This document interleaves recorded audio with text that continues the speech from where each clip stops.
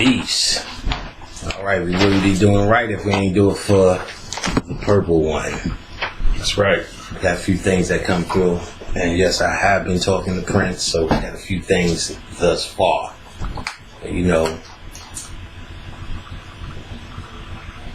now Prince is gone, the world just seems a little bit smaller. Yes, sir.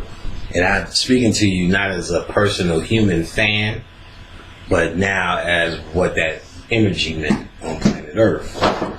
Because people know through the years, as a personal fan of Prince and his music, though I recognized it as masterful, which is undeniable, you know, what I seen in that little performances, them sexual performances, were funny as a human. But now when you're dealing with spirit, you're dealing with a whole different intelligence. So the intelligence and the spirituality he brought forth is what we're going to deal with tonight. So first, there's some things I wrote down that I want to get out the way so we can understand this. You know, consciousness has come to the Jerry Springer level of entertainment. You know what I'm saying? Somebody got to be talking about somebody or curse somebody out. You talking about the debates? Well, debates, like any of that, subtle hints. In other words, no one is just teaching what they're teaching anymore. You know what I'm saying? And if you weren't interested in that particular field of study, you just ignored it or let it go. They made this fake crusade that was saving black folks. You know, and so by saving them, I must destroy whatever somebody else is teaching that is helping others find the light that they came here to find. So it was the idea of everyone was finding light in whatever particular category or particular avenue that they will find to their interest. Now it's about shutting everything down to say mine is better, and then putting it up and saying, well, I can prove it. You can prove anything. You know what I'm saying? You know, when you put up a slide. So the idea is, well, at least what I was taught in consciousness was every man was there for his own interests. No one was there for the sake of all black people in the world or in America. We came to the conclusion that's an impossibility. We can't stand and sit in the same room and agree on the same color. You get what I'm saying? So there's no way that will be the cause. So the only thing you could possibly do is teach your lesson to the best of your ability, and those who are interested in it wouldn't look at you as the all-father, but as somebody who has a handle on something that they're interested in, and then they're supposed to sprout into their own search, their own reality, their own goal. You know what I mean? Their own reality. You know what I'm saying? Now they're so busy worried about the speaker because they reverted back to Christianity again. You get what I'm saying? So there's this idea when something's fresh and new, then it gets saturated, and then the thought process becomes such a failure. Oh, we've seen this before. It's called rap music at this point. A pristine idea, then made manifest, then vultures and ignorance swoop around. So, you know, call it what you want. But what I do know we're not doing, and it's something I'm going to address today, because as Prince made the transition, understanding this thing that I'm about to tell you right now is a little bit more important, even as important as it is as a standalone. Now is the time. What I'm going to talk about first, because I know you're from Minnesota. Absolutely. So we're gonna talk some. Yeah, that's my dude right there. Okay. Yeah, absolutely. We're gonna talk about it. Today.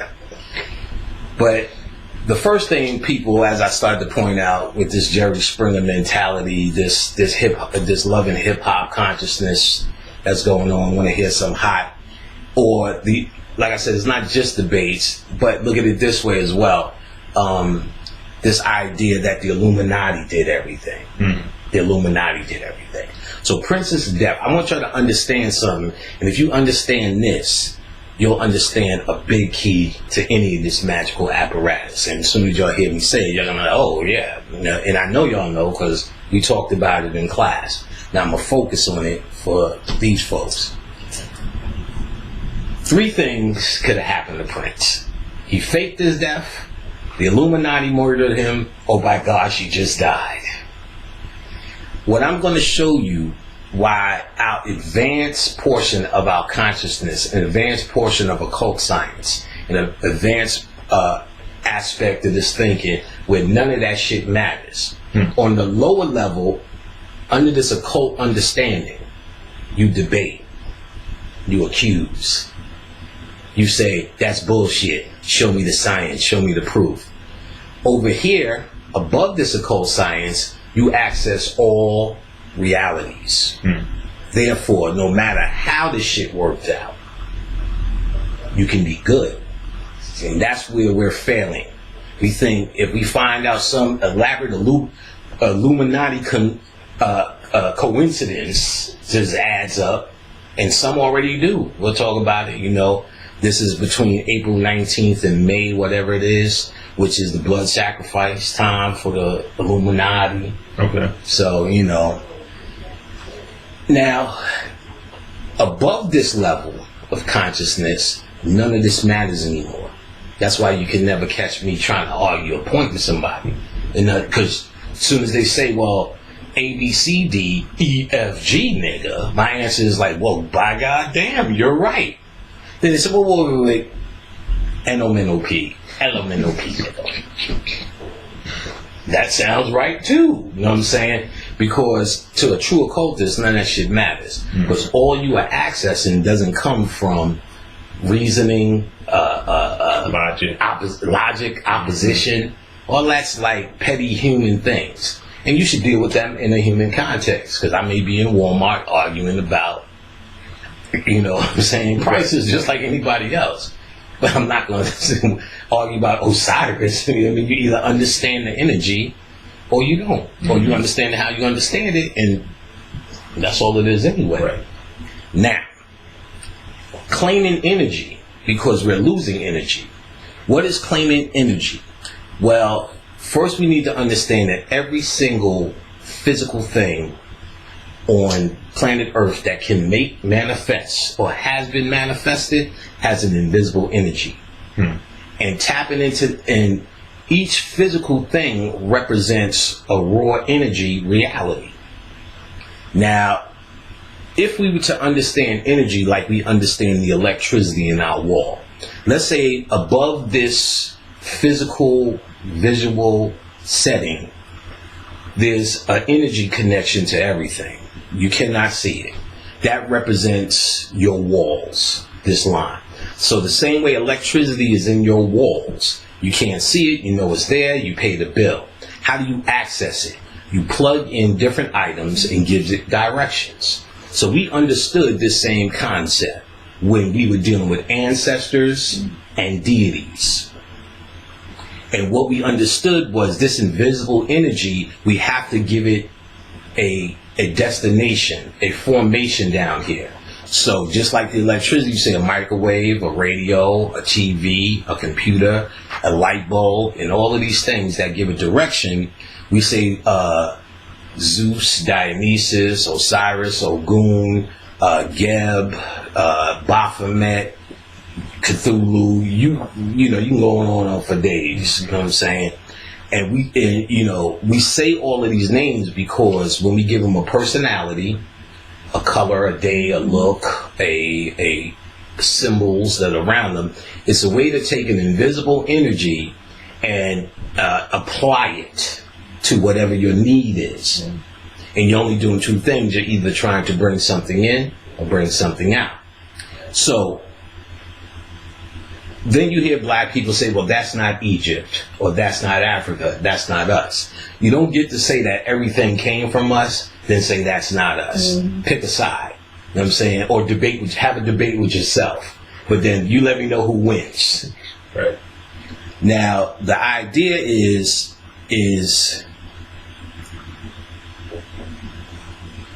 What the fuck was I talking about? You're just saying that you can't say you from Africa. You know, everything comes from Africa. Right, I was gonna say something after that. Oh. Doesn't matter. I know where we going with it. you see, that's when the nigga really get, oh, my birthday was the other day. You know what I'm saying? Right. That's what it sounds like when doves cry. So claiming energy, understanding that this invisible energy, it has no name or no direction like the electricity in your wall. It is directed by your thoughts and what you think of the entity you're dealing with. So, and this is what I was going to say. You have, these Greek gods ain't ours. You know what I'm saying? You know, everything comes from Africa, but that's not ours. What they did in Greece when it became white, and I'm not a historian, but was the Etruscans black and all I heard of before? So we know it's our shit anyway. But let's even say we don't know that. When you have a bunch of white people who's in that 1% of unstupidity that's mimicking our 1% of conscious, for them, their conscious, they understood the concept of why we even had deities and the deities that looked at. They understood what we were doing. And what we were doing, we were encapsulating energy that was a little bit more complex than what you can describe into a being to be able to use it as a point of reference to access that energy. So you're sick, we understand there's an energy of healing. We encapsulate it in a deity called Baba Luaye, let's just say. And then to talk to Baba Luaye in the prescribed way based upon the mythology, the people of the land, and all the other social attributes that dictate how you should communicate with the energy of healing called Baba Luaye. So you get days, colors, symbols, herbs, scents, and animals, plants, the whole gambit of ways to make a connection with an energy which you can't describe, but we can say is healing. So we'll get caught up in on a certain level. You should be paying attention to it with the actual deity Baba Luaye, because just like in any religion, we have now taken this concept and made it people who are up there looking at you, who get mad at you if you don't do the prescribed shit that somebody prescribed fucking 100,000 years ago. And like I said, that's kind of like, if we put it in the same context as the electricity in your wall, all those who say, I got to do this and I got to do that, that's like saying, nigga, you plugging in a Betamax, you know what I'm saying? A spick and span, all the shit from the 70s, let's just say. Not, mind you, this is 18 something, but let's just say 70s, 30 years old shit, doing shit from 30, 40 years ago. Some of it still may work. You plug in the vacuum, it does the same thing as a vacuum of day one. I get that. But some of that shit, you know what I'm saying? You plugging in a dustbuster, you know what I'm saying? You plugging in a fucking big wheel, you know what I'm saying? What you doing, charging my big wheel? You're like, that don't make no sense.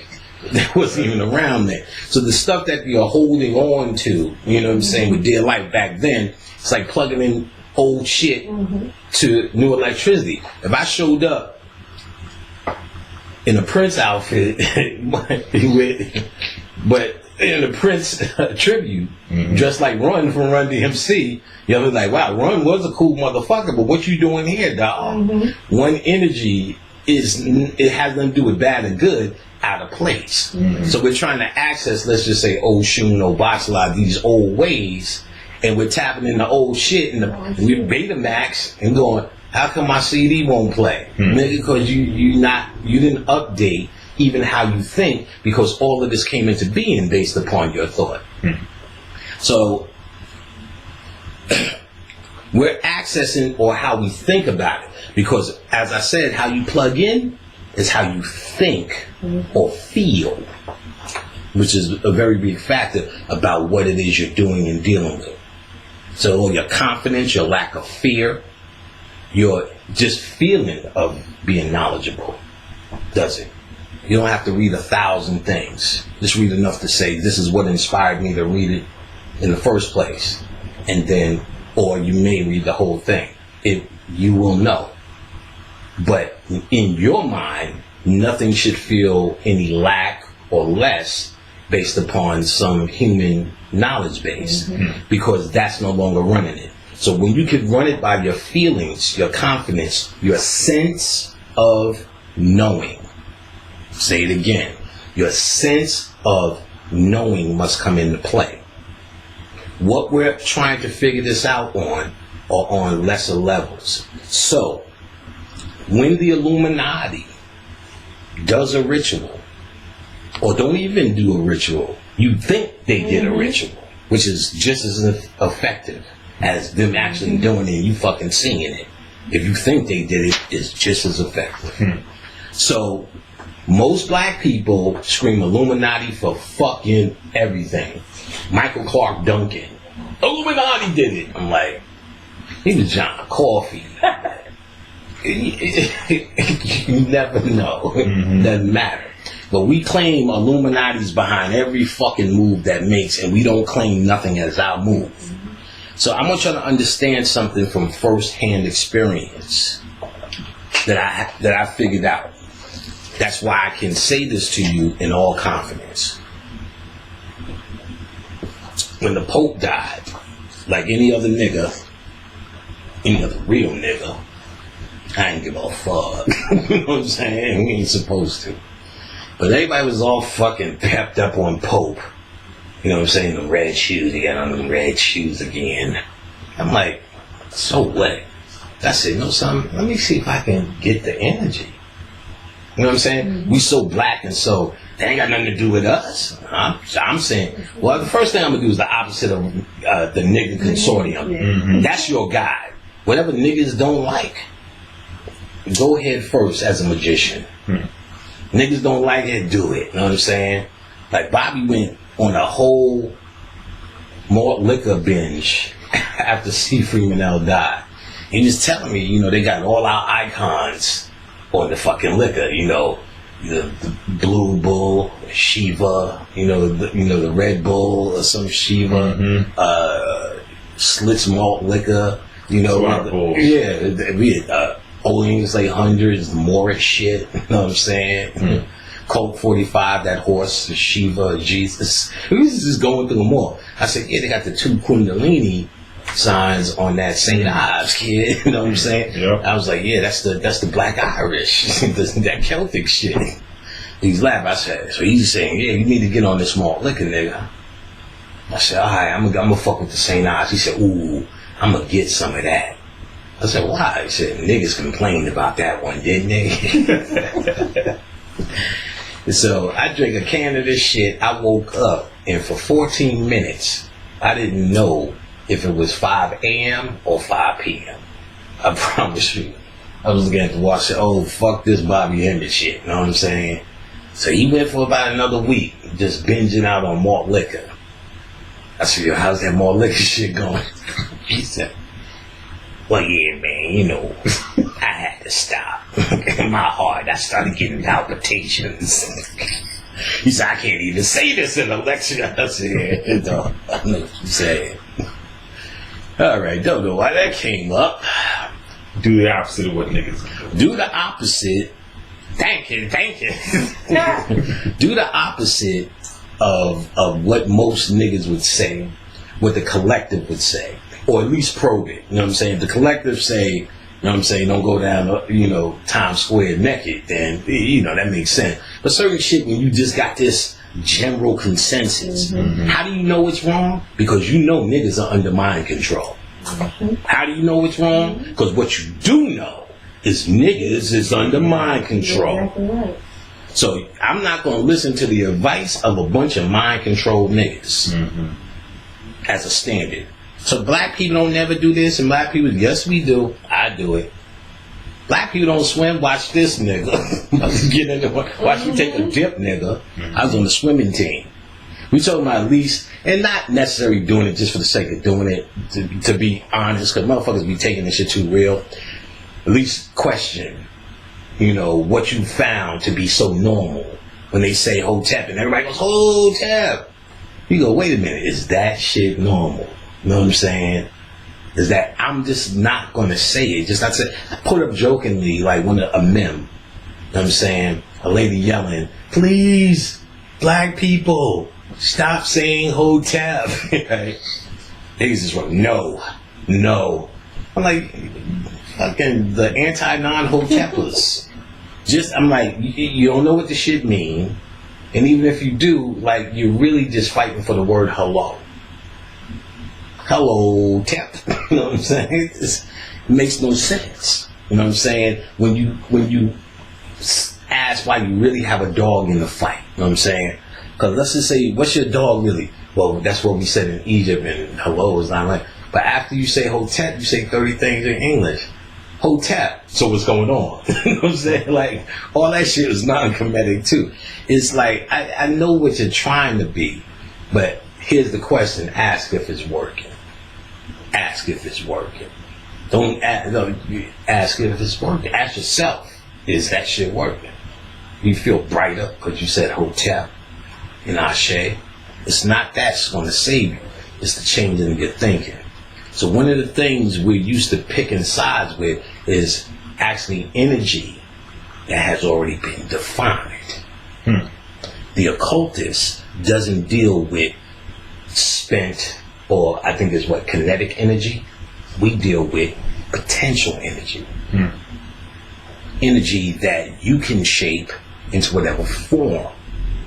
We're already reacting to Beyonce wore a ring. Now we're reacting to the energy. Just by your reaction is what a ritual is. A ritual is meant to inspire minds for thinking, for a change in thinking, or to inject something in their thinking. So Beyonce wearing a ring and doing this and going like this, you get to go, oh shit, and she gets to go, thank you. So when you see her in her new video, Lemonade, and you like, oh, she's still doing it. She's doing it because she's feeding off your energy. She's feeding off your energy.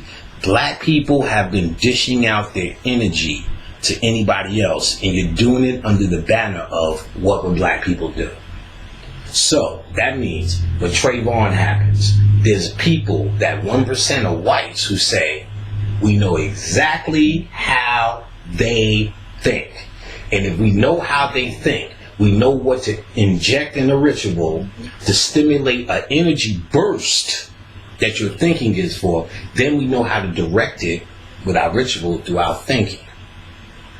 All we have to do to keep it up is saying, when you say Black Lives Matter, all lives matter. And here you niggas go again. You know what I'm saying? Obamacare sucks. Here you niggas go again. Tyler Perry got a new movie. Here you niggas go again. You know what I'm saying?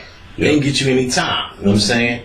They can get you any time. Including get you with Prince. But the occultists, the so-called conscious adept, the niggas who's on this here shit, should know better. And that's what I'm speaking to. Because the average guy, he can't hear this. This not for you. This not for you.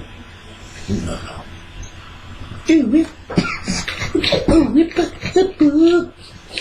Nuh-uh.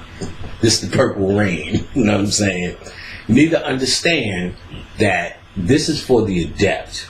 Because even the people who are really on this and really dedicated to this level of study, they're still lacking in some common sense things. Some basic how-tos that very few people in my class, you two are a part of that few, who actually just got it in a aha kind of way.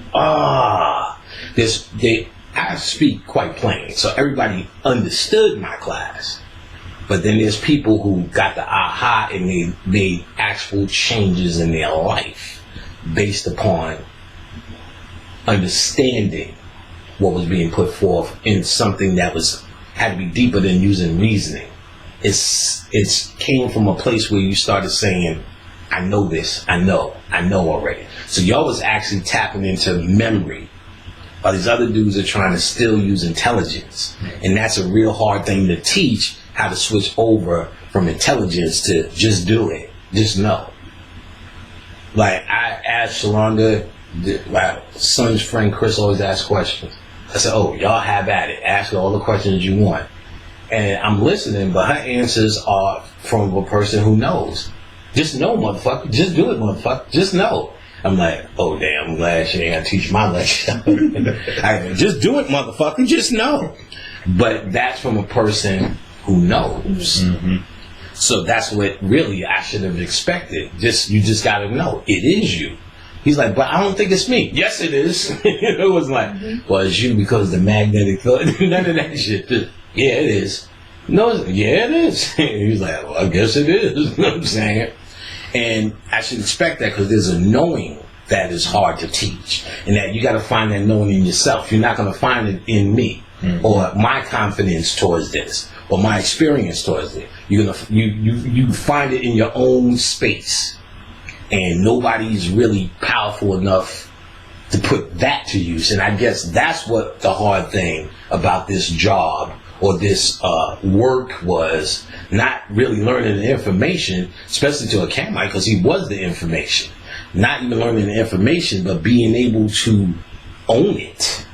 And that's the problem I'm seeing. People not owning it. All this, I'm African and I'm God, but you're not owning your right to this, your birthright, which is all energies that manifest in this universe. And when you take control of all energies, you take control of the planet again. Mm-hmm. You are not in control of the planet as if that's still the thing to do, but let's pretend it is. You are not in control of the planet because you released yourself from energies and gave it to your white enemy, because that's what we call him. But to me, he's just the white guy.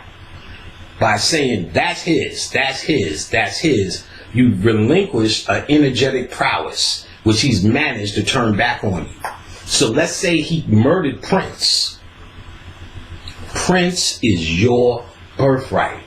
He can only get the energy if you don't jump on it.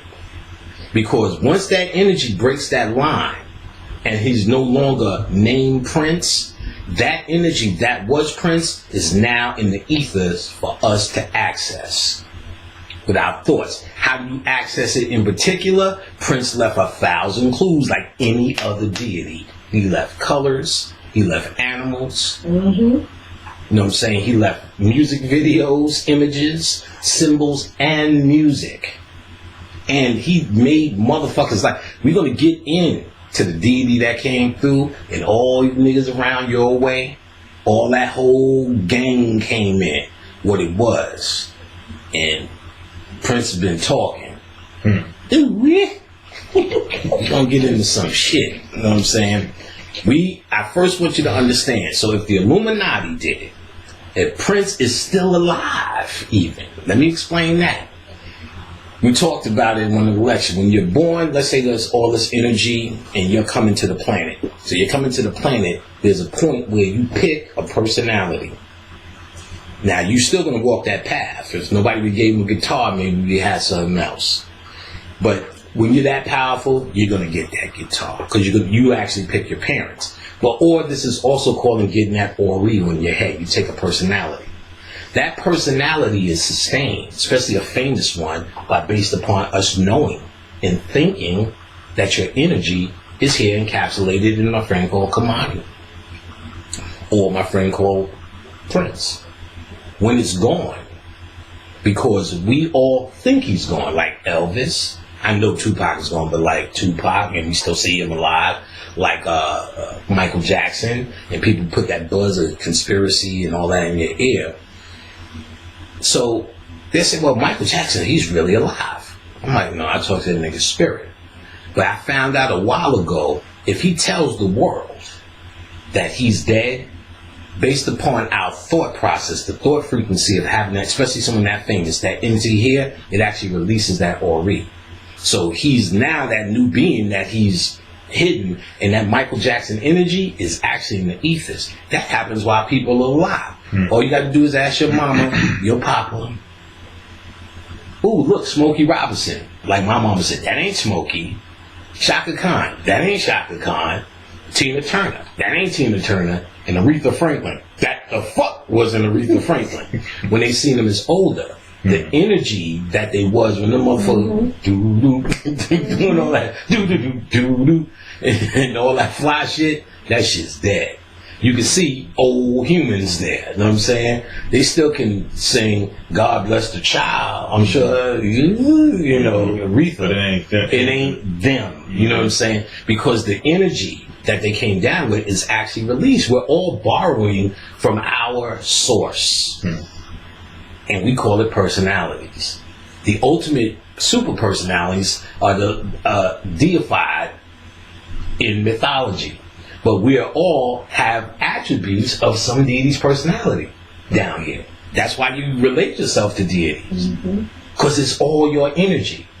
So, once they define the energy, or Prince has defined himself, let's just say that, and quite well, then any occultist says, like the Illuminati, I'm going to use this bad guy, the Illuminati, and say, I can kill him, and because that energy was defined, I can direct that energy. Because he defined himself as what he is. Snoop Dogg is Anubis, not no lion.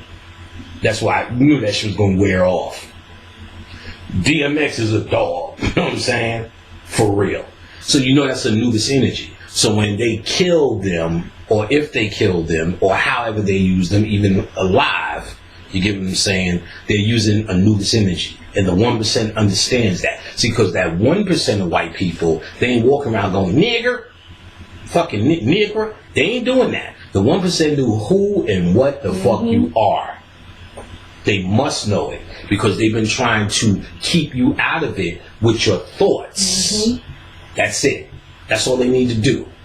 They can tell you every single thing that's on the page, but they understand the nature of the way you think. You cannot access it. You cannot access it. If you have a dick and you think you have a vagina, you ain't getting no pussy tonight. You know what I'm saying?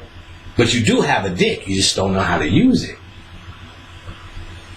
No access. So you do have all the pineal, melanin, kundalini, all the proud shit we like to say. You don't know how to use it. I promise you that. You ain't gonna breathe your way out of this, own your way out of this, dark side magic your way out of this shit, Nuwapu out of this, UCC out of this. You're gonna have something in you that is pushing you from within.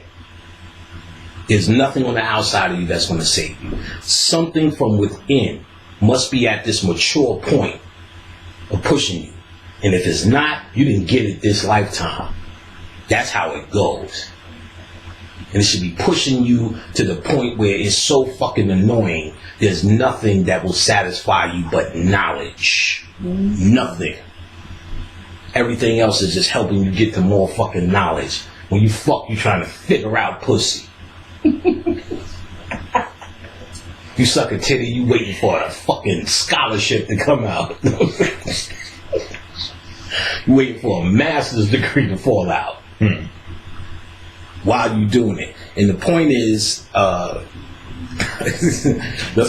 when you're saying that, you're saying that this knowledge is where you know because you are doing. Right.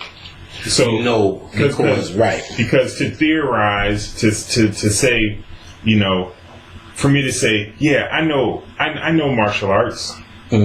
But when somebody says, okay, well, show me, and I'm like, well, right, and then you go into this. Right, and I'm doing some old fake shit, and I ain't really doing nothing. Right. I don't really know it. I read the book. You read the book, and you did some exercises. But I don't really know it versus actually applying because, a famous saying is, all knowing is doing. Is that what you're saying with that statement? Yes, all knowing is doing. But it's a little bit more complex because really what you're doing in true consciousness when you're on this level of it, you're trying to find the knowing in you. Not really become the knowing. You're trying to find the part of you that already knows. Because you are here as a manifestation of knowing. I am that I am. Even your earthly presence is a way of saying, is a statement. It's not a question. You understand what I'm saying? Your birth is a statement, not a question. And the statement comes from something that you know. You're only here to question your statement. That's the point. Question your statement. Told you that in the Matrix. We all made the choice. Now we're all here to figure out why we made this choice. So you're a statement. You are the no. And what keeps you in the no is actually your thinking or your thought process of the power of your no. See, a couple of people said it to me, including my stepsister. She said, when you talk matter-of-factly. I said, matter of fact, you right, bitch. You know what I'm saying? And, I'm jokingly saying it with her because it's not about even being debatable or right or wrong as much as you have convinced yourself. Mm-hmm. Because when you die, nobody understands that. And it's only your mind. The reality, how you interface with true reality, is based upon your knowing or what you convince yourself of in a place where anything is possible. So if you convince yourself Rudolph has a fucking red nose, then that's what you can have. If that's so important to you. If you want to sit under the doghouse while Snoopy lays on top, that too. Whatever you want to do.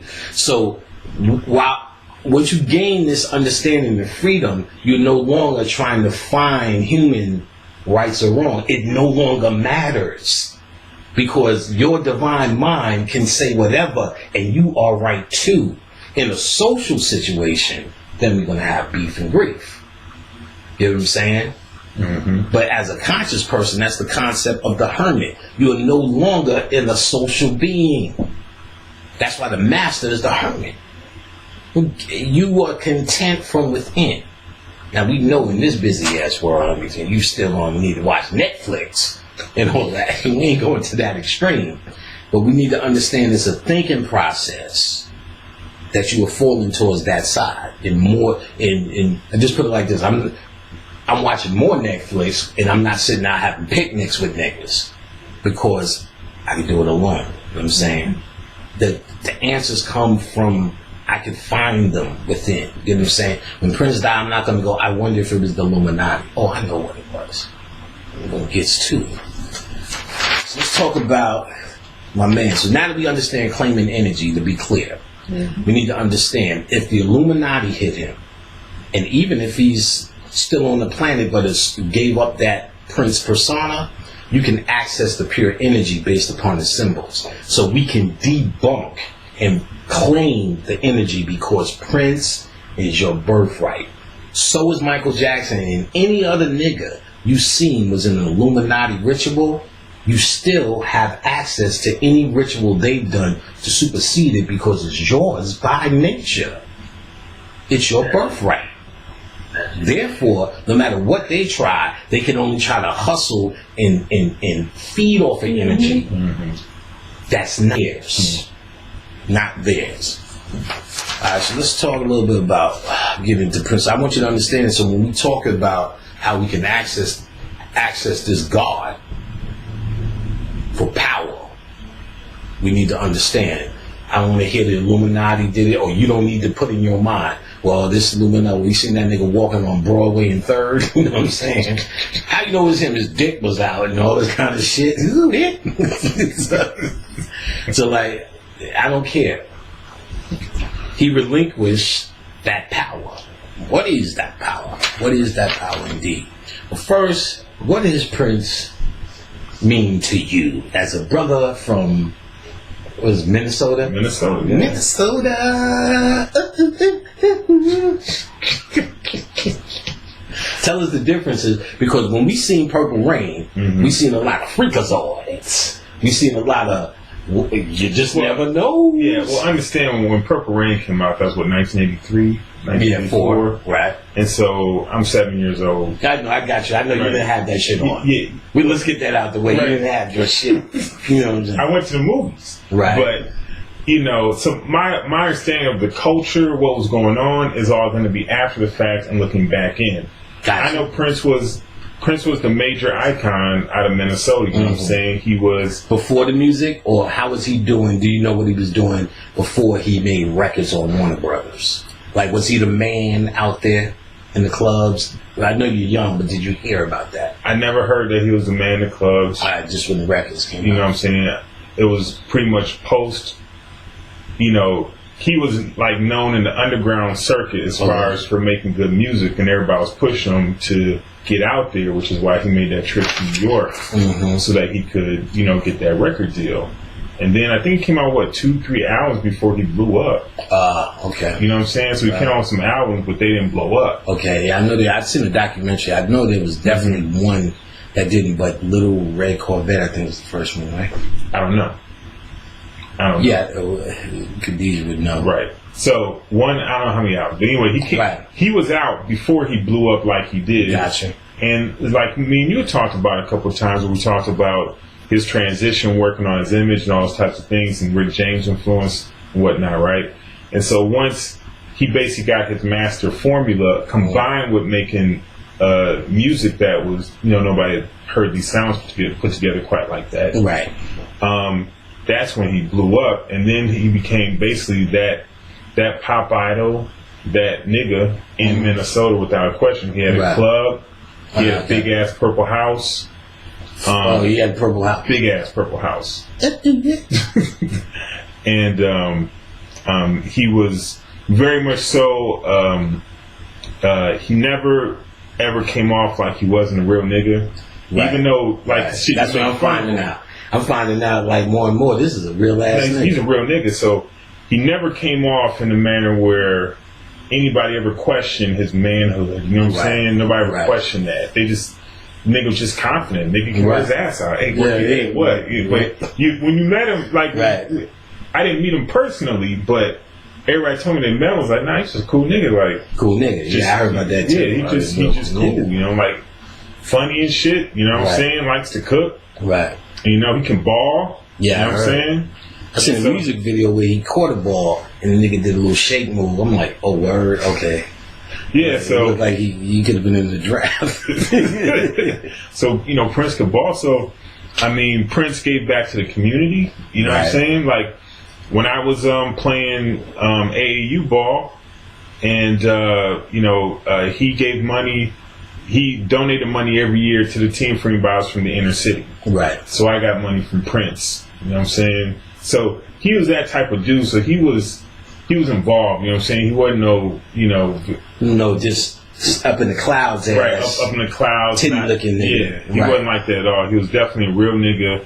He understood to the level of saying that, I heard him say that it was almost a manifestation. He was overcompensating for some insecurities that he developed at a younger age just by being a different type of nigga. By doing a lot of outlandish shit he did. Right. You know, saying that, you know, I don't give a fuck no more type shit. You know? Right. So that's a certain kind of power as well. Yeah, so from everything I've seen, you know what I'm saying, he was without a question. There's no other statement I've ever heard whenever I tell somebody I'm from Minnesota, but that's where Prince is from. Yeah. Bar none, period. That's what Minnesota was known for amongst niggas. Right. Prince. It's Prince. Let me tell you, what I've never seen before. Out of all these years, I went to see Purple Rain again in the movie theater. Plus watched at home and Under the Cherry Moon, which is my shit too. Tricky. Now, I never realized that Prince was actually wearing the Mozart suits. I was always calling them ice skating shirts and pirate shirts, but he was dressing like composers. I did with all that Purple Rain shit on. I was like, he's dressing like the old Moorish composers. So that alone said a lot. Now, we're talking about the obvious, his color. Purple is the gateway. So Prince, now relieving, has opened up a big gateway. He told me he's connected to what's the Indian prophecy?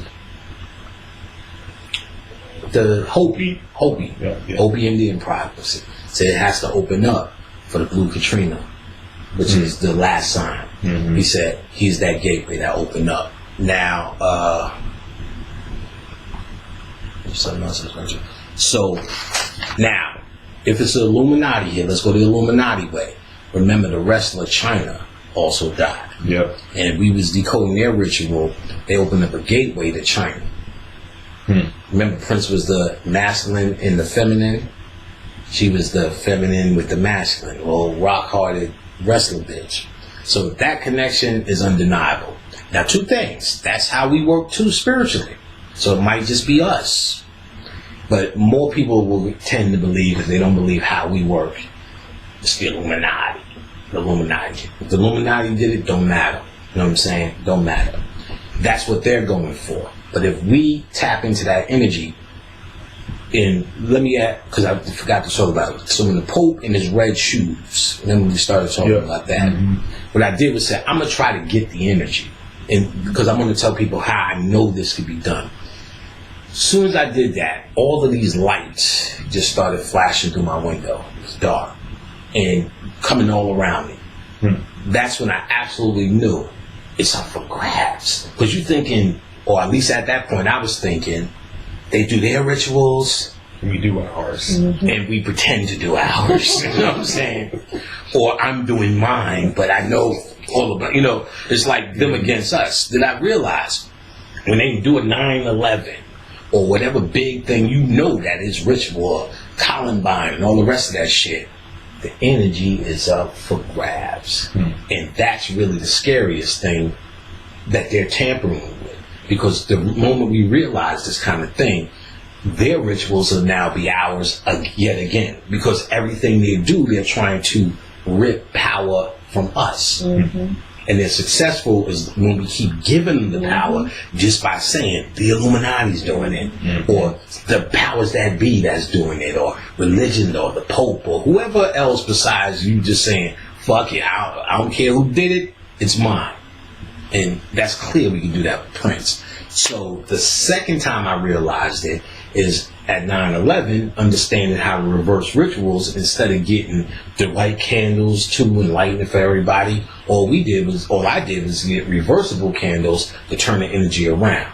And the first thing I heard was thousands of niggas yelling, my name is Billy, my name is John, my name is da-da-da. I'm like, God damn. Because what happens to minds when they're killed like that in a ritual or a sacrifice, if they're not adept like the conscious person, where they understand self and know how to move their spirit or their soul either beyond or go where they need to go in the astral world after death, most aren't, because they're waiting for a savior. And don't get happy, black people, when you feel better than Jesus, because y'all still waiting for Oshun, Obatala, Ogun, or whatever the fuck you fucking, Baron Samedi or somebody. You still see him as an entity that's outside of you that's going to save you anyway. So they're waiting for this, and they're actually building a reality, and they're waiting. So if they're waiting at a church, that's their heaven. If they're waiting in the fucking African desert saying I'm with Africans, then that's their reality. Because they don't understand, they're actually building a prison with their mind because they don't know how to do it. So now you got people this is conscious people. Now you got people on this Christian level that's just in the building doing their normal 9/11 thing. They're stuck. And because the energy is now directed, how is it directed? Each time you see that memorial, each time you see bow your head for the 9/11 victims. Each time you see the word 9/11.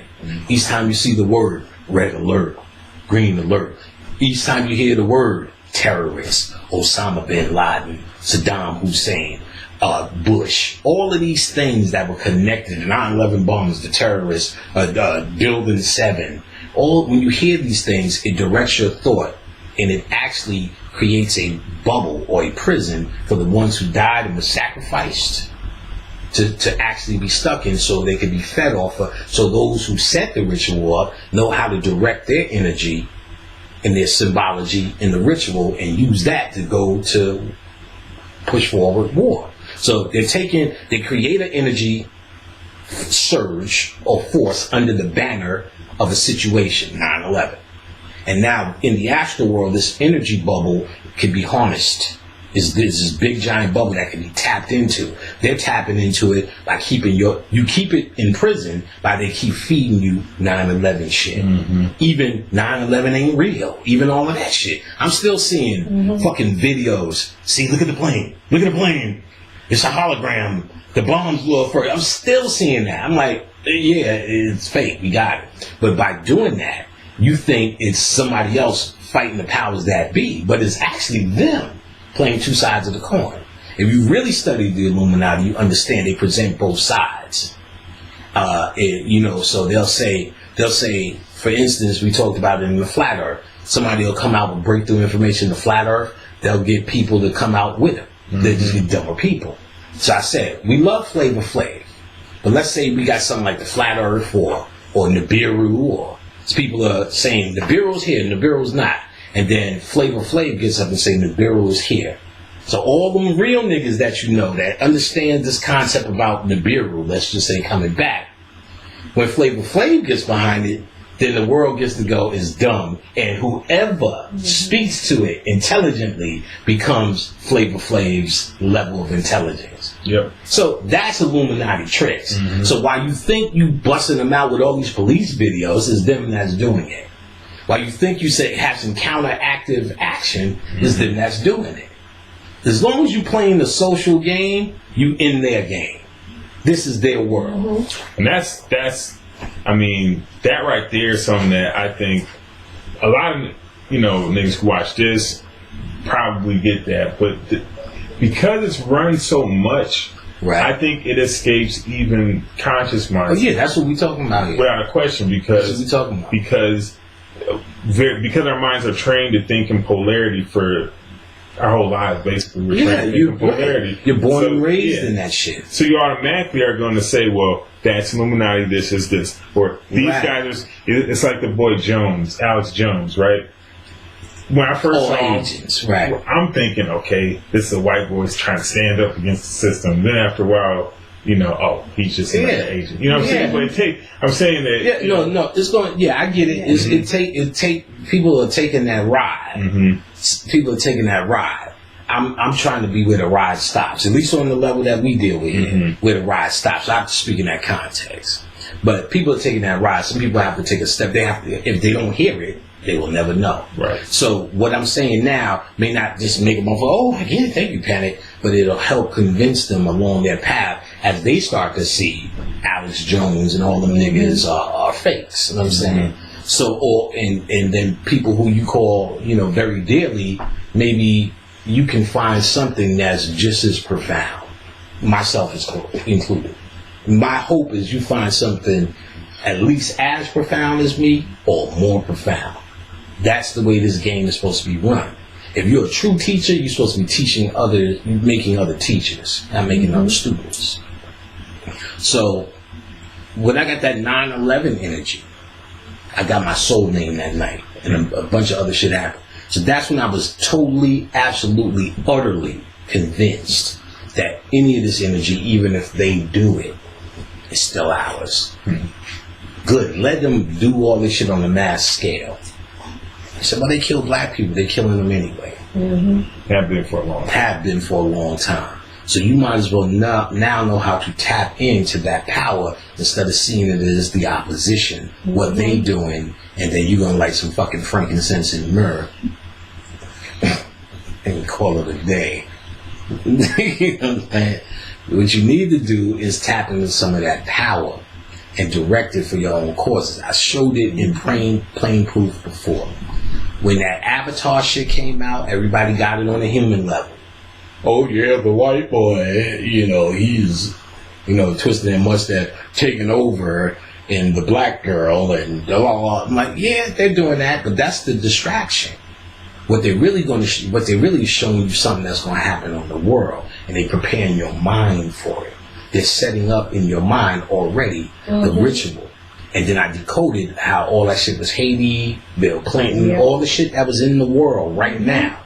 And all that shit, once it was out, and all these black minds heard it and laughed and said, see, because there's nothing they have to do.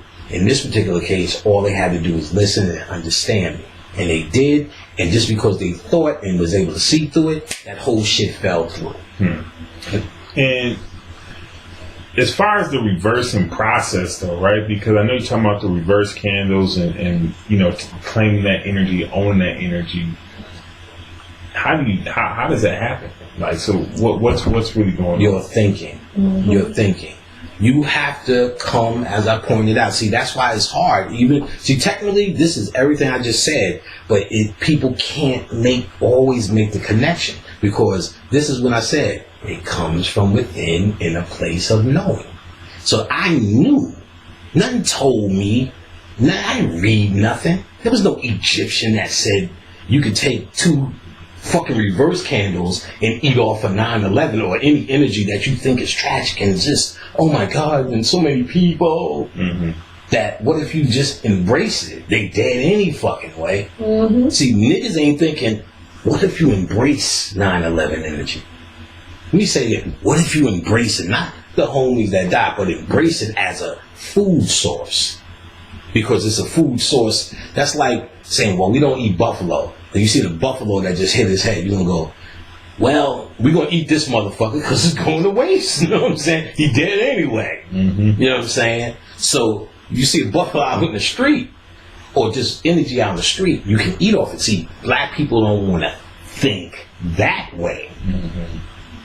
That's immoral. But you got to understand, this is not, I ain't saying y'all need to get some planes and down some buildings, saying if this is happening, why let them feed and use it against you? You might as well pull it out. See, the more people that eat off the steak, the less people get fed. They're creating steaks, and because we're looking at it like, oh my God, let's get away, it's a full feeding source for them. Because they don't know how to just plainly call down our energy and feed off it in a big way. We're not doing that anymore. So they have to find human representations to get in. So to open up a gateway, you got to get in with the purple. But I'm going to take you back a little bit, because this happened before. Who else was purple? Jimi Hendrix. That's right. And they told me, Prince told me it's the same place. I thought I used to tell Prince was copying him, and no, Prince was finishing that gateway. Because they took that first gateway that they recognized, Jimi Hendrix, Purple Haze, out. And they used that gateway because after Jimi Hendrix died, what happened? The template of white rock and roll emerged. The white man with a guitar, as you know it today, which is his only thing, is because of Jimi Hendrix and them fucking utilizing the gateway that they killed, because he was killed, that they killed and knew how to get in. They're trying to do it again. Or let's say he died of natural causes, they're going to do it again. So if they didn't get Prince, they got China. Because they're trying to open the gateway there. I guarantee you're going to see more shit happening over there. They're already beefing. So if they didn't kill him, they killed her. They might have got Prince, might have got her. I'll let y'all debate that. Doesn't matter. We still need to access our portion of that state, which is actually the entire state. Their hand shouldn't be in our plate. Because with this gateway, this energy that is now released from the container called Prince Robert Nelson is now being able to access. We need to direct it towards our goal. We got shit to do to get up out of here. We're the ones that's going to bring the Katrina. We're the ones that's going to bring Universe B into the first universe into our existence. We're the ones that's going to take ourselves home. There's no mothership coming. We are the mothership. We need to rise up. And we're getting all of these gods coming here and showing us paths, showing you human deified behavior in the flesh. Playing every motherfucking instrument. Prince got his first gig at Warner Brothers because he went in and the dude told the story. He said, "You're going to have to sit down to hear this." Nigga, yeah, sit down? I stand in my office. He played it. He said, wow. The drums merged with the bass, and the bass merged with this, and the piano was this and that. And whoever's on the keyboard, he said, "What's the name of the band?" He said, "I need you to sit down." "I ain't sitting down." "What's the name of the band?" He said, "It's one kid playing every fucking thing and singing the lead vocals, and he's 17. His name is Prince. Sign him." You know what I'm saying? And that level of phenomenon, that level of talent is a God that came here to show you a thing or two. Got my purple shirt on, nigga. Gotta pop my purple ring. Hell yeah. I don't want to be your weekend lover. No. So that crown or that gateway is open. And when that gateway, or when you tap into that gateway, and now we have a whole goddamn mythology. A mythology to basically follow. There's so many ways to get into that gateway. And see, when a gateway like that is open, he's trying to rescue regular niggas. You know what I'm saying? Because regular niggas is still going to be, you know what I'm saying? And because it's open. So we, as conscious people, understanding that this gateway open, we should be accessing advanced shit. Whatever that means to you. You should want for nothing down here. Not in the realm of true prosperity, which is knowledge. None of this shit matters. The only true prosperity is knowledge. This regular money going here, do whatever you need to do to survive. But true knowledge is prosperity. So this is a prosperous gateway that's opening. And what did the things he told us about worlds to come? Number one is androgyny. Androgyny. Now they say Prince is the only one that can wear high heels and the shirt still fuck your girl. If that's not fucking magic, I don't know what is. And maybe I didn't until I thought about this shit. Because all I talked about was this nigga in his fucking scarves. All the time. That was my joke. You know what I'm saying? Come on now. If I showed up in high heels, you know, Khadijah like him. I showed up in high heels. You gonna give me some pussy? You gonna give me some pussy? Like, fuck no. Prince showed up in high heels. I don't, you know what I'm saying? I don't know, nigga. Anything goes. So I never really put thought to it until I thought about it. He was showing you a magical realm that's sexual, but not human sexual. You know what the fuck it was.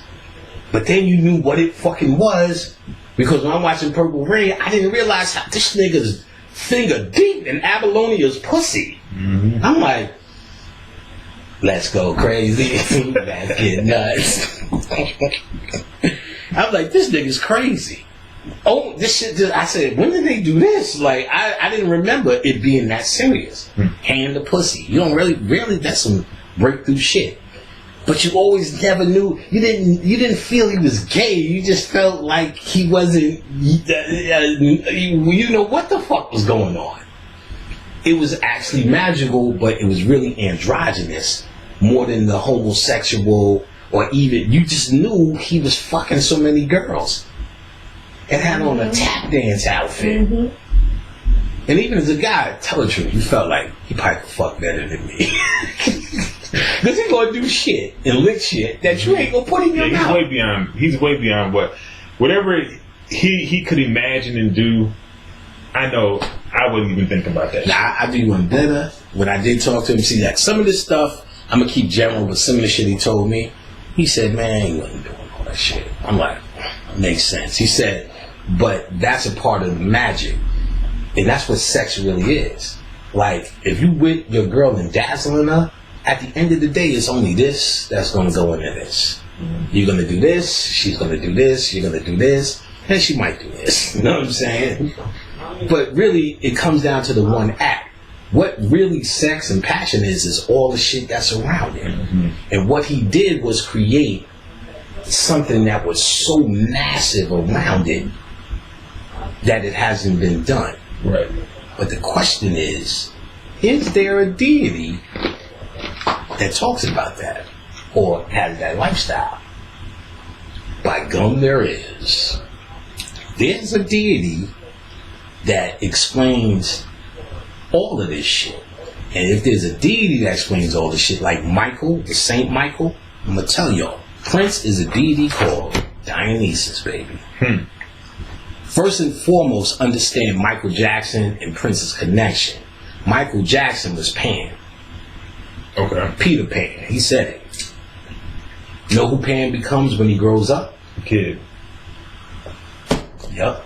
A kid. Dionysus. Dionysus is basically the grown-up Pan. And that sexual curiosity of Pan or that sexual friskiness of Pan becomes into full-blown tantric shit. Their symbol in the cult of Dionysus is the grape, the purple baby. Wow. I broke down the grape, and this represents the ovaries. Because the fermenting of the ovaries with the sperm is the wine. And Dionysus is a wine cult. There's 2 books. You can get real quick, and I'll read some from Dionysus. Dionysus, Myth and Cult by Walter F. Otto.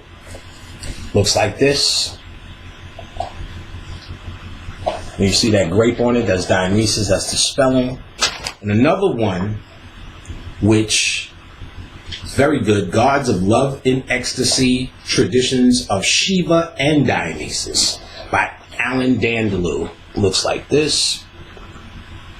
Now, why I bring this one, because even though I explained it well, people are still going to have a problem with Dionysus in this wine cult. But you got to also remember Prince was half white. And funny, Dionysus was there's a few different parent origins for Dionysus. But his mom was a mortal. His father was a god, Zeus. Prince's father was a black man. Wasn't his mother white? Not to my knowledge. Yeah. She was kind of mixed. Mixed. I think she was white. Well, she was in the movie as white. Too. Yeah, I think she was mixed. She was like a high yellow, light skinned lady. Nah. From everything I know, Prince. She's a high yellow, light She's a high yellow. Yeah, he's just yellow. Yeah, that's cool. Was his father was a god, which was also that musician, and his mother was a mortal. So black or white, he seemed to be a regular hoe. You know what I'm saying? Doesn't matter. And we're going to get into more of his understanding. You're going to see where it relates. But the first thing, the biggest thing, well, first understand that Dionysus is Osiris.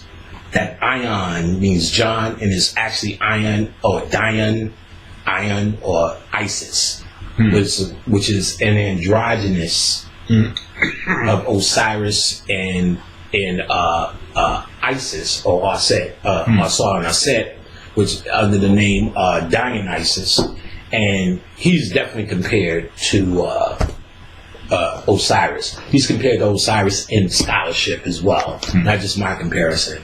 And because he was cut up into pieces by the Titans, Set and the Titans, same thing. He's connected to the bull, and there's actually more. And I have some spirit books. We'll see more in it. His color's purple, of course, but he had a cult of Dionysus. That cult of Dionysus was the niggas dressed up in motherfucking Minnesota in that motherfucking movie, Androgynous. How did I know it was like that? Because when I worked at Universal Records, there was a white girl from Minnesota. And we got to talk about Prince one day, and I'm doing all my jokes. I don't know about that. She just started talking about how it was really, really like that. She couldn't stop stressing what you see on the screen was how it really was in this particular area. I'm like, really? She said, everyone was one, that whole androgyny thing. She said it started there. Now, I know androgyny was big in California as well, but that was a time where androgyny shit was big. Of course, it's still big, I think, in Europe. David Bowie did the androgynous thing. And then Boy George was a little bit, but he tumbled for that. And it went all the way. But California got big. You heard Charlie Murphy talk about that. And Dave Chappelle, he said, I don't know about gangbanging and Dr. Dre. He said, but I was out here in the 80s when y'all niggas had on red spandex, and because that shit was big. I remember seeing it on TV, but I never seen it as big, and it was like really sticking out. Where you seen all these white people and black people together, and to that point, that's what she was saying. It was exactly like that. This androgyny. So when you hear about the cult of Dionysus, the followers of it, you have, and that all is under Prince, Dionysus. So that androgyny, we need to understand and really tap into that particular point. That union is also saying a thing or two about argument, because the true argument is actually supposed to be between man and woman. That's the learning process. So this one being that actually separated into two beings. If I'm a man, like I am, with a penis, I actually came here to study the feminine because I have a masculine perspective. So I need to keep saying, why that bitch is doing that? Why do I do it this way and she does it that way? So I'm actually looking at a mirror image of myself, studying what's up with me. And if she came as a woman, she's actually studying a side of herself. What's up with this nigga? Why niggas always do that? Why nigga always dirty? Why nigga is late? Why nigga always talking to shit? So you're actually studying it. Which makes perfect sense because there's a constant fascination. Of course, with each other. With each other. But that's the other side of you. You are incomplete. Bobby used to say this to me. I didn't get it until I got it. That's why I said, you're not going to get it. He said it 1,000 times. If you're not ready to hear it, you're not ready to hear it. So I know people are not ready to hear this. So I'm not making a miracle. I'm talking to the people who are on the fence. This will rope somebody in who's actually reaching the peak of this level. But the average guy sitting around that we're talking about, that invisible guy that we're talking about, he ain't going to get it. He ain't going to get it till he gets it. So Bobby used to tell me, real consciousness, you ain't gonna find it until you find love with another woman. Nigga what? He said, no, it's your heart chakra, it's your kundalini, it's your heart, it's your love. He said, but you need that other person almost like a catalyst to actually release something in you. You're the one who's letting go. You're not saying, I love her because she's this. You're the one who's saying, I don't give a fuck. Then he talked about this movie called Adaptation with Nicolas Cage. Terrible movie, they're twins. And in the movie, he's like, yeah, such and such, I'm going to see her, I'm in love with her. And he's going, man, you know, she used to joke about you, laugh at you, behind your back. She was doing this, that, or the other thing. He said, that was her problem. It wasn't mine. I was in love. Then, I see what he was saying when he was telling me about this. Because I'm sitting there like,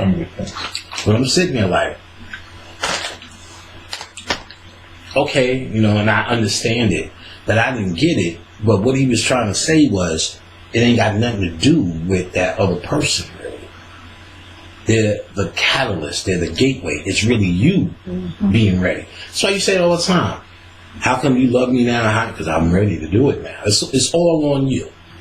But he was saying, now there's a mythology about Shiva. Shiva is in that mountain. He's doing his meditations every day. He's the ultimate aesthetic. Ain't nothing of him in it. That's what I was doing. I was about my shit every day.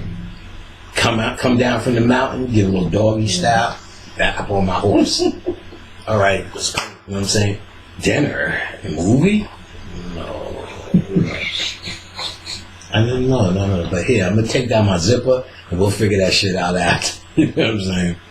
And it wasn't even about hate or abusing. It was just, you know, there was no girlfriend involved. Bobby's always trying to hitch me up. You know what I'm saying? Like, nigga, this thing on. So he keeps talking about how this is actually a key, a big key. So after giving Khadijah, totally releasing myself, that evil part of myself, the bitch doing. Where this bitch at it? That's just kind of shady. It didn't even come into my existence no more. Whatever. I could come home, see her sitting on the dick and be like, you still gonna cook later? Well, who the fuck drank the last Pepsi? You know what I mean? Well, when you finish, just clean up because it smells funky in here. And who you fucking later? You need to up your game. Now, of course, of course, that's all fantasy. That's all fantasy. Right. That's all fantasy. Some nigga's head is coming up. Right. You know what I'm saying? But the point is, I'm saying is I totally released myself from her having to be a certain way in my mind as a woman. The possession? The possession. That's the letting go. Because really, you really loving motherfuckers on conditions. I love her because she doesn't suck niggas' dick on Panola Road. You know what I'm saying? I love her because, you know what I'm saying? Like, you know, could you love her if you found her sucking dick on Panola Road? Absolutely. That's a hard brick. I'm not there. That's a hard brick. that's you gotta be an advanced alchemist. Do they suck dick up in the wall? Just be like, oh, whoa, oh shit. No, that's the thing. Like, why Panola Road, bitch? In front of like, in front of Checkers. Right. So your lady sucking dick in front of Checkers, and them seats that be outside with the umbrella. Embarrassing. Oh God, just the thought of it. You know what I'm saying? Just the fucking thought of it. Now, of course, ain't nobody gonna be there. You know what I'm saying? But these little things that actually don't exist is where most of us are anyway. You love a woman and let her be free, actually, their first job is to free her ass. So you gotta be on some rescue shit. Give me the gas bill, bitch. Don't look no more. No, look away. I'll take care of the gas bill. Look away. You're doing so. Bobby used to say it. He used to say some debonair shit. I went to Washington and rescued Linda. I'm like, damn, that's some real Sir Lancelot shit. You know what I'm saying? You had to give him the black five. Yeah, nigga. You know that lazy hand nigga. Shit. The OE, nigga. The devil. Nigga. Look. So I had to rescue her. So I started to see, when I said, less bills, no worries, no grief, her power started going up. She gave up masculine energy. And then the feminine energy actually really kicked in. This motherfucker is the warden. Then I said, the true feminine energy is mother energy. Hands down. Because she became my motherfucking mother. Bob used to say, Linda's like my mother. And nigga, you fucking love stroke ass nigga. And then I see it, like, just go there, get there, straighten up. Really, you got a booger. I'm like, yeah, okay, yeah. And I'm like, cut it the fuck out. Like, wait a minute, stop the fuck. Like, oh, okay, baby, that's cute. Go lay down. What? Rubbing me and shit. Go. All right. So I'm like, God damn. So I seen it, and that's basically because, and I didn't see it in the beginning. I heard more. What's that? Why you beefing? And I started, oh, you used to a nigga reacting, so she's already got an answer. I'm like, I'm the wrong guy. I don't give a fuck. Do it. You know what I'm saying? Or like, she'll hang out with her friends. Hey, we're at the movies now. Hey, we're eating dinner now. Hey, I just ordered some popcorn. Like, hey, bitch, leave me alone. I'm watching motherfucking Game of Thrones. You know what I'm saying? So she had to get used to not having to feel like she had to check in. Mm-hmm. So used to it. I'm like, no, go ahead. I don't give a fuck. Well, leave me alone. You shit. I got Kamani's coming over. You know what I'm saying? She'll be like, I'm going to do this. I'm like, Kamani's coming over so good. Especially now. With my boy, he's always down for something. So now I'm like, I have a friend too. So I just call him. And, I'm like, you got to check in and just do what you do. That's not how I operate. Mm-hmm. That alone is freeing for a woman. Mm-hmm. So niggas got all these women. They trying to still keep them in check. Still these religious niggas faking like they conscious. Still trying to keep them in check. You free her, and that's the first key. Mm-hmm. That's the first key. And you stop with the jealousy. It really has to not be in you. You don't have to act like you're not jealous. You literally not jealous. Because jealousy is the path to your own thoughts. Just another ritual. You start sitting there going, bitch ain't calling me. like, it's all focused. Like, then you start thinking of the conversation you had. Hanging out with Whitney. But Whitney said she was going to, you start making up shit. Time that bitch come home, you sniffing her drawers. You know what I'm saying? It's all in your mind. Yep. It's worse for women because 9 times out of 10, the nigga cheated on them. So they got some proof to work with. You know what I'm saying? So they already coming in. Seeing your balls still heavy. Nigga, your balls are awfully light. You know what I'm saying? Like, I've been juicing. Like,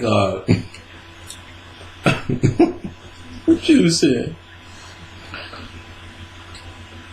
A lot of his songs, he told me to make connections to the Hopi prophecy, So in Party like his 1999, he said basically, because that song kept coming up, I'm like, oh, he's trying to tell me that we in this last day now that gateway is open.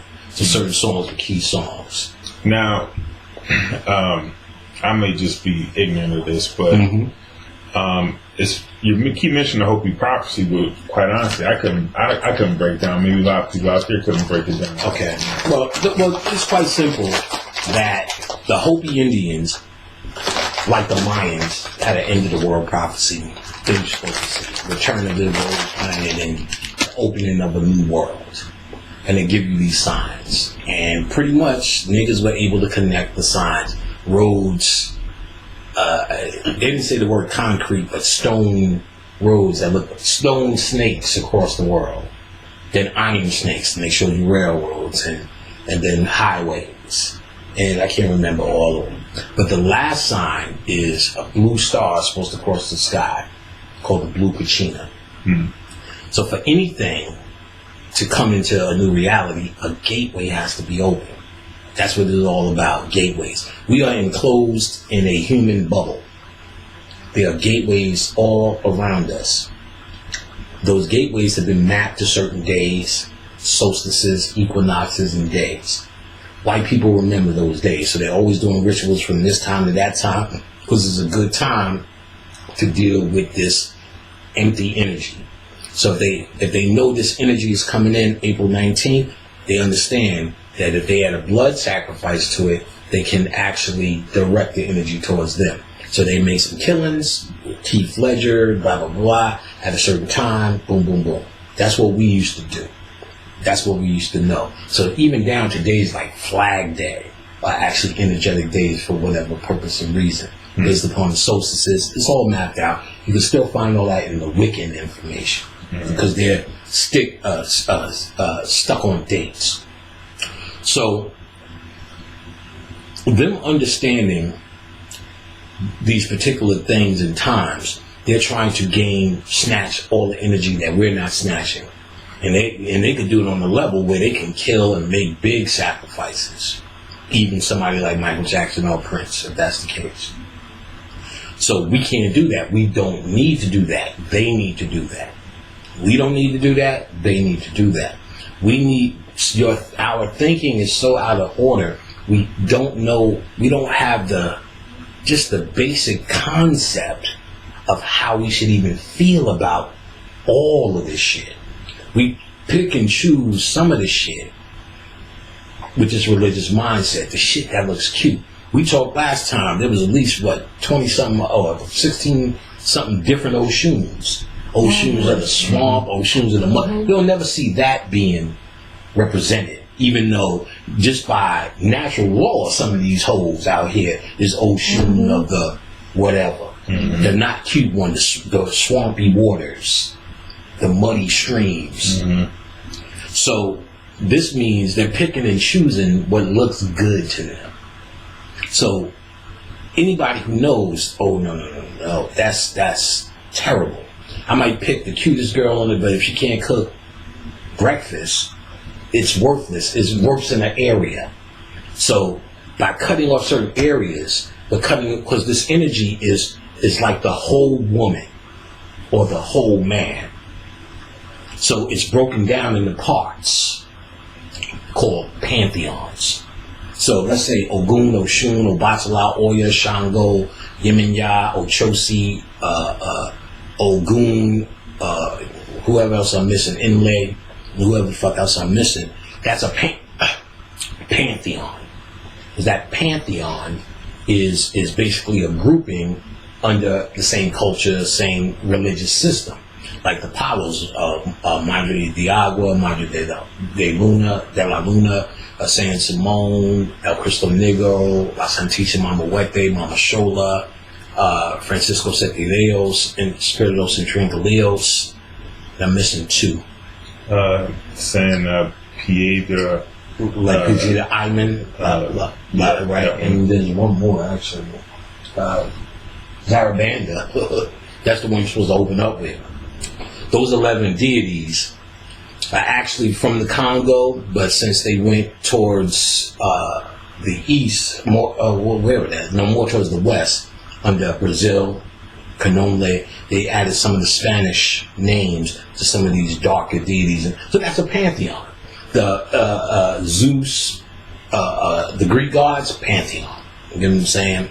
Titans, pantheon. A grouping under that same name. So it's incomplete when you're accessing an aspect of energy. So you may meet a sister, she's sweet and she's everything that's descriptive of the ocean everyone copies. But you're not going to act like there's a sister that won't fuck you, him and your brother and all sorts of other shit. Or a sister who's a little bit more grimy. It exists. That's an energy they on. So if you're not recognizing that, you can't even be complete in finding somebody that you even need. You're cutting off so much power. Because if she is that woman, she's only using that power to hustle around niggas who are just as broke as her.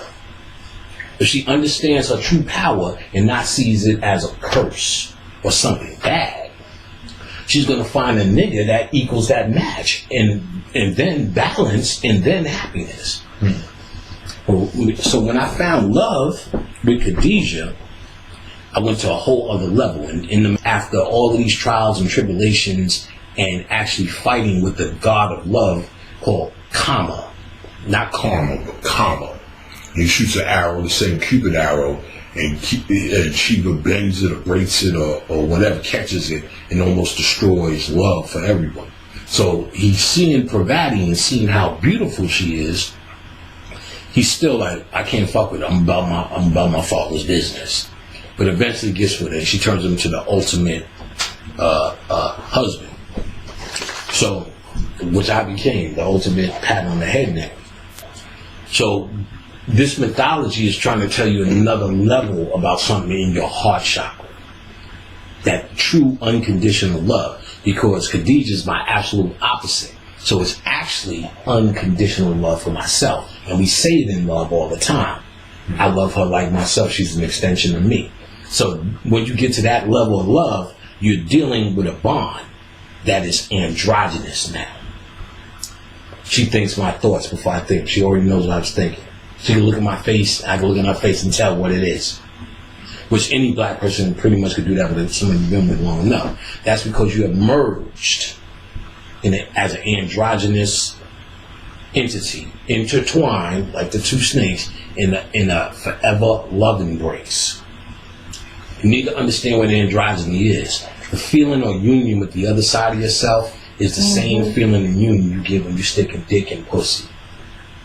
That same completeness, that same out of this world, out of the feeling is you on the merge with your other self.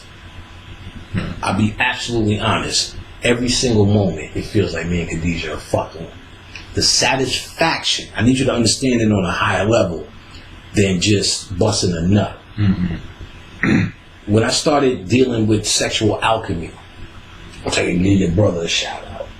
Because I was dealing with it, but there was a book that was out of print, and he gave me Donald Tyson's Sexual Alchemy. Basically, how to have sex with spirits, or how to make connections through sex with energies for power. Because that's what it's really doing. They just put it plain, how to have sex with spirits. Fuck, I bring that up. You're talking about the union, how it feels like. Okay. So when I started, all the gods, Tammy Terrell, all the chicks that you ain't got no business dealing with. What's her name? Ella Fitzgerald, but the young Ella, not the old Ella that broke the glass. The young fly Ella came through. Phyllis Hyman, and that's just the name of food. When I had these mergings with them, I started to really pay attention to what was happening. And what was happening was that it's not the actual release of sex. Guys would think it is. After you bust a nut, you feel a certain kind of way. Or maybe it is. Let's even say that's it. And women feel it more often. That's why they touchy-feely. You know what I'm saying? And I tapped into a woman's orgasm. You don't want that shit. I'll tell you about that shit. You don't want that shit. I don't know what these bitches go. And each time I describe it, every woman goes, uh-huh. Because you know I ain't bullshitting. Watch. You're going to say, uh-huh. But I started understanding this feeling, or started studying this feeling I was having, this feeling of contentment, almost as it was a love afterglow feeling, but not a physical nut feeling. It was like I was with that woman and everything about her is on me, feeling. I feel like with Khadijah when we just at the movies. The contentment of fucking forever with just our minds.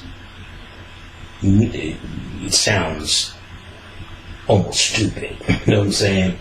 And I wouldn't be able to explain it in no other context but that. Same thing. It's an actual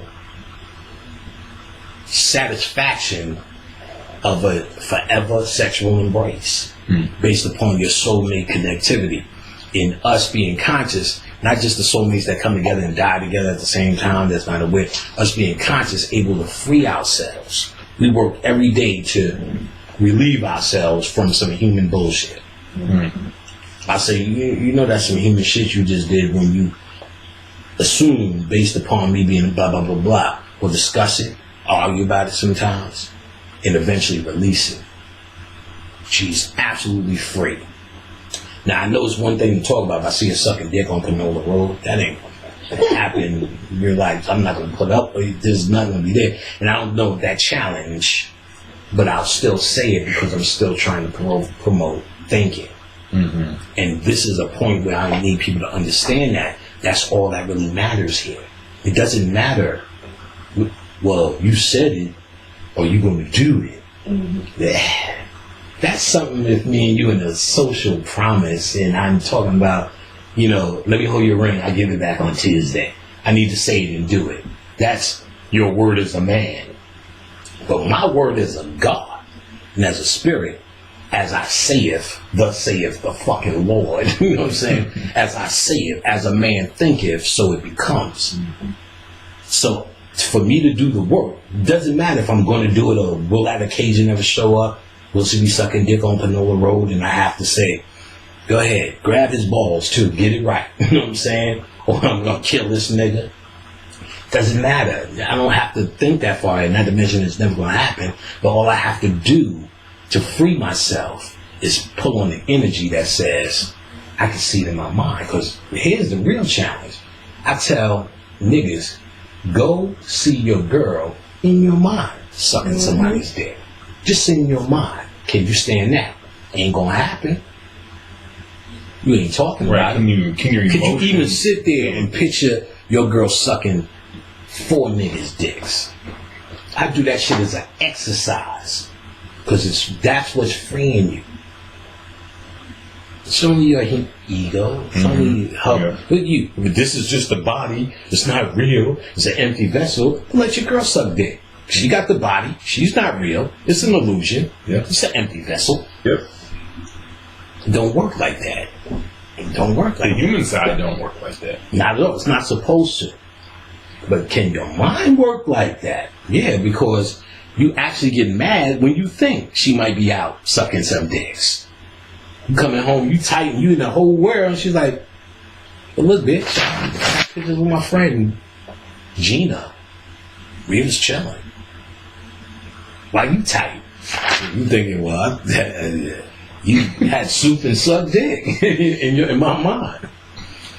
So it's all up here. So I tell myself all the time, because you best believe, every girl that took my class, we had an encounter up here. It was up here. That's all I can do. We do it all the time. I teach that in my class. Guys, you want to learn to astral travel, all you have to do what you've been doing for years. Thinking of the bitch when you jerk your dick. Same energy field. We know how to get to bitches. We know what their titties look like in our mind. It's all in your thought, in your mind. So I think of all this debauchery just to win over it, just to master it. You think of the worst to master it. And once you don't make it that damaging in your own mind, because half of what damages you is your thoughts. Like, oh, I can't even think of that shit. Oh, what if that happened? Oh, that's all that's fucking with you. Think that shit all the way out. Win in your mind. Win in your mind. That's the key. So, me and her are soulmates and became an androgynous one being. An androgynous one being. And that was what Prince was opening up that gateway to that type of thing. We need to understand something. And they were saying it in the Bible. But this has been said as well in other places about the change of time, aeons. And it makes a warning for those who stay in the old thinking pattern. Mm-hmm. So people don't get that Moses story. They make it physical. They were worshiping the bull. They just came from Egypt, and they were still trying to worship these old gods. And I can see people are saying that because we worship their gods. You know what I'm saying? So we may not be able to give it up for a new god, Jehovah, which is the same. You know what I'm saying? But it doesn't matter. What it was really trying to tell you, because you had those fake, fictional, biblical characters blowing ram's horn. They were ushering in the age of Aries, while these people on the bottom of the mountain were still dealing with the age of Taurus. And when he was saying, come on the mountain with me and be saved, he was like saying, change your thinking. Change your way of thinking. We have new laws now. Mm-hmm. Change your way of thinking. It's a new age. It's a new age. Yeah. So we're coming out of the age of belief. Actually, we're out of it. We came into the age of knowing with the internet. That's when the man with the picture, the age of Aquarius, started pouring in. Nothing just happens day and night. It starts to emerge. So it became the internet and more information. Then in 93, that's when the conscious information network started getting big. Then with the Venus in transit, that's when you have a big change. I did a whole lecture on all the changes that happened with Venus in transit. And I think 2011 or 10, I don't think it was 13, we had the last one. And right along, that's when Facebook was already there, but extreme, Snapchat, Instagram. Now you can't do nothing without nothing. YouTube, all this thing went over the top because we already had the medium. You are dead center in the information age. Now here's a side thing, because we're going through this circle of zodiac. So now we, from out the age of Pisces, which was belief, that's where you get Jesus and the Jesus fish. Now we're in the age of Aquarius. But we think whatever's next, we're supposed to go into next, and we'll just be going around this fucking circle. How sad would that be? So, there's always this element of something coming in to shut it down, fuck it up, get you out the circle of time. That represents Jesus, or Horus, who is Jesus's, where he gets the template from. Now, in the Crowley book of the law, which he got through a transmission in the desert from Awas talks about this interrupting time that's going to get us out the zodiac circle, or the circle of time. In this new age, it's called the age of Horus, the Aeon of Horus.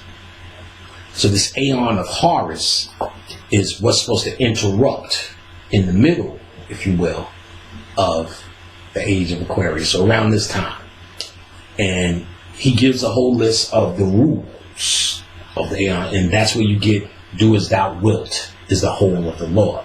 So a lot of what, even in our divine science, we've been holding true as law, even the laws of Tahuti. In the new Aeon, ushering the new reality, they're saying those things.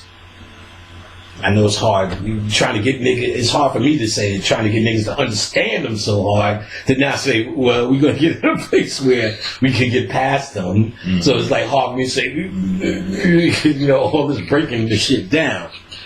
But that luxury only comes with a level in your consciousness by way of you pulling it in with your thinking. So you need to stick to the laws of the Hootie if you ain't there yet. Don't. You need to learn that shit before you can get past that shit. Let me just say that.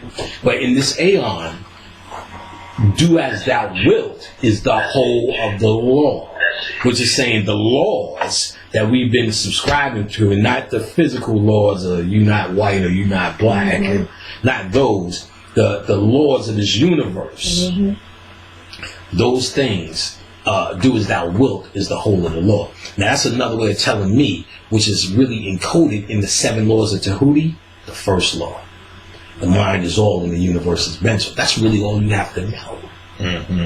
Everything else is salad dressing on top of the main course, grease or gravy on top of the main course, which is the mind is all, the universe is mental. That's why all this invisible energy can only be accessed through your niggas' minds. So they have to use niggas to create this energy scenario, killing them or waiting till they die and claiming it. But you're not claiming it with your mind. The mind is all. You're physically trying to reason with the brain. The brain is not the mind. You're using your brain to deal with your enemy. We're not even going to talk. The enemy is really you. But let's pretend this white man is the be all, the fucking end all. You fighting him with not even no gun. And if you get a gun, you're worse off. He makes guns. Your mind, your Uzi weighs a ton. Your Uzi weighs a ton. Let's get crazy. Let's get nuts. So by using your thoughts to start directing your mind is his worst fear. When they told you to Willie Lynch, for you to do all this shit, don't even worry about these niggas. We worried about the next generation. And then this shit will perpetuate itself for generations to come. What are they talking about? We got the fucking mind. Not to mention they said take the body, you keep the mind. Because they understood your body doesn't matter. They're going to take your body and use it for what it's worth. But what we need to focus on is the mind. What we need to focus on is the mind. I talk through email to the most discomfited black people ever. With the most confident fucking names ever. New Baba Ra'am Shamni on Mayat La Rastafari Patah El Bay. Like that name is a powerful name. But when I light a candle, panic, and it's a black ring around it. Motherfucker, make it whatever. That's the trick. There's no paper you're gonna look at. That's the trick. What does a black ring, Panic? It means I'm gonna get $1 billion. That's what it means. Guess what, Khadijah? We're gonna be billionaires. Exactly. What do you say that? Black ring. Black ring. I don't care what somebody else said it mean once upon a time somewhere. That's it. That's the trick. That's the trick. If you listen to Bobby Hemmer's lectures and really listen to him, besides stop giggling, he was been saying that for a long time. Been saying it for a long time. One minute he's saying this, and the second minute he's saying the other thing, and both of them shits are right. I'm like, it took me a while, but I figured it out. He used to call me, like, I remember this Chinese food incident. Bobby, Chinese people yelling over my food. Got sick, ate it, threw I said, yeah, they was yelling over my food. He said, yeah, they put that, that energy on it. You gotta watch who's cooking it. The energy and the energy and the energy. I brought it up again, because I threw off that Chinese food. See, that's good, because you needed to clean out. Nigga, last week you just said that was bad. And then much of these contradictions, I started to notice right in the moment he was in, he could change his mind and make whatever situation was on the table his bitch. benefit him. It was good for whatever in that moment.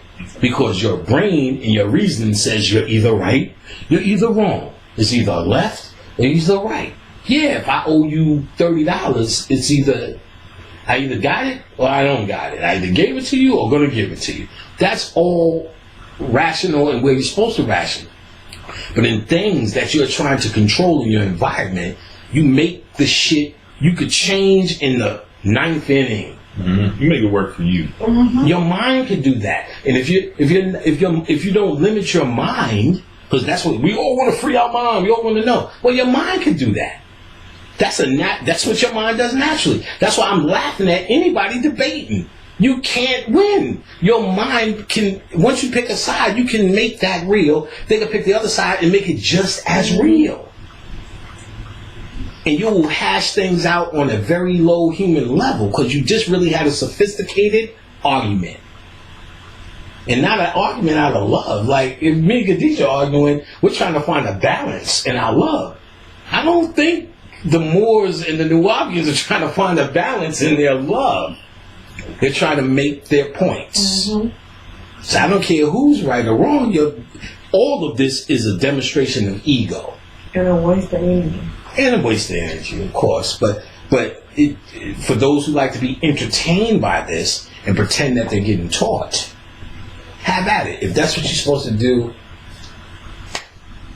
all my blessings to you. I am talking to those spiritualists. If you are participating in this both ways, you are not a spiritualist. If you find logic in this, you're using the part of your brain as a spiritualist. No spiritualist should be interested in it. Not to raise up, not to use in your work. You are divorcing yourself from everything you call human. And it's not your opinions that are human. It's the fact that you have them that make you human. So while you're trying to debate and argue your opinions, the fact that you have opinions to a true advanced master is your actual problem. I try to go, you want to have your, I like McDonald's and not Burger King. We're not talking about that. We're talking about in your work here. The fact that you have opinions. See, I don't have no opinions about none of this here. If Prince would have came through and said I'm nothing, that's what the lecture would have fucking been. Because I don't have a preference. Now, like I said, I'm going to be clear because I don't want to confuse folks. We understand when it becomes energy, you make it a preference. You just have all the clues. See, we got the purple chairs. We got the amethyst rocking. I'm eating the purple berry bites today. Sister Shalonda got on her purple, looking good. I promise you this. I knew she was going to be here at this lecture way before she called me today. Straight up. As soon as she called me, started saying Purple Rain or some shit. I was like, I seen you. I knew you was going to call. And I said, I seen you in the lecture, and I seen you was going to have cleavage out. And I was going to hope you sat in the middle. You know what I'm saying? Oh, whip. You know what I'm saying? We need that. We need that. Yep. And I knew it. And I told her, I knew you was going to call me today. I knew it. As soon as she called, I started singing. I knew she was going to come. Prince said he needed, some pepper rain. Right. He needed some Lake Minnetonka. Right. Needed someone to jump in Lake Minnetonka. Yeah. Two niggas ain't going to get it. He needed the feminine energy here. Prince was letting it be known. Nah, nigga, I wasn't that way. Like I said, he told me some of the stuff that I know he told me personally. I don't really, because I don't need, because people say, well, when you channel like this, they got to take your word from it. I need you to understand something clearly. I teach motherfuckers how to channel. So you can find this shit out yourself. So another thing I want to address. When I did, and it's in my book, Origins of Occult Civilization, I did a whole thing when Michael Jackson came after he died. So, a couple of the panic, likers were like, hell, Michael Jackson didn't come to you. He's still one guy. You need to understand, and people were having plenty of experiences. When that energy is dispersed, we're all going to have, especially for the love of somebody like Mike, all different things happening. Mm-hmm. And the energy is complex. It's going to tell you different things that you need to hear. So you may find something that contradicts everything here. Again, that's not what's right or wrong. Yeah. There's not one position they're coming out in. This energy is like a microwave. You can have a cheap one, expensive one, a big one built in the wall, a black one, an orange one, a green one, but they all do the same kind. They all from the same shit. But you may heat up soup in it, honey buns, and you may not use it at all. May use the toaster oven. They're gonna talk to you during your level of consciousness. Nothing is gonna speak beyond your consciousness. So what you are hearing from spirits, or when you say I'm hearing nothing, well, guess what? Congratulations. You have no consciousness.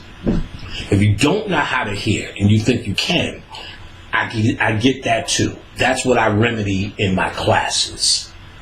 That's what for that. But if you say I'm trying and I'm doing everything and I'm not hearing nothing, you're pushing the wrong button. You're trying to reasonably go to sleep and wait till you fucking hear something. Yeah. But they speak in the whisper. They speak in the ether. They speak in inspiration.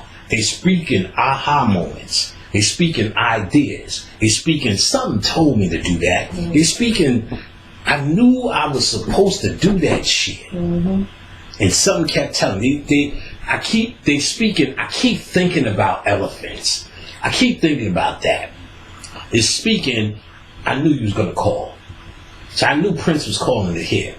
Got in here and said, you have any purple light bulbs in Lake Minnetonka, Kadisha? She's like, in the basement. Boom. So we got 2 purple lights over, so you see that purple hue. So I knew niggas working with us. Needs to hear this. You know what I'm saying? And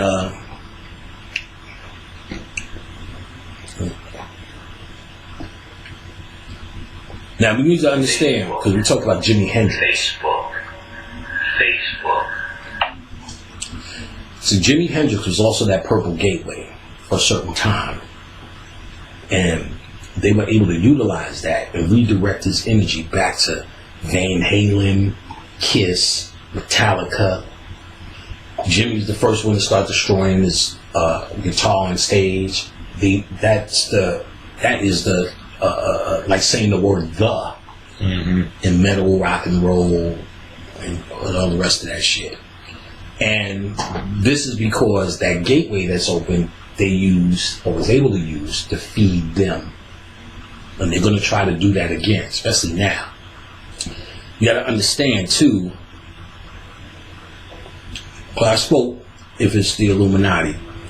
We need to also bring up Prince might have staged his own death too, because there's shit to that as well. 2 reasons. He got his old catalog back. If y'all remember, he used to write "slave" on his face because that was a message to Warner Brothers, because they had, you signed that bum deal. You're nobody when they sign you. So now all them hits, they're eating off the majority of that. So he wanted a fair share of his catalog. And so he eventually got his catalog back. What better time to die? He sold 3 million in Purple Rain so far. Again, he went triple plat. And you gotta say, for a guy with a catalog of over 10, how many albums? More than 10 albums deep. People gonna be buying all that shit that he was buying before. Sticky Face by Prince and shit like that. Not just that, most artists feed off of the artists, and there's no art out there. So all the artists are folded. Jill Scott's album, garbage. Erykah Badu's album, garbage. I think she got 1 hit. You see more and more of the short shot niggas turn out garbage, because for Jill Scott to throw out a hot album, she's got to see what everybody else is doing. To say, this is my interpretation of what's hot. And that's how the albums fed off each other. There's no albums. The Weeknd. The fuck is that, nigga? Comb your hair, nigga. So they're feeding off of it, and there's nothing to feed off of. So when you get to Michael Jackson and them, who was supreme, Michael Jackson, they show all his interviews, and all he did was feed and observe. They showed them in Studio 54. I'm listening to this, I'm watching this, I'm doing that, I'm doing that. And boom, you can win. That's coming out next. Because he was very observant of what was going on. Ooh. And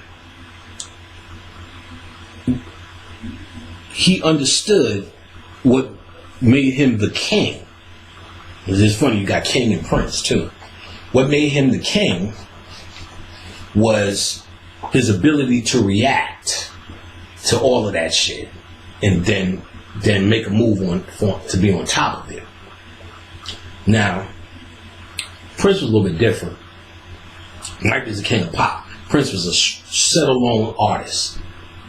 But I didn't realize, because not being so much a fan, but Purple Rain being this apex point, I thought he did 4 more Purple Rain-ish type things just to live it out. But his very next album, he changed his whole entire reality.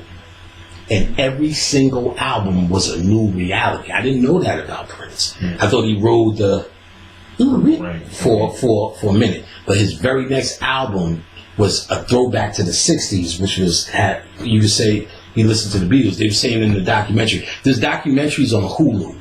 I just searched for Purple Rain on Hulu, and the documentary came up. When I searched for Prince, it didn't come up so quick. But when I searched for Purple Rain on Hulu, there's a documentary, you'll see it. I don't remember the name. And they go through every album. People from Rolling Stones, some real heavy hitters are discussing it. And this is before they knew he died. So some of his old bandmates are telling you how things came. He said Purple Rain, I think they said Purple Rain, the doctor that was in his group, the doctor, the dude that dressed up with the doctor keyboards, he said he did a big portion of that. Prince let him live on that. You know what I'm saying? Dionysus has these girls we're going to talk about. So now you got Sheila E., Vanity, Apollonia. One of the his mother was rumored to also be in some mythologies. Dionysus' mother, what's the Aphrodite? It's Apollonia. You know what I'm saying? Makes sense. So Vanity was his soulmate. You know that shit. She was supposed to be in Purple Rain. They said the energy would have been too strong. Spirits kept her out. They put in Apollonia, which was not a bad choice. Not at all. Especially when she swam in Lake Minnetonka. Vanity also died, age 57. So again, I'm tending to believe, because she was so washed. You gotta understand how they do shit. The TV or the movies are just as real as real life. In fact, almost realer, because they are dreaming out what you're supposed to be thinking. I told you, everything's your thoughts. So you're supposed to be visualizing, make a movie out of your new reality. So they're giving that for you. So they could do insane shit. In fact, half the book I wrote was about it. So I can't remember what the fuck I wrote that shit up. You're talking about Vanity, 57. Okay, Vanity. Why they make movies projecting themselves? It'd have been too much energy to have them on screen. Yeah, I almost had it when we got back to Vanity. There's something I was going to say about her. You said she was so washed. Right, there we go. So on the screen, I've seen them deify people, knock them down. Let me give you somebody who is a little bit more complex. Well, first I'm going to give you the obvious. They did it for Aaliyah. They turned her into Akasha, so they deified her on screen, killed her in real life. So what they're really killing is they open up a gateway through her image, her energy. What was Akasha? What were they trying to open up? What's Akasha? The Akasha Records. Akashic Records. And they showed white people biting into her, eating her. They showed her eating Akashic Records. They showed them absorbing it into their bloodstream. They were drinking the blood. Where's Akashic Records? In our DNA. Yeah, And in the DNA. blood. They were tapping into the Akasha. They did that whole ritual, and everybody said, they really killed Aaliyah. I'm like, no, but what ritual did they do? So you could tap into it and shut it down. They can't get into Akasha because they don't have the melanin. And I identified the melanin in the movie. I don't think it was Lestat. No. I think it was Lestat representing melanin, or the key that they need to bring the Akasha, because he was the key that brought her up. So the key is melanin, and that represents Lestat. But as a vampire, they're all plain melanated people. But it represented Lestat. So he was the key to opening up Akasha. So much so that the chick who wrote that stuff, she was a woman writer, became a Christian like a big Christian too. Started shutting it down. And they did something with, I can't remember what it was, and I never talked about it. It came over me and Bobby. I can't remember what it was, but it was around that time when she turned Christian. I said, yo, they're opening up a Lestat gateway. And that Lestat gateway, because Lestat is the guy she talks about through all her books. I said, they're trying to deify that energy, make it real, because it's going to be a gateway that connected them to Akasha. I say, I decode their sinister bullshit. But see, it's not like I could tell people because we don't know how to say, oh, word, that's what they're trying to do? Watch this. You ain't got to talk, you ain't got to say nothing. You got to visualize them being blocked out of that shit. You know what I'm saying? And they'll be saying, we can't get in. We did the ritual, we can't get in. That's how you honor Aaliyah. That's how you honor her. You don't let them feed off of her as a gateway. That's see, but me and Bobby understood the score, and we explained all of that to Aaliyah so she could shut it down and showed her things to connect to. And when she came back and caused a hurricane in China because that whole movie, Romeo Must Die, they used her as a gateway to get to R. Kelly for the ritual to shut him down with them pee tapes. Now he peed on her. He did pee on her. But nobody gives a fuck about what celebrities peeing on somebody until somebody makes it an issue. They decided to make it an issue because Romeo Must Die. What he was tapping into, we need to put it in the context because we forget from our age. When Marvin Gaye made Sexual Healing, there was a fucking uproar. An uproar. This shit was cutting edge shit in the 80s. Sexual healing, which we all need, is good for me, makes me feel, they ain't really saying, I want to fucking suck you, baby, none of that shit. But R. Kelly came out, my 12-inch, my 12, and I'm sitting there as a guy going, oh, nigga, stop, don't sing that no more, my 12-inch. That is some advanced shit. This shit was telling me, R. Kelly came to Boston, threw a chick on stage, on the bed, on stage, and ate her pussy through her jeans. And know what the chick said to me, this dignified woman? Boy, I wish that was me. I said, God damn. And you just want some jeans eating, you know what I'm saying? I got some dogs that'll take care of you, you know what I'm saying? But this level of energy and sexual, tantric sexual shit was not discussed. Niggas was still talking about, let me love you in the sunshine. I wanna hold you. We still on that shit. And this nigga's going, basically, my 12-inch dick. La la la la, my 12-inch dick. You know what I'm saying? Romeo Must Die. And through that, you seen the father got shot and the brother died in the movie. And they was both looking like R. Kelly with the bald heads at the time. They used it for that and made a connection with her to some Chinese deities. When I told her that shit, when she came back, livid. China, they raised up the Chinese, what do you call it? Olympics. Woke her up. We just directed all that running around the stadium they was doing with batons and shit in the video. All me and Bobby did was directed for Aaliyah. Because we knew they connected them with Jet Li, that Illuminati dude. Remember, he's Illuminati. So, she's up in the energy. The next thing, China has a fucking earthquake. That year, I said, that's her. She came through. While China had this earthquake, R. Kelly gets acquitted for pee-pee tape, for peeing on the baby, peeing on the young one. Like, I watched it, you know, I'm disgusted like everybody else. You know what I'm saying? You know, he's peeing on the girl. So a friend of mine said something that put a thought in my head. She said, Patty, did you see the way the girl was fucking? I said, yeah. She said, that little bitch was fucking better than me. It just made me see it a different way. Especially all these deep niggas, you know, we ain't really this age. I'm really 4 trillion years old. So it made me see, like I said, it's not about thinking or condoning or But it's being able in your mind to look at more than one option. That's a scientist.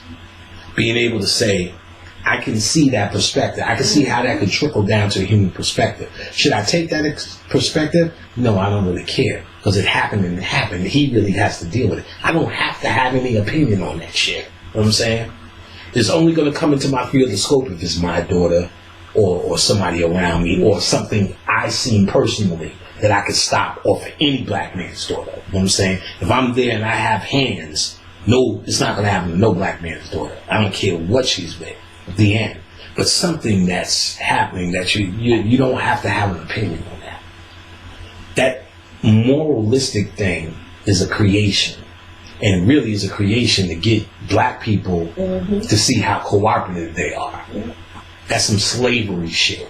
Well, how you feel about it? Well, Al Sharpton, he needs to tone it down a little bit. Obama needs to step up a little bit. You don't have, there's nothing you could do about that. That's not that, you know what I'm saying? Why even put your energy on figuring out what Obama should have said and could have did? You know what I mean? It's so stupid. That's not what conscious people do. So when something like that happens, though personally, you could be, so upset, disgusted by it, but mostly you're saying it was my daughter because that's what you're really thinking. That same insecure thinking that you blew up into my wife is having a full-blown affair on Panola Road is the same thing as when this shit happens, it gives you the visualization, and then the first thing you say, but I have a daughter too. What did that just do as a ritual? It now took the actual ritual of killing Trayvon Martin, let's just say, or seeing this video, and now it put it in your thinking pattern of it happening to you, your daughter, your son. That's the ritual. Ain't no Black Lives Matter and running on the street and the cops doing this. The ritual is to get you saying these words, which Obama sat there and said, I got 2 daughters. If I had a son, it'll be me. When you can make that connection to you, and they naturally do it because black people see us as all one. And that's from our spiritual aspect, which trickled down into our humanity and our communal aspect. Now it trickles down to our thinking. When it happens to Trayvon, they know we're going to make a quantum connection and say, my boy. But at the same time, that's the ritual. You got to stop that. I know that's hard.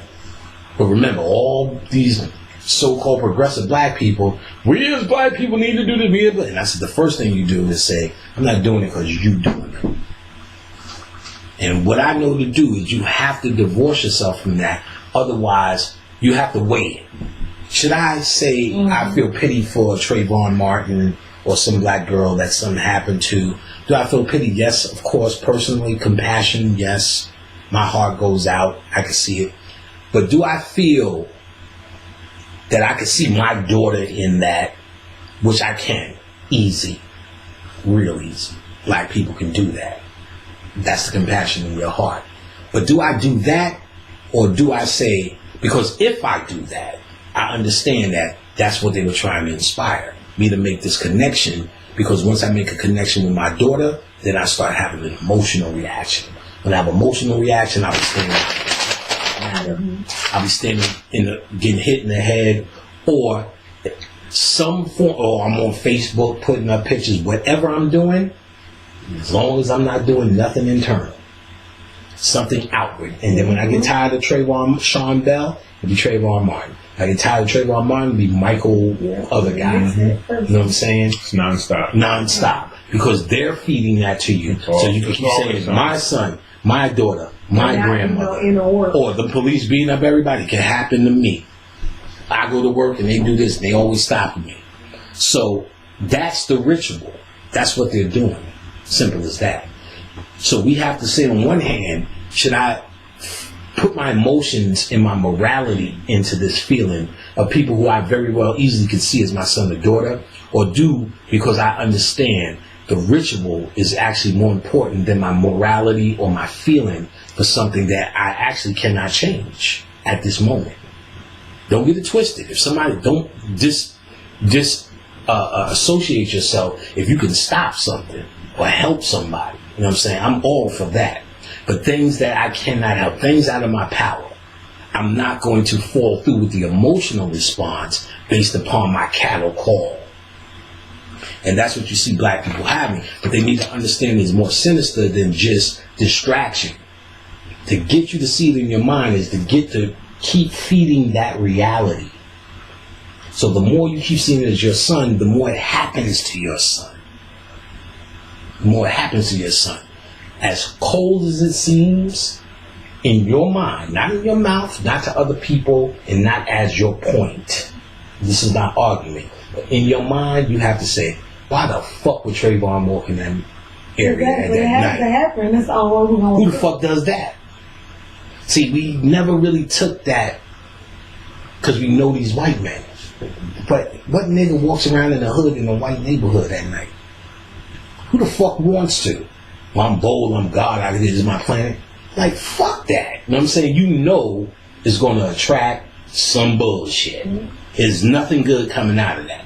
So, should I say that, and should that be the point I put on my Facebook page? Absolutely not. That is cold, inconsiderate, and black people who do feel that that's their son and has a son will look at that and be like, wow, what is that? But see, really, they're only questioning my morals, which is really nothing. Still, but I know they still need morals, but that's not what you say to the world. It's what you say to yourself. Because when I say it to myself, I put that thinking out of my mind. How do I feel personally? Compassion. I understand. It's not like you're totally blind. See, when you say, if I said something that cold, people will be trying to explain to me what they think I don't understand. Well, you got to see, it might be your son, it can happen to you, and your rights, and you have the Constitution. They're actually trying to explain to you a better way of thinking. But see, that's why you don't need to say it as a conscious person, because you already understand that thinking. Mm-hmm. You already have that and been through that thinking, that compassion. But to divorce yourself from something that you know is actually hooking you in. They're hooking you in with your nature. They know this is your nature. They're using your nature against you. So you're going to have to understand yourself, understand your nature, and know how to shut down their ritual. Not take the bait. Not take the bait. You get it? Yeah. Now, so you need to say to yourselves that thing or these types of things to shut down the emotional. You have to actually divorce yourself from the emotional energy field they're trying to drag up. Because if they do a Trayvon ritual, remember, this energy goes into the ether. If they can direct it, they can contain it in the bubble and tap in. How do they feed it? Your emotions on earth. So they show you that one picture and everybody's saying these words. Could have been my son. Now they got a frequency like tuning into a radio station to tap into. And they could because they know how you think. They know how you react. When you start reacting unlike that, watch ashes get out the seat. What's going on? Do we need to start praying to them again? Because they're back. Because remember, that's what Willie Lynch told us. Only a phenomenon is going to change this. Well, what was he talking about when he said, this will go on for years to come? If we set this shit up right, the only thing that will change them, wake them up, must be a phenomenon. What's a phenomenon? We need to understand Purple Rain, Prince, the crown chakra, releasing out of that small container called humanity is the phenomenons that they're talking about. It's just that, and I don't understand how this late in the game, we're not taking advantage of these phenomenons to our fullest extent. To take care of these phenomenons is what's going to change and truly break all that Willie Lynch shit, not repetition of your brain. Yeah, it'll do it over years and years and years, but you're in a repetitious, a perpetual recycling of slavery. Predicted by the Willie Lynch letter. Yep. They said you're not going to break it unless it's a phenomenon. So if we can't say this is a phenomenon, let's just put it in general. Say he's talking about spiritual phenomenon. Our way out of this is your spirituality. Your ancestors that you keep worshiping and praying to dealt with spiritual systems to maintain everything here in existence. So if you want to be like them, you must do that. You must do that. You can debate whatever you want to debate, but you ain't getting nowhere but maybe props the next fucking day for being so right. And still nothing. All you do after that is just time for another one. Because there's always someone to fucking argue with. No, that phenomenon that they're talking about, it's got to be spiritual in nature. Something outside of the range of their reality that they started to create for us. That's the only thing that could mean. Something has to happen. A phenomenon. He's only talking about that which I don't know. That's what he's saying. Mm-hmm. That which I don't know. And the white man will tell you he knows everything about you. What he doesn't know about you, we no longer know about ourselves. Mm-hmm. So that's why we think we're somehow even in this shit. Somehow we're all just humans having an experience. No, this shit comes down to genetics. And based upon our genetics, there are powers that we reflect in our humanity. Michael Jackson, Prince, Smokey Robinson, James Brown, fucking Kool in the Gang, Erykah Badu, Nina Simone, Ella Fitzgerald, Patti LaFucking-Bell. You're listening, when you hear them sing, even if it's church songs, something in you, the part of you that knows, says, this is something else. This comes from somewhere else.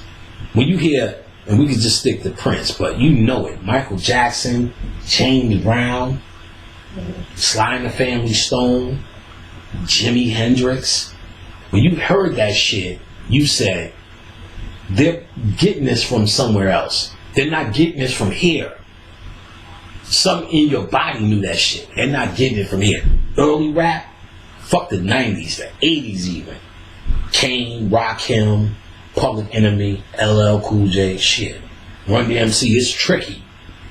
You knew, especially when you emerged at this age, I did, we did pretty much, within this rap thing, you were hearing something that just was not from here. It was from here, but it wasn't from here. You knew we did this somewhere else. We have an expertise in this.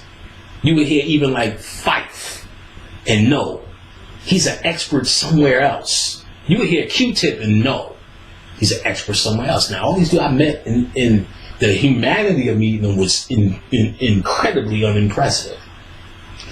Jungle Brothers. There were the guys called the Jungle Brothers.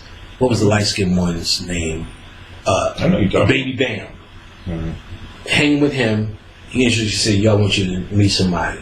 His name is Q-Tip. He's got some shit coming out soon. Hey, dog. Like, this is the most unimpressive dude you would ever meet. EPMD was at Latin Quarters. You know what I'm saying? They said their first shit, your customer. I think that's what it, what's that? Doom. It's my thing. So this is being banged on the radio. One of my niggas said, yo, that's the nigga who made that It's My Thing joint. I said, well, yeah. Like, humble. I said, dude, you need to get on. That shit is killing. They didn't even know it was hot yet. You need to get on the stage. And Paradise and Lamumba Carson, Professor X, used to be the promoters for the Latin Quarters. So they was the ones putting on the shows before they got an X Clan.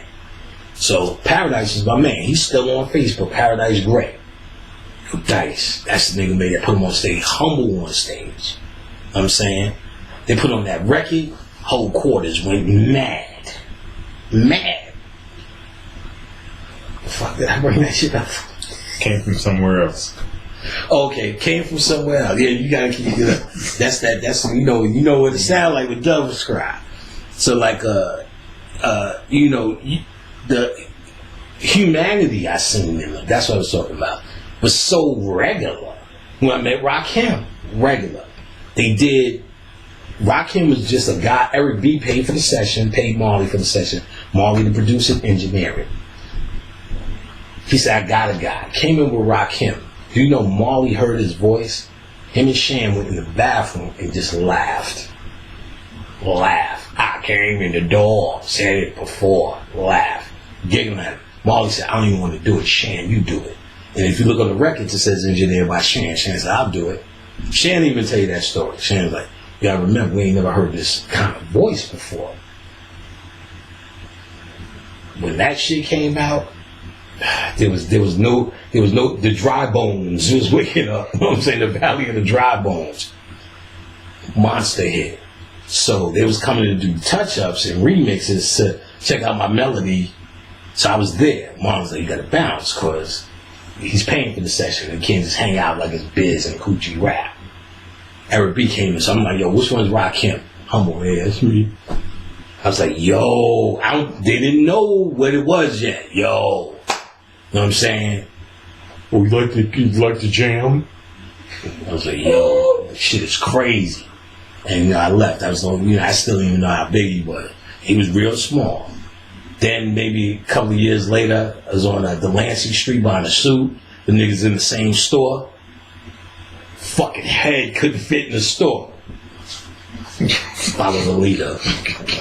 Rakim was saying, follow the leader. The head was gone, you know what I'm saying? And rightfully so, Rakim.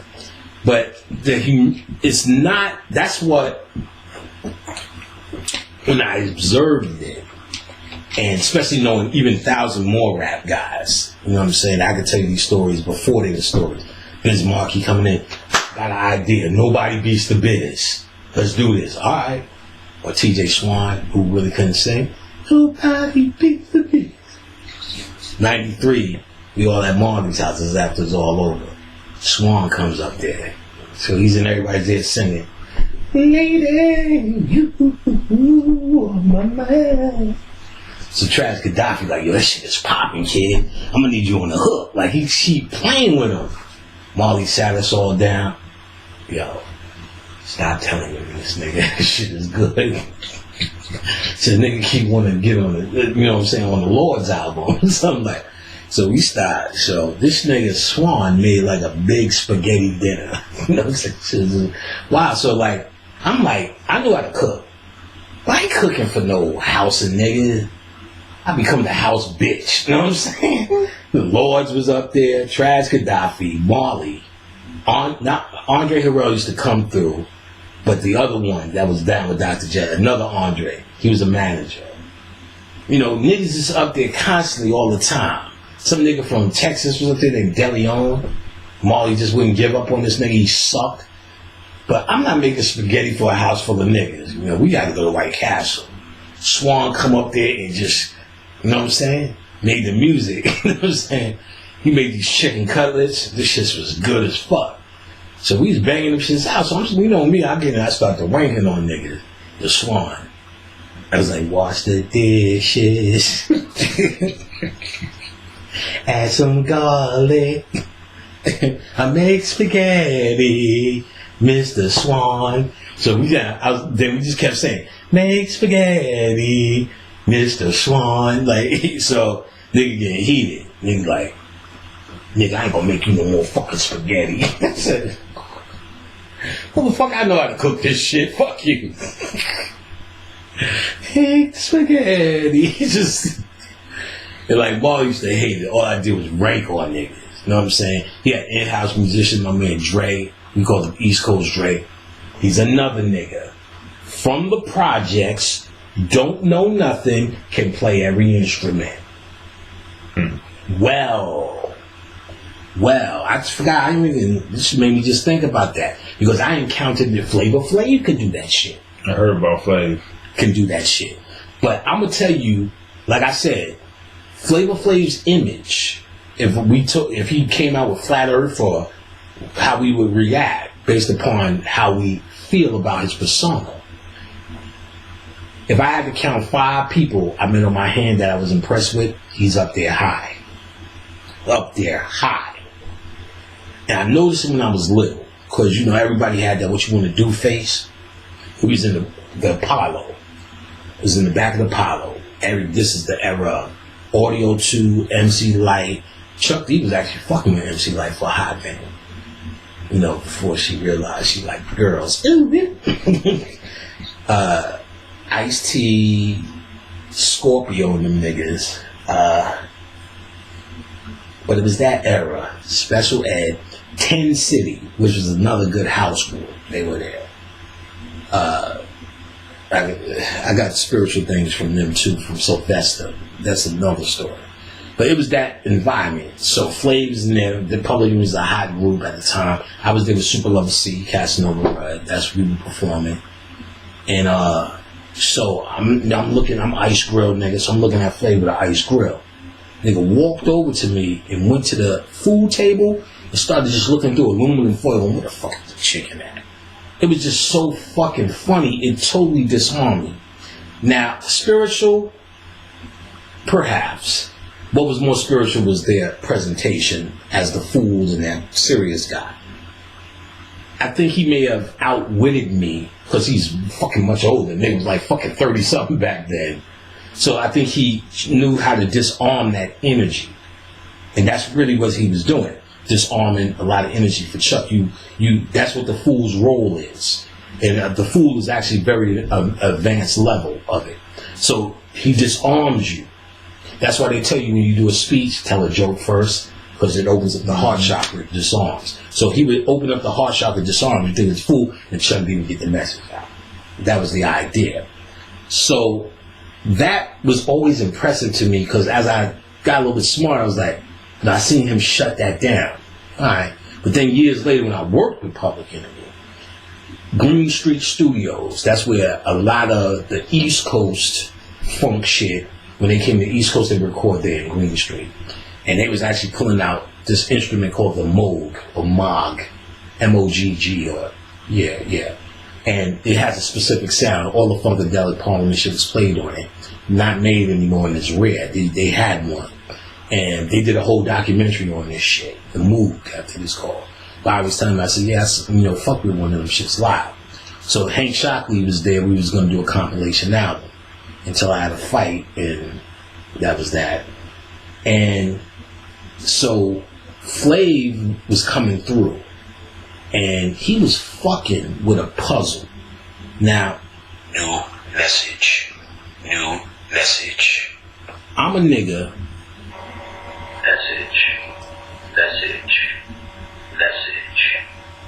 In the 7th grade, this white science teacher brought in the Rubik's Cube. They brought in the book. And they was going through the book, and they did it through the book. And I was like, I could do that. And he was like, nigger, sit back down. Nigger. So, lo and behold, I got a Rubik's Cube, and I figured out how to do the Rubik's Cube all by myself, without the book. I figured out first how to get a side in the first layer. Because you actually get it in layers. First layer, second layer, then third layer. There's actually a method to getting corners, and there's actually a combination. And I figured out the middle combinations was zip,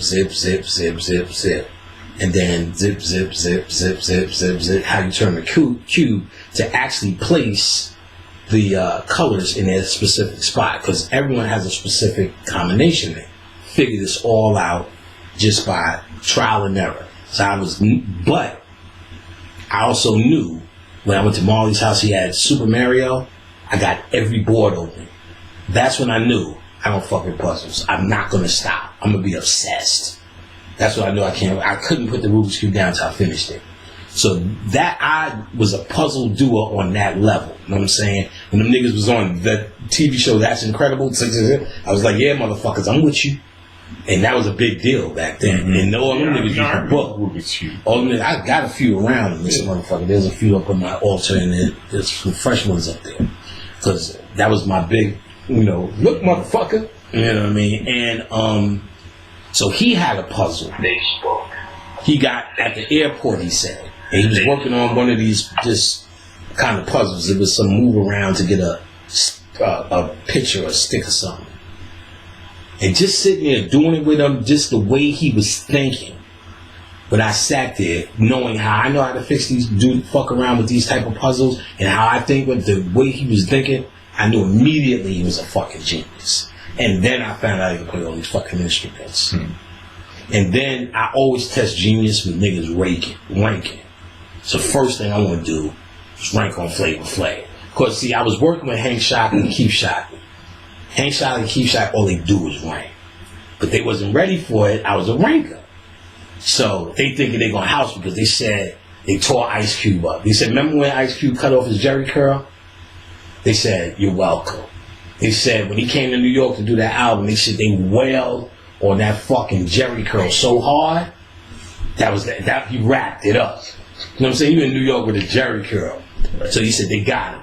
I said, damn, because they worked with Janet Jackson. I said, damn. He said, oh yeah, we used to tear her up too. So I'm thinking they think they're gonna get me. So we in Green Street. You know, they throwing, your mom's this, your mom's that.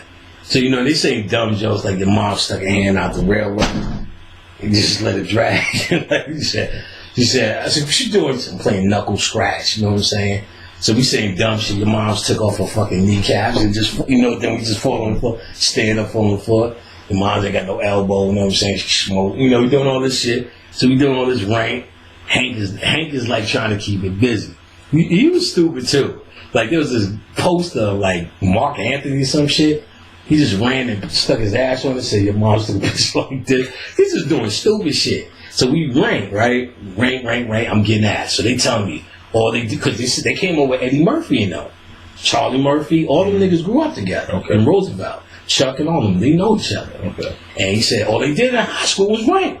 So Charlie Murphy, beast. He said, iller than his brother. So his brother was L too, though. You know what I'm saying? Flav, rank. So all I wanted to do was rank Flav. You know what I'm saying? So I said, I'm going to catch him. I'm going to get at him.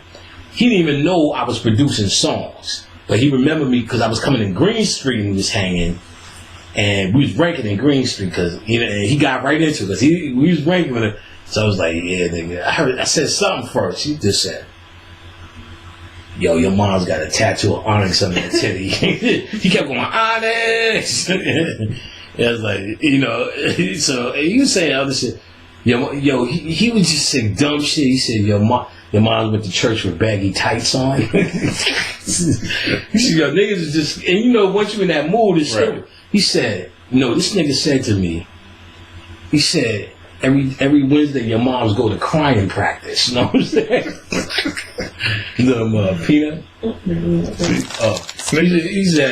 He said, every weekend your moms go to crying practice. Then I'm ranking back with him. He said, yo, I heard your pops failed in funeral tryouts. Doing this just dumb shit. And I'm like, yo, this nigga is funny. And just the way he would do it was crazy. Then we was on the phone, and I didn't. He never met me. We never worked in the studio. I laid my shit.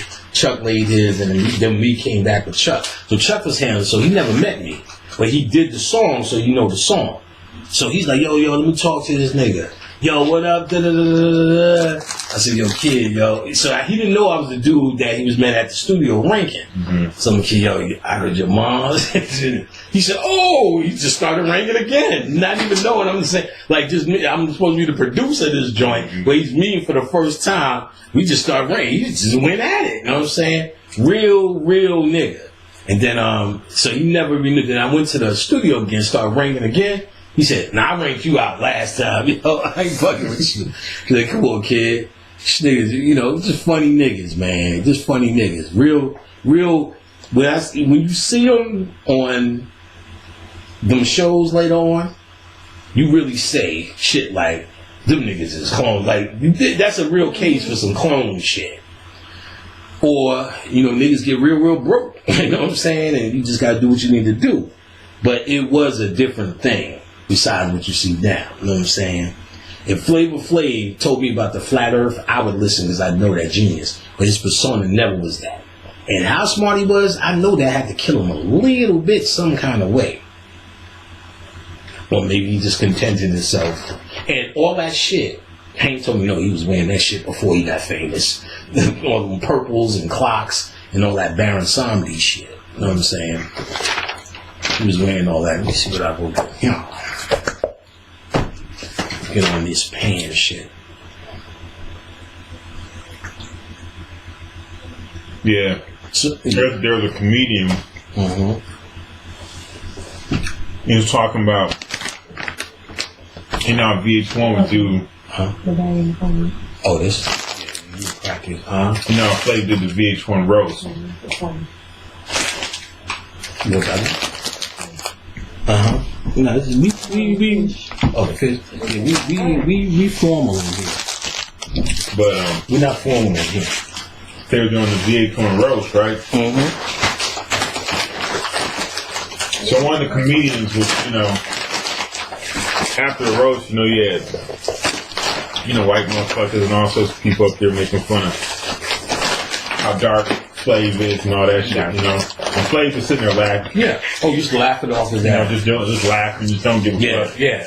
That's like the ranking sessions. That's not even a thing.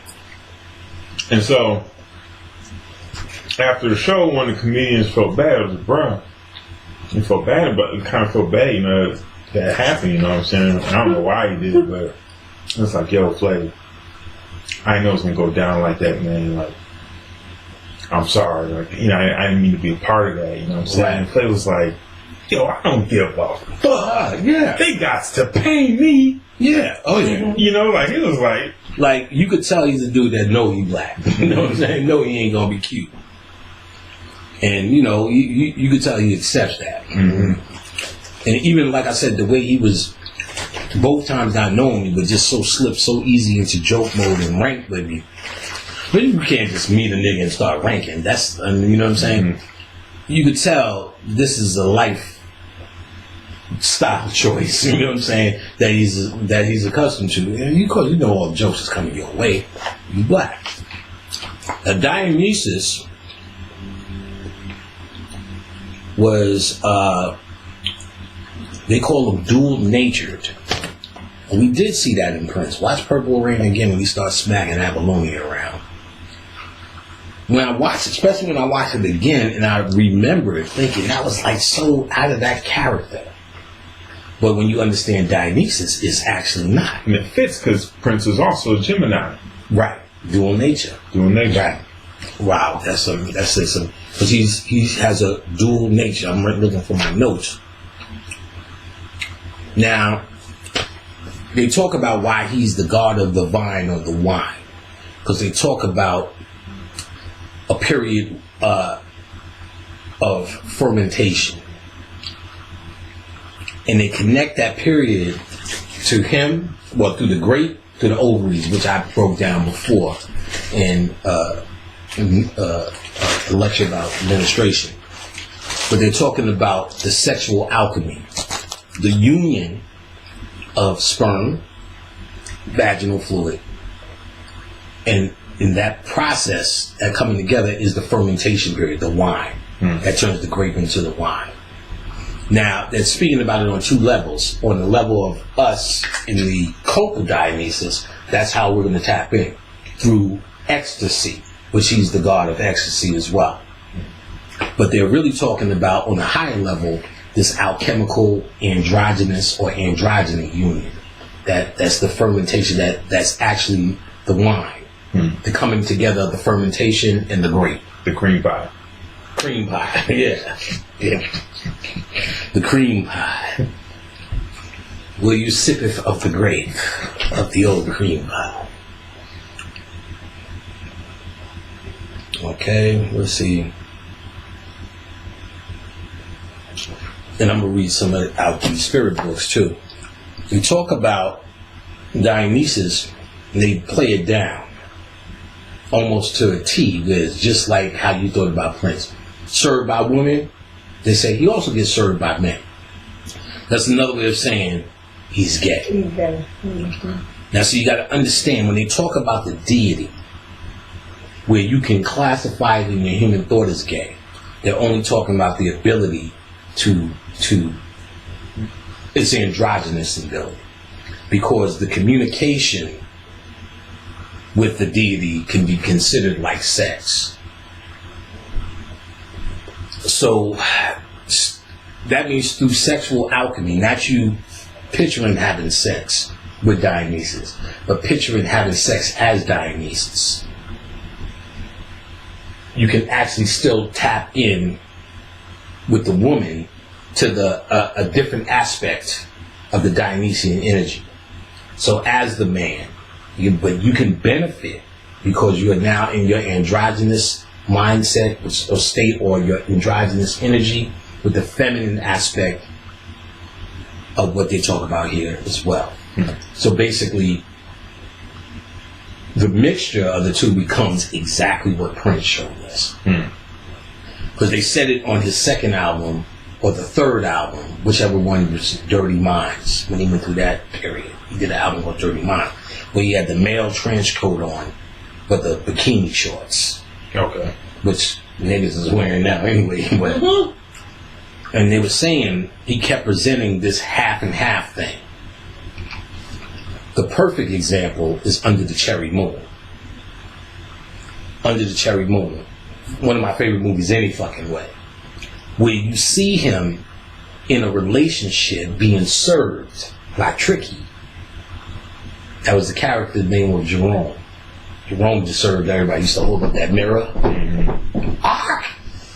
Did a whole movie as Prince's man, friend, buddy / servant.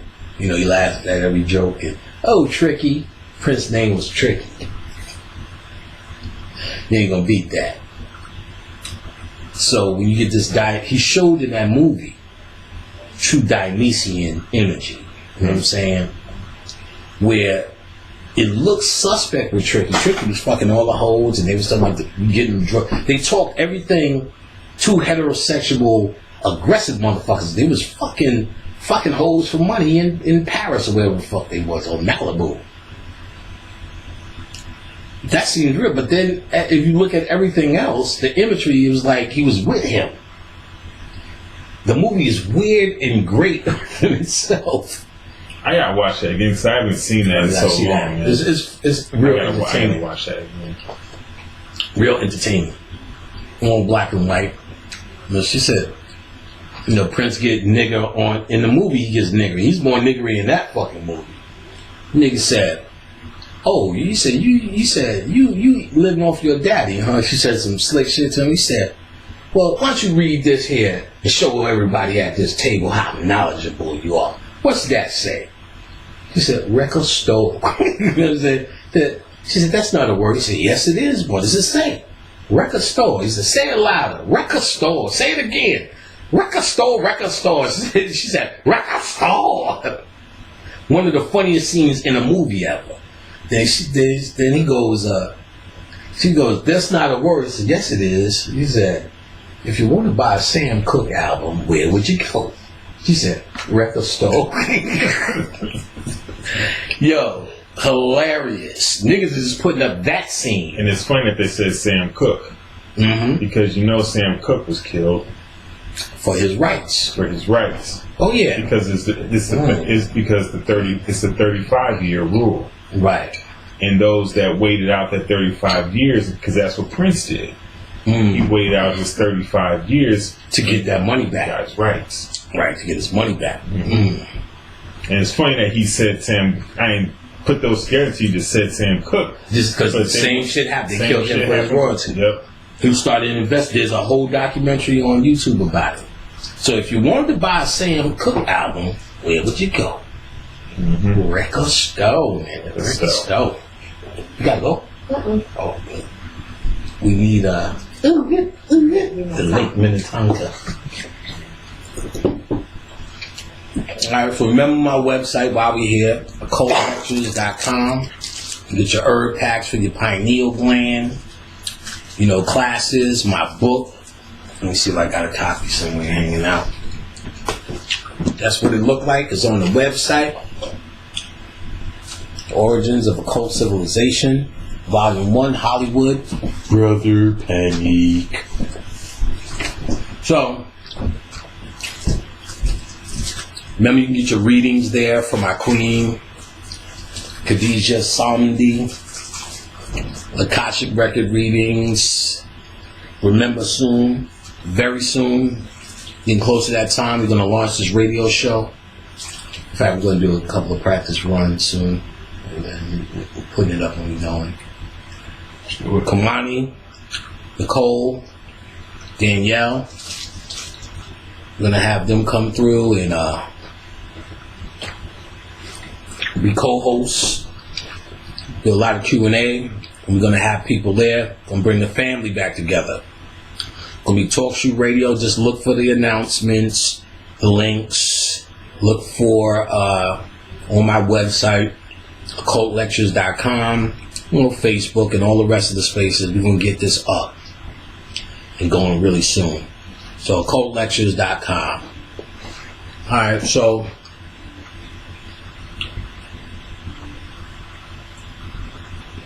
they said when he was young, he lived in the mountains with the nymphs. This Dionysus in the mythology.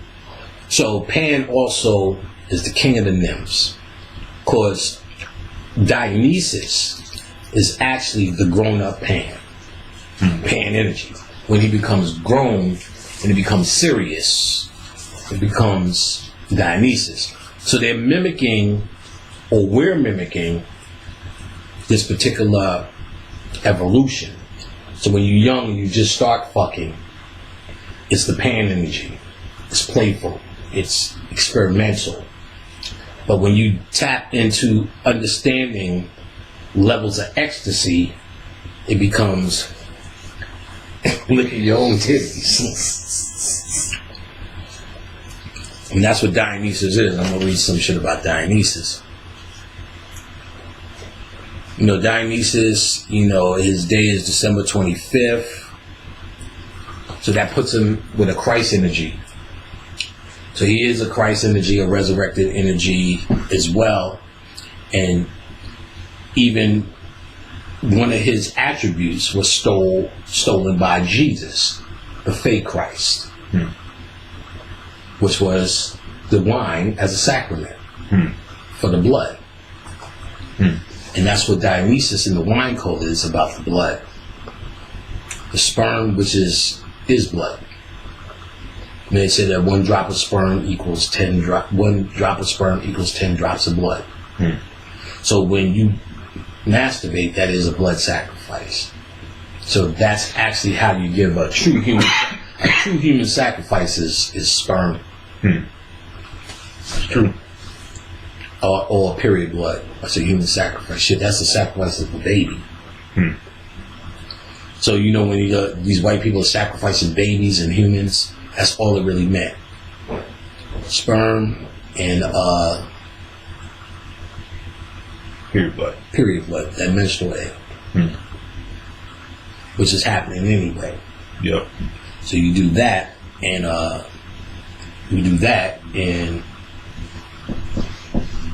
that's where you actually can get the energy from. So instead of thinking your period something that actually goes in the toilet all the time, you need to understand it a little bit more. And then you can use it for multiple things besides filling up a tampon. Yep. Shalonda just got busy with hers one time and just rubbed it all over a tree. I remember that ritual. And she got fixed too. Nice. That's a good one. Oh yeah. She was dealing heavy with the fairies. See, I like her. She go through stages and she keep it moving. Everything becomes a form of discovery. You're only limited to your mind. If you satisfy yourself in any of this shit, you failed. Yep. You fail. Yep. It's nonstop. It's nonstop. Every day is a new day for something new. Something new. So that blood sacrament is his. That grape is purple. His color is purple. Yeah, cause I know it's extreme, but at one point I was thinking about, because you can lose up to a quart of blood. Mm-hmm. A pint. Yeah. Like, what if a couple of pints, I think. I had somebody know that they were doing it. I went to the doctor and I said, well, give me a pint of my own blood. Now I can do my own libation with the blood. Mm-hmm. Yeah. You don't have to go that far. 1 drop of sperm is 10 drops of blood. More valuable than doing any cutting on yourself. You ain't got to take nothing out of yourself. That was the vibration. Sexual energy, period. All that other shit is later day trying to go harder. Mm-hmm. When you losing contact with ancestors and you know they in the DNA, you're going to have to start putting some blood on it. But we don't have to do that no more. Our mind is back. We're back. We're just not occupying what it is. We're back. We couldn't have this conversation. We're back. We just hanging out waiting for somebody to tell you fucking back besides a nigga that look like you. We waiting for some white people to go, guess what, niggas, you back. And you see motherfuckers flying all around this motherfucker. Why did he say we're back? Yo, Prince, you know, they a wine coat. Prince told you drink some strawberry wine, nigga. So he lived in the mountain with the nymph. Like I said, he's the Dionysian one. We're going to read a little bit more about Dionysus in these spirit books as well. But the biggest thing is, why I'm telling you this gateway that's open is not a particular gateway, but a gateway for us to usher in our reality. That's why more of us has to get on this mind thing. To usher in whatever it is you're trying to get going here. Mm-hmm. And that only happens in the world of the new, which is the ancient world actually returned. It only happens that way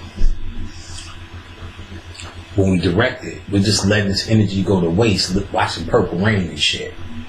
I'm watching Purple Rain for a purpose. I went to the movies to see that shit blast. Then I was doing all I heard. Ain't gonna let the elevator break us. Oh no, let's go. I was at every moment of that shit. I would die for you. He said to his wife. But the point is because I'm getting lost in the energy. You know what I'm saying? And I'm studying this now. Period. I'm studying it now. I'm not viewing it as a fan. I'm there to study. What is he saying? What synchronicities start to happen? What's a synchronicity, Panic? Well, synchronicity is when you say, if you want to buy a Sam Cooke album, where would you go? And somebody says, wait a minute. This is how it connects to what we're talking about. That's what synchronicity is. When you start seeing that happen, and when you start seeing the obvious in symbology, an androgynous being that opened up a purple fucking gateway. Ooh, you know, how hard? You know what I mean? Mm-hmm. How hard? These niggas just don't know how to access it. You gotta access it with your creativity. Mm-hmm. You gotta access it with your imagination. Sit your ass next to Prince in your mind and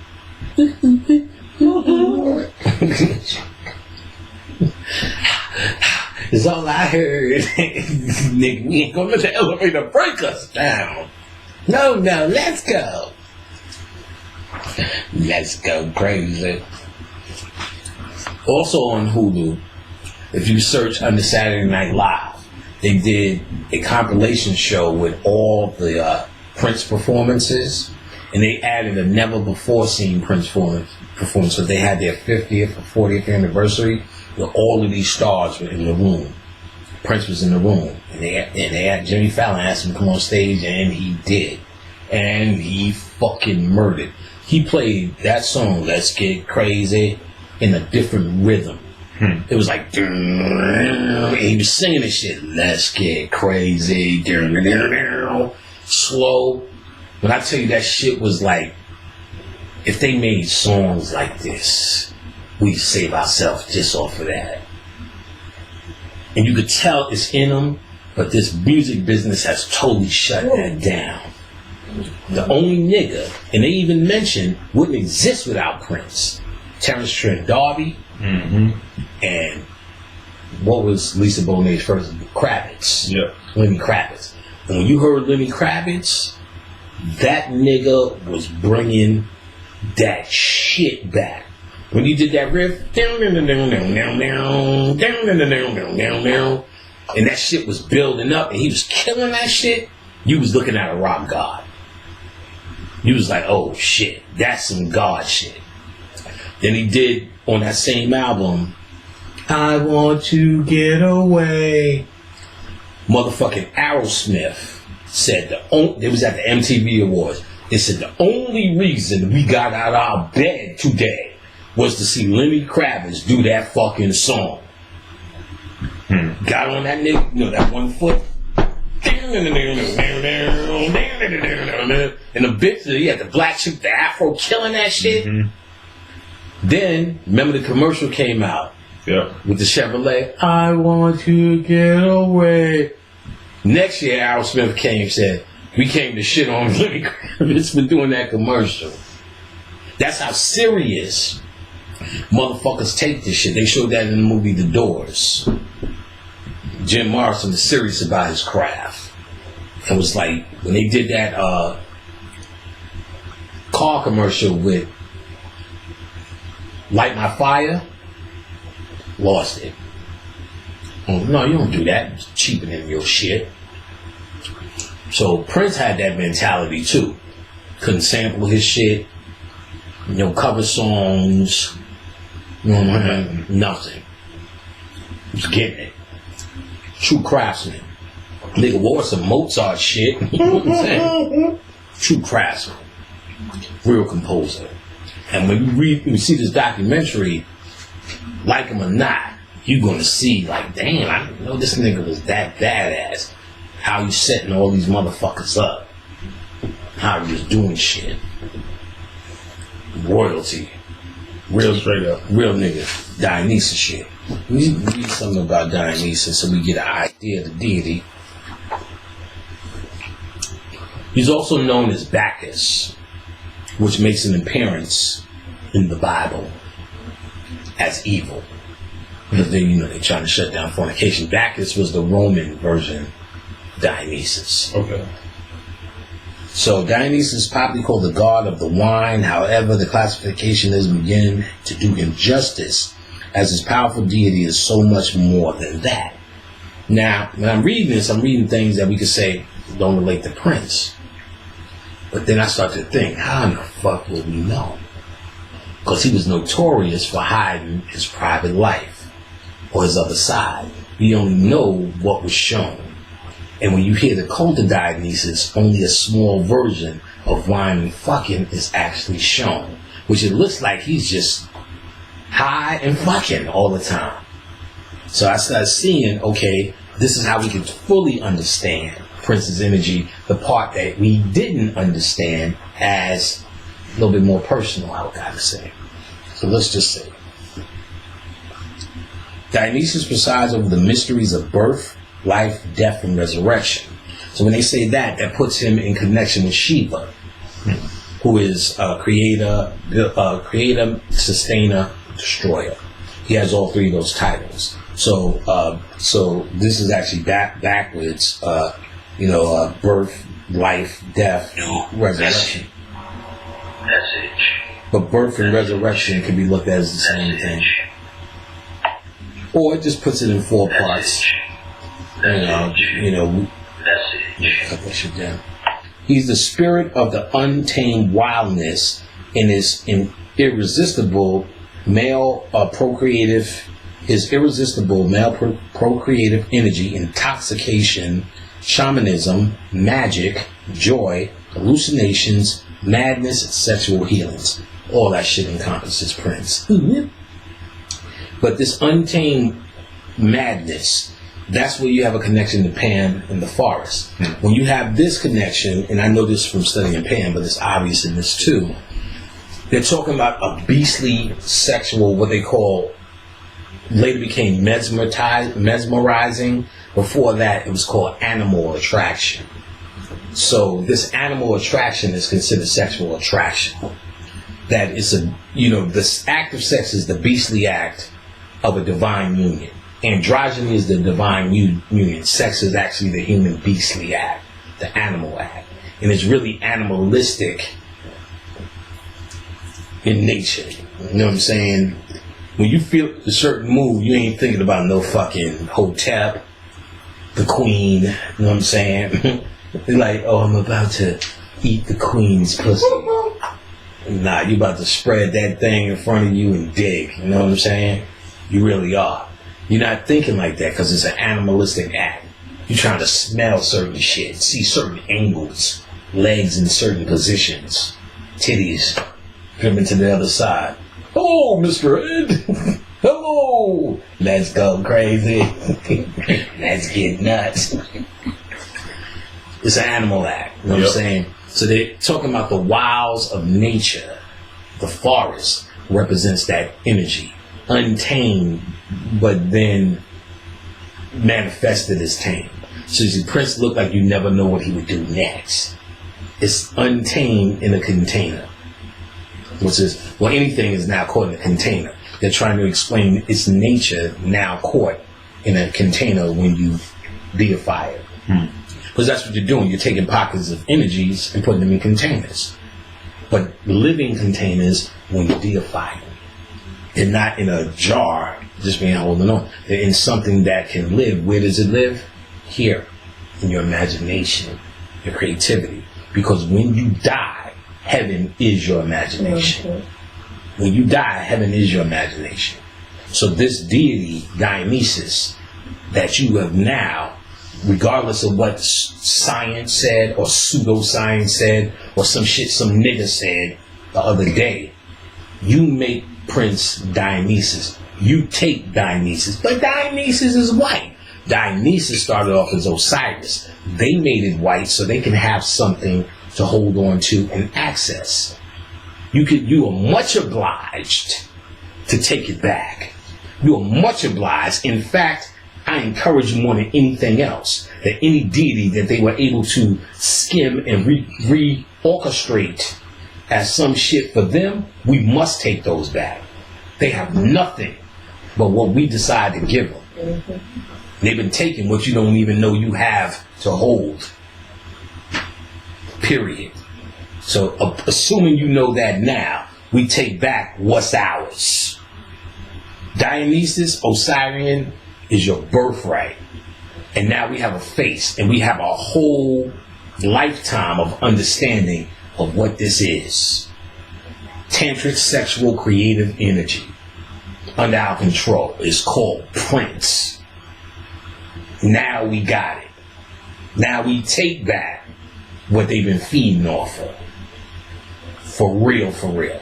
Y'all don't want no gangster shit. What's what I'm saying? I know they're struggling with how this really works. But I'm going to pretend they got this. If you got this, you understand what I say. You should be shitting on yourself right now.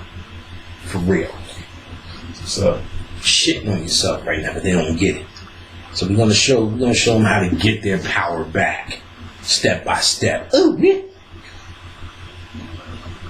He's the spirit of the untamed wildness, irresistible, male procreative energy, intoxication, shamanism, magic, joy, hallucinations, madness, sexual healings. When you see him smacking abalone around. And let's say he didn't do that in real life, he chose to portray that in a movie. Why?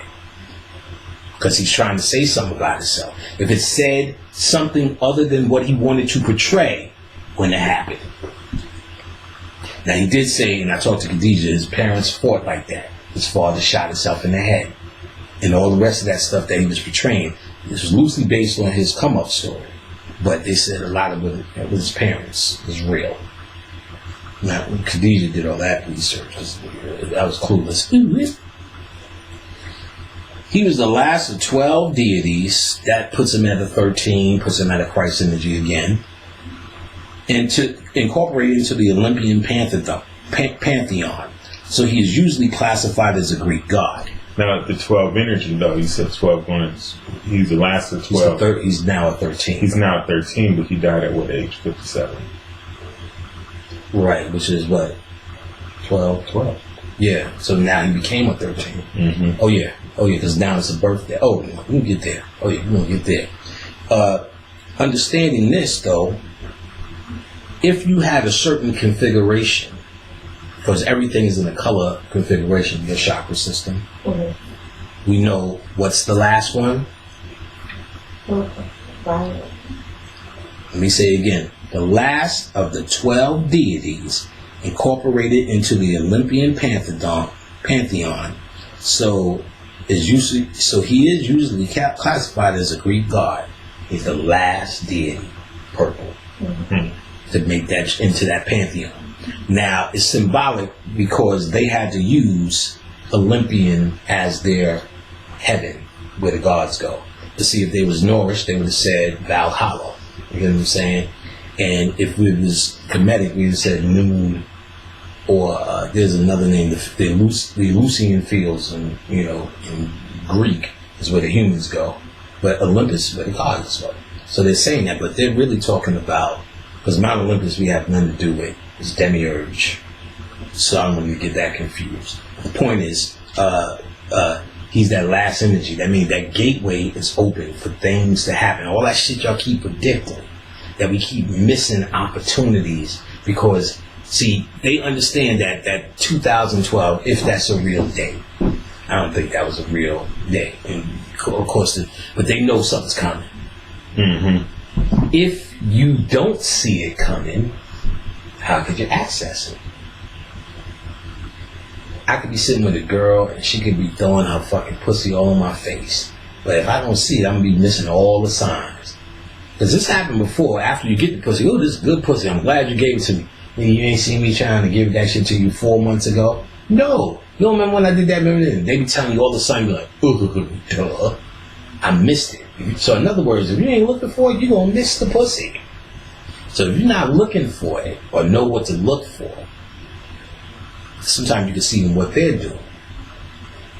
You don't know how to counteract the energy that's really happening. If this is not a gateway, somebody tell me what it is.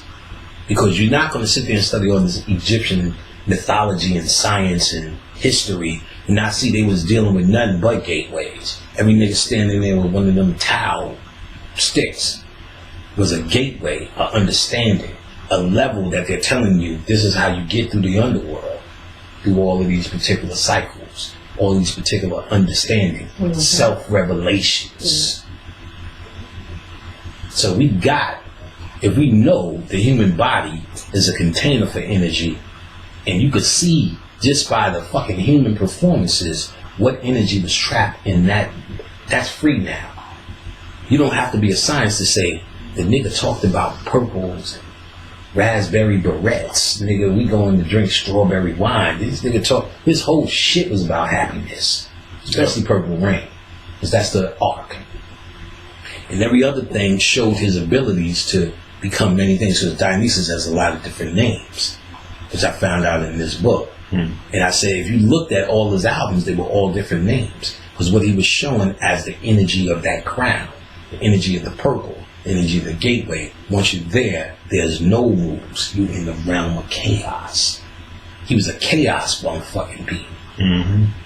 He's a funk nigga, high. We always kept him high heels on. But he was all in purple. He was in a motorcycle, which was some cool ass shit, with the fucking guitar on the side, and he never did the shit again. Besides Purple Rain, I never seen him in the video. He should be pulling up and shit. I said, "God, that's really him driving the motorcycle." Like you just didn't put it together. Doing screeching out, "Get on, bitch." Mm-hmm. Fuck you, Morris. Fuck you, Morris. Nah, don't take that earring off, bitch. Keep it on. No. She tried to close up on her. No. Little mean ass Dionysian fucker. Fuck you, Morris. Lay off that shit, Billy. You're like your old man, kid. And I got 4 acts. And I already got 4 acts. I don't need another one. You better show out, kid. Lay off that shit, Billy. Then when Purple Rain came on, Billy was choked up. Off that part, woo. Billy was looking.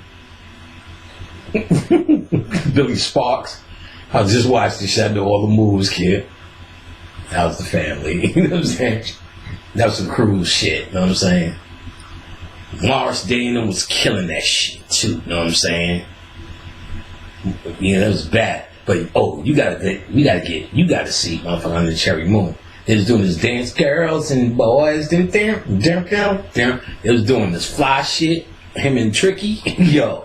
I said, yo, Khadijah, I ain't gonna lie though. Them little fairy tale niggas is freaking this shit right now. Girls and boys, Fred was doing the splits. That was my shit. You know what I'm saying? And yeah, excellent movies. Like Under the Cherry Moon, I enjoy better than, you know, of course he was with the white girl, but that's the role. And probably some Dionysian shit we about to get into. And ultimately, the movie was just put together more entertaining. You know what I'm saying? It was more entertaining. You know, Purple Rain was a better album, so it was a concert. It was just an excuse to do the songs on stage. You know what I'm saying? Which was excellent for me. You know what I'm saying? And you know, but Under the Cherry Moon was like he was showing his little sass. You know what I'm saying? And that's another part of this androgynous thing. This idea of absolutely falling in love with the other side of yourself. See, down here, me and Khadijah are androgynous being, but in the flesh, we're separated. So I look at her how Prince used to look at himself. Especially when you see Under the Cherry Moon, he's fixing his hair in the mirror. And he's doing this shit, and he's like, he's singing this song, but he's almost face fucking himself, like, he's talking to himself. And you know, and then like the scene where the white girl sees him at the party, the camera goes zzz, you know what I mean? And he's like with his little dipsy doodle curl and his ass out jean on top, and he's like doing all this looking shit. I'm like, what in the fuck is that? You know what I'm saying? But it's almost like he's looking at himself, how himself would want a bitch to do for yourself. You know what I'm saying? Amazing shit. So, but you see it all the time when he's doing his videos. It's like he's fucking his. That was the joke. Comedian said he's fucking himself. Why is he fucking himself? Because he's an androgynous being who's absolutely bonded in a sexual embrace with his other side. He could see, without being gay, what's fuckable with guys. And maybe he fuck guys who knows? Who cares even? But you could tell he can see what women find sexy about guys. That's why he can do it. And then he can see, of course, what guys find women about sexy. He just puts it on. You know what I'm saying? He just wears it. That's why he had the baddest bitches. Because he could see in them, because he could see it in himself. He could see the feminine in himself, so he could see how powerful the woman was he was with. And them bitches was icons. Avalonia, Vanity shit, Carmen Electra, and a couple of other noble. Cat, because he was talking about his dancer Cat. But Sheila E.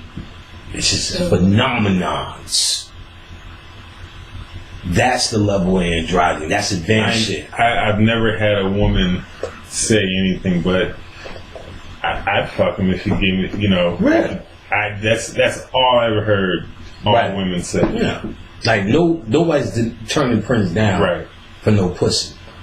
But besides the women that he showed you as arm pieces, you don't really get the fit. But like I said, he definitely told me, come on, man. He said, how fun could it be? Which is real, because we know performers all turn to homosexuality or peeing on girls because there's this phenomenon that, and we know it as guys, half the point of getting pussy is the challenge of it. When you no longer have the challenge, you know, all you have to say is my 12-inch, and you could fuck anybody in the room. You going? I know it sounds good for a while. It sounds like a dream, but it loses shine. I know it loses shine. You know what I'm saying? After I tapped into all that brother panic shit, fucking 3 or 4 girls at the same time. Everyone knew each other. They still go crystal shopping together. We fucking each other. You fucking on me. I'm fucking on you. I'm fucking on you. We no nothing. You would think, why would I leave that shit? You know what I'm saying? But at the end of the day, I realized the only thing that was exploding was my ego for my work. You know what I'm saying? Because my work is inhuman. So if I wanted to marry them and raise them and the kids, that was never on the table. So those who do that in form of polygamy, sure, why not? Have at it if that's your thing. No judgment, who cares? Not really even a concern of mine. I knew from my work, like I said, as I talked earlier, Bobby talked about the heart chakra and all that, but I absolutely knew from my work that this was bringing me to a standstill. It's becoming routine. It's becoming just dick and pussy. So all this adventure gets old. We're saying it from the one side of the adventure, you never did it. Once you got a girl, two girls suck your dick and you feel the rhythm of the head going both ways. Yeah, I talked about it for a while. And then now it's like, oh yeah, wait. Now I tell my son to look forward to that magical day when we could genius up some of this collective consciousness. And so you get bored with it. So you got somebody since 1982 that was on stage talking sexuality. It was already done in 1983, I promise you. It was already done. He was already feeling in 1983. So all the niggas resort to ELL. You know, there's a transvestite on YouTube talking about her adventure with LL Cool J in explicit detail on 14th Street. So I took a lie detector, and you know when somebody is just telling you a truth, the story is not in the, he's just speaking. It's too random to be a lie. You have to remember too much side shit. You know, he had mustard on his shirt, saying shit like that. Like, you know, niggas ain't coming up with that detail. But nevertheless, took a lie detector test, all set, took all the prescribed obstacles for the Inquirer. LL paid them, according to this transvestite, $1 million not to run the story. About how he used to meet up and fuck them and be in a limousine, have a driver, likes to get fucked and likes to suck. Look up transvestite LL here for yourself. Mama said, knock you out. Mama said, knock you out. So, you hear more and more about them turning into some freaky deaky shit. And then, of course, black people made it all Illuminati and Illuminati rituals. Like the Illuminati wants you to fuck so you can make a rap song with Puffy. But Puffy wants to fuck just because he's gay. Yeah. Ain't no Illuminati ritual. The niggas is gay. You know what I'm saying? And that's what that is. They do rituals to bond you to something, but I don't think they're really taking these people seriously.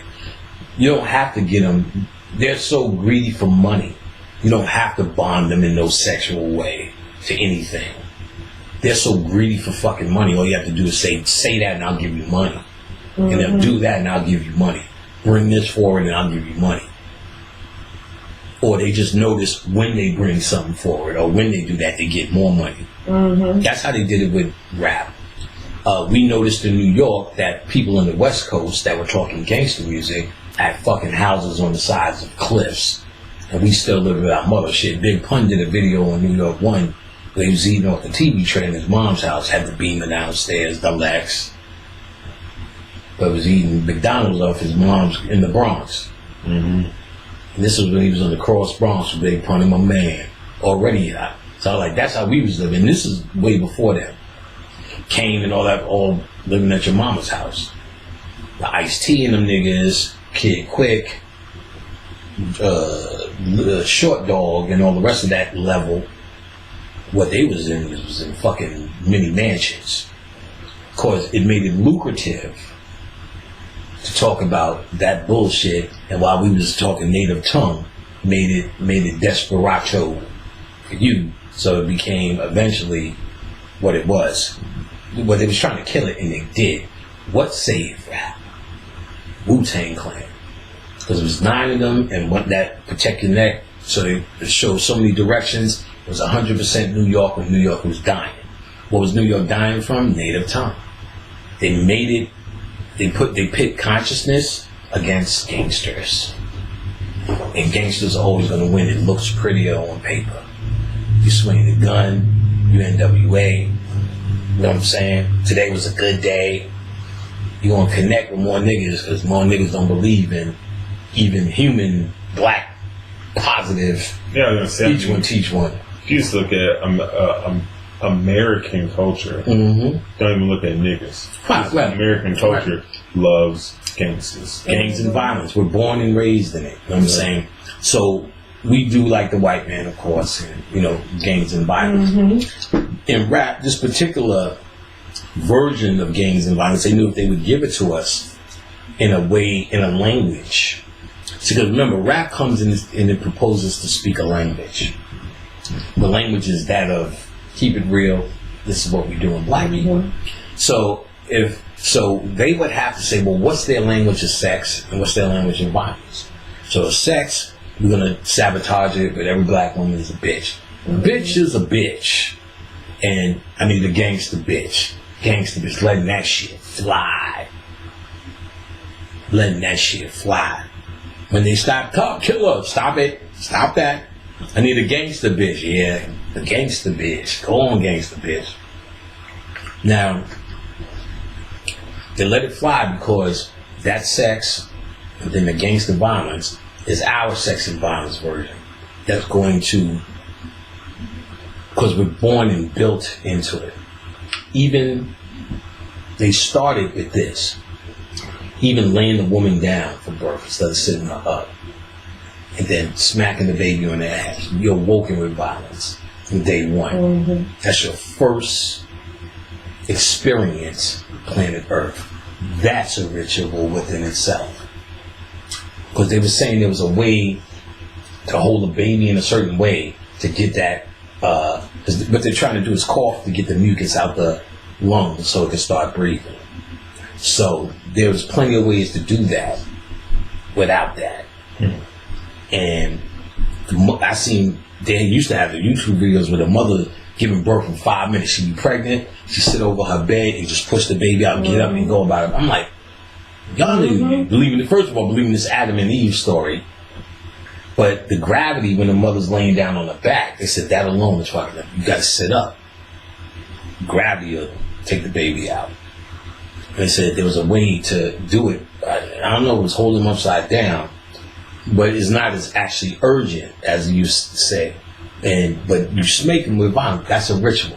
Spanking has to start programming you with violence and a beating. Number one.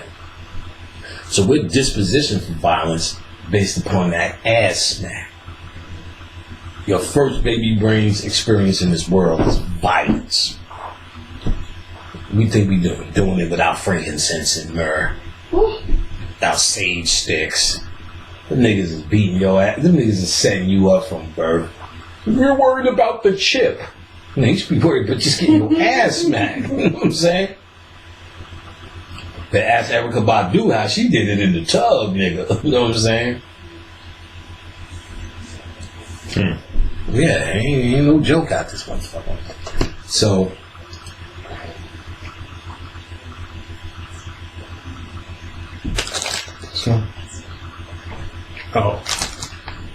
now they say Romania both claim to be his birthplace. Romania both claim to be his birthplace. So what this tells us, because we already know is Osiris, so we know it's our ancient shit anyway. We can just start from Osiris. But when they say Romania, they're telling you it's not even a Roman-born deity, which we understand. That's proof. But they're saying, well, it might be even Romania. They know this energy is transformed and the faces are changed to the imagination of the people so they can tap in. We have the ability, and it's our birthright and our responsibility to take this back. Stop pushing ourselves out of these, well, that was the Greek shit and all the rest of that shit. And understand how we can connect. All of these deities in this book is only a description of the black man and black woman. It's only a description of the black woman and the black man. Each of these attributes lie within us in some sort of way, or they emerge in a different way. This book, or these types of books about deities and lists of deities, this is in Encyclopedia of Spirits, The Ultimate Guide to the Magic of Fairies, Genies, Demons, Ghosts, Goddesses by Judith Iltz. This book this type of book. These type of books are only descriptions of your black man and black woman's mind. And this is the way to access it, through deification, ultimately self-deification, but through using these deities as gateways or energy points to make it personal. If we can identify an incarnation and connect it to a deity, which is what just happened. Prince was an incarnation. That was an incarnation of the Dionysian energy that we know. And that we know it, we now have a first-hand way to access it. More than just abstract thought, which still works. But now a way to not let the elevator break us down. Oh no, let's go. Let's go crazy. So this proves it. Instead of worrying if it's from Romania or Greece, all you need to know is if there's a question of its origin in Greece, because its origin is not from Greece, even though we already know that. But this proves it as well. That even if it's in dispute, that means whatever is in Romania has certain of the same characteristics. They're just not sure where it started, so-called. But if it has the same characteristics, that means there's another deity that means, actually, we go back. It means there's something called an archetype deity. That means this energy shows up all over the world, whether you can speak the language of the person or not. Love is an archetype energy. It shows up all over the world. Rap is not an archetype energy, because rap was created in New York by some black kids. It is now all around the world, and you have to adhere to, or used to have to adhere to certain rules to be a rapper. Certain clothes, certain way you talk, walk, eat, the culture, and the type of music. But it's not an archetype energy because it comes from one energetic source, and it's spread around the world. Love didn't come from one energetic source. We came down here with this motherfucker. The energy that creates rap, we came down with. But the actual end product is something that was made in a specific time under a specific banner. So archetype energy is energy when you read these deity books to follow, because you'll start to say, wait, that one's just like Shango. That one's like Oshun. So you'll have different names, different contexts, and more information. See, because once you understand Dionysus is Osiris, now you're reading aspects of Osiris's energy that you didn't get in these fragmented mythologies. Well, sometimes they separate it and sometimes they put them together, because Dian is nothing but Osiris and Isis. So they're talking about the androgynous version of Osiris. See, but they do that with Shiva, because Shiva becomes androgynous with Parvati. Becomes Shiva Vati or something like that is his name. It's a contraction between the two names. They have these priests, these shamanistic priests in India that dress up like women, put on lipstick and all this shit, tapping into this Shiva Parvati androgynous energy. Do I think you need to go that far? Perhaps not. But they exist. It has nothing to do with homosexuality. Wearing dress and lipsticks and the whole shit. These shamans tapping into this androgynous aspect. Shiva is also connected with Dionysus. So we have a little bit more, and Shiva is also connected with Osiris as the resurrector and the destroyer. You know, the Lord of the Dead, and the coming forth of the Osirian is the coming of the man in the West. In other words, the resurrection. So Shiva has a connection to Osiris, and what you don't know about Osiris, because you do know about the union that created Horus, but they were all one from the same egg, remember? As brothers and sisters. They're telling you that they were one at one point. It's not the actual brother. It could have been, because royalty followed that suit. But in the mythology, when they say brothers and sisters, they're talking about soulmates. And then when they talk about them, they're talking about their adventures on Earth as man and wife. That's why they're man and wife and brothers and sisters. Their cosmic union is brothers and sisters. My cosmic union with Khadijah is my sister. She is one and the same. Here with boyfriend and girlfriend, man and wife. Honey dip and nigga flip. You know what I'm saying? And that's because we're playing this role down here, but the role is the union of one. And that's what they're talking about in the mythology. You know what I'm saying? As brothers and sisters, they're one. But you don't hear any mythology on them in their union. Where you hear it is these one mythology, this one idea that was told over and over, many different faces, names, and stories, was trying to get a point across. So the shamans had the same understanding, made another mythology: Hinduism, Buddhism, Zen, whatever. You know what I'm saying? Through Kabbalah, through all these systems, we're just trying to get this understanding to you with different delivery systems. Different delivery systems. So with mythology, when you deal with mythology, if you start to identify the archetype energies, where if this is Osiris, I understand his energy. Wait a minute, this Shiva guy starts to sound like him. Hades sounds like him. Dionysus sounds like him. Then you can start to pull these connections to get a holistic understanding of the energy as a whole. Not stopping at Dionysus and starting at Osiris, but let them bleed into each other in your consciousness. How can that happen?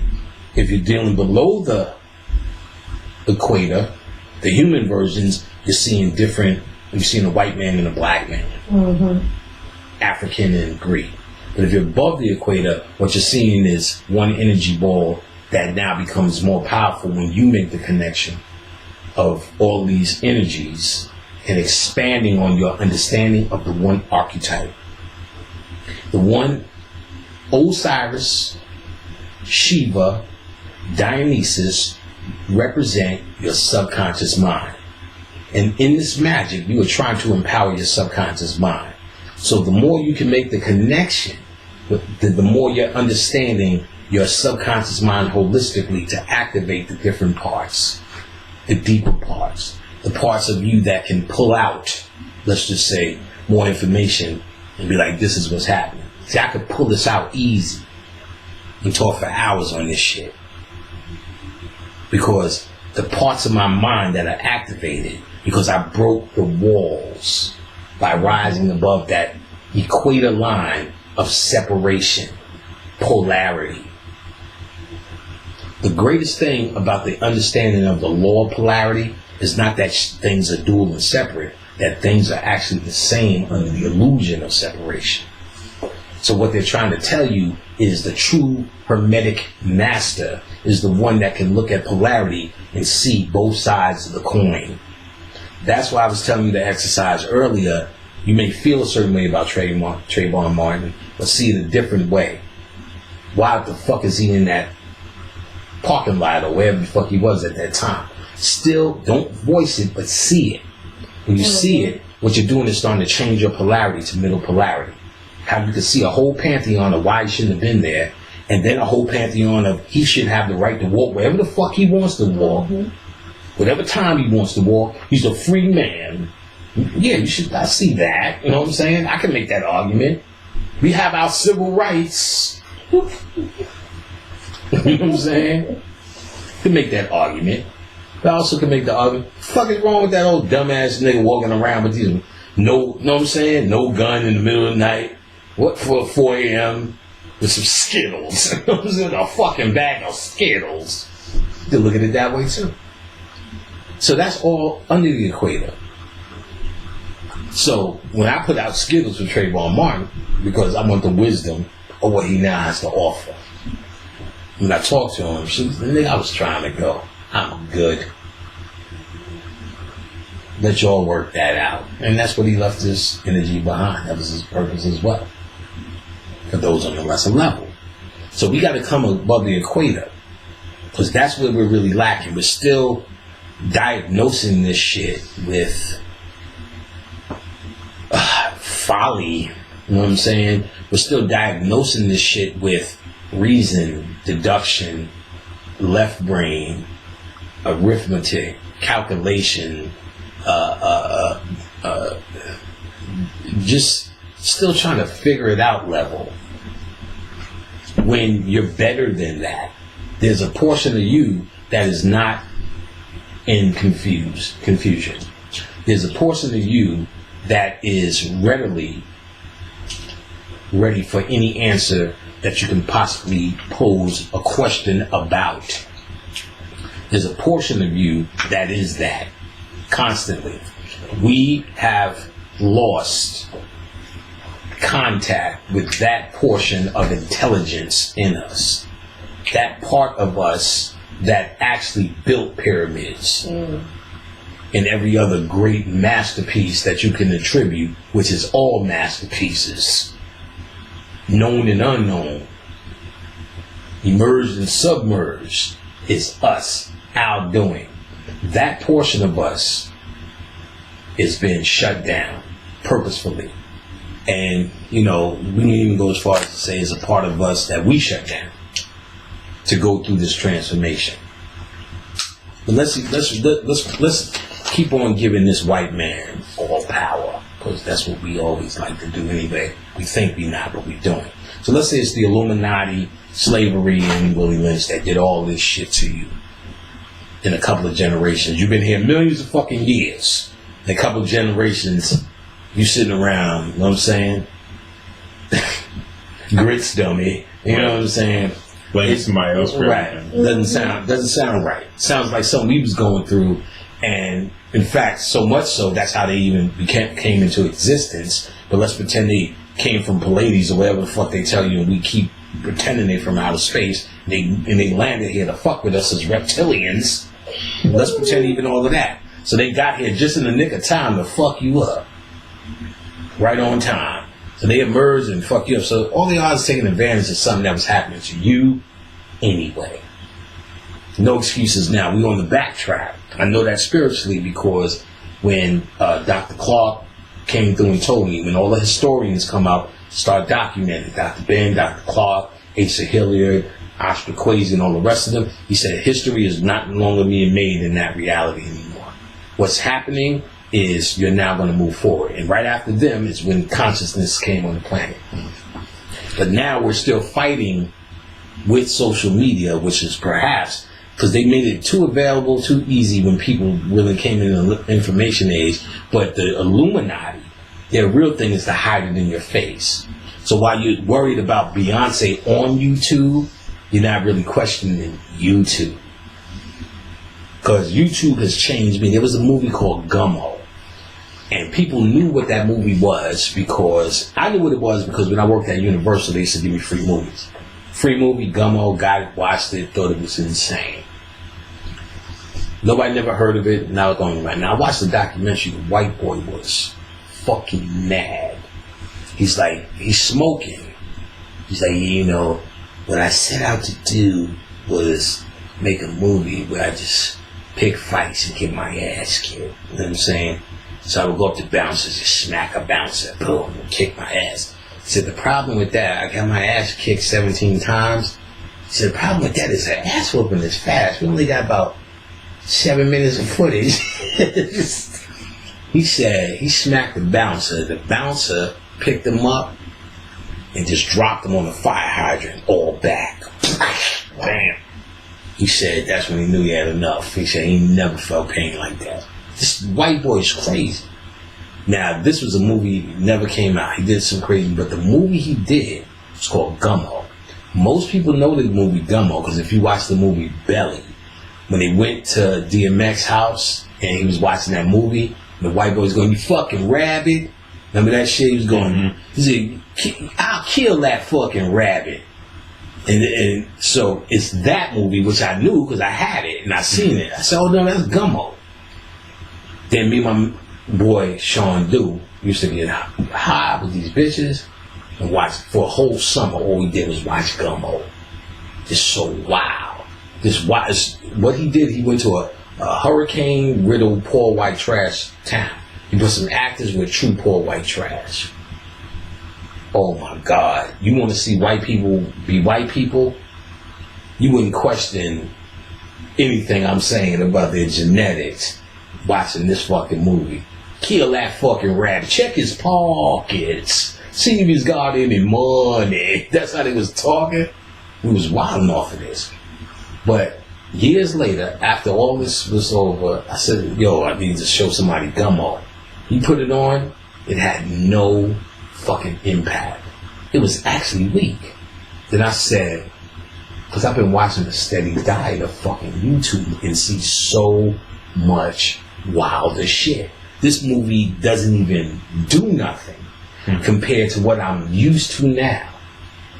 Yeah. So why you think the Illuminati is them showing Beyonce's ring and pointing to it, that's to distract you. The Illuminati is YouTube, and they're controlling you through what you see. You're able to see whatever they decide to make viral. Not go viral, but they decide to make viral.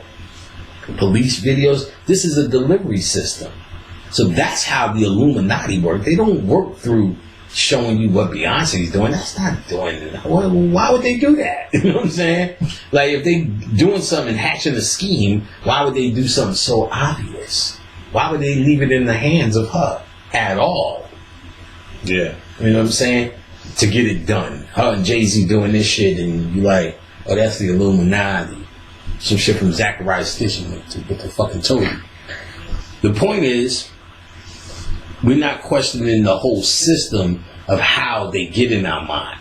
We're still trying to argue with what they put in our mind. Not why they actually have a delivery system for your mind. YouTube is a delivery system for your mind. That's what we need to deal with in terms of counteracting some magic. Know that they're going to show you the bullshit. Don't fall into it. Don't go for the bullshit. Understand and observe how YouTube, you couldn't live without this shit right now. They got you. That's what got you. You can't live without Facebook right now. They got you. Snapchat, Instagram, Vine, all of those things is not what's happening on there. Or we on Facebook liberating ourselves saying hotel. It's not what's on there. The fact that it exists and you accepted this program. Because all it really is a delivery system. And while you think you're making a delivery, or you could say 1,000 hoteps and just see one police video. And you're fucked for the day. You know what I'm saying? No matter how many fucking hoteps and how many fucking words of wisdom you've heard on somebody's fucking women can live in the forest much longer than men, Ashe. On their status messages, you know what I'm saying? But oh, that's deep. Women, I gotta move my hoe to the forest so we can get milk and maple. Doesn't matter. You know what I'm saying? Yep. One police video got you. It's the delivery system that we need to really understand is the Illuminati. It's mind control. Right. They got us with Rodney King, you know, which, of course, I'm sure wasn't no step event, it was a real event. Perhaps, because I still see the way it could be a setup fucking event. Show people the prowess of the PD beating your ass. So, but let's assume caught him on tape for the first time. Hootie hoo, we got him. We at the very least, black people said this is a tool. Catch the police. We got them. We watching what they do. Aha! Now we got you. They showed you in law. Let me show you how let me show you this magic trick. So then we move past that. Now we're not really dealing with the real Illuminati scam. You see all these police videos, and because it's ingrained in you, with the Rodney King, that we caught him on tape, you look at these YouTube videos going, got another one, we got him, catching him on tape, look at this, what they doing to this little nigga in Baltimore. Ooh, shit, my balls itch.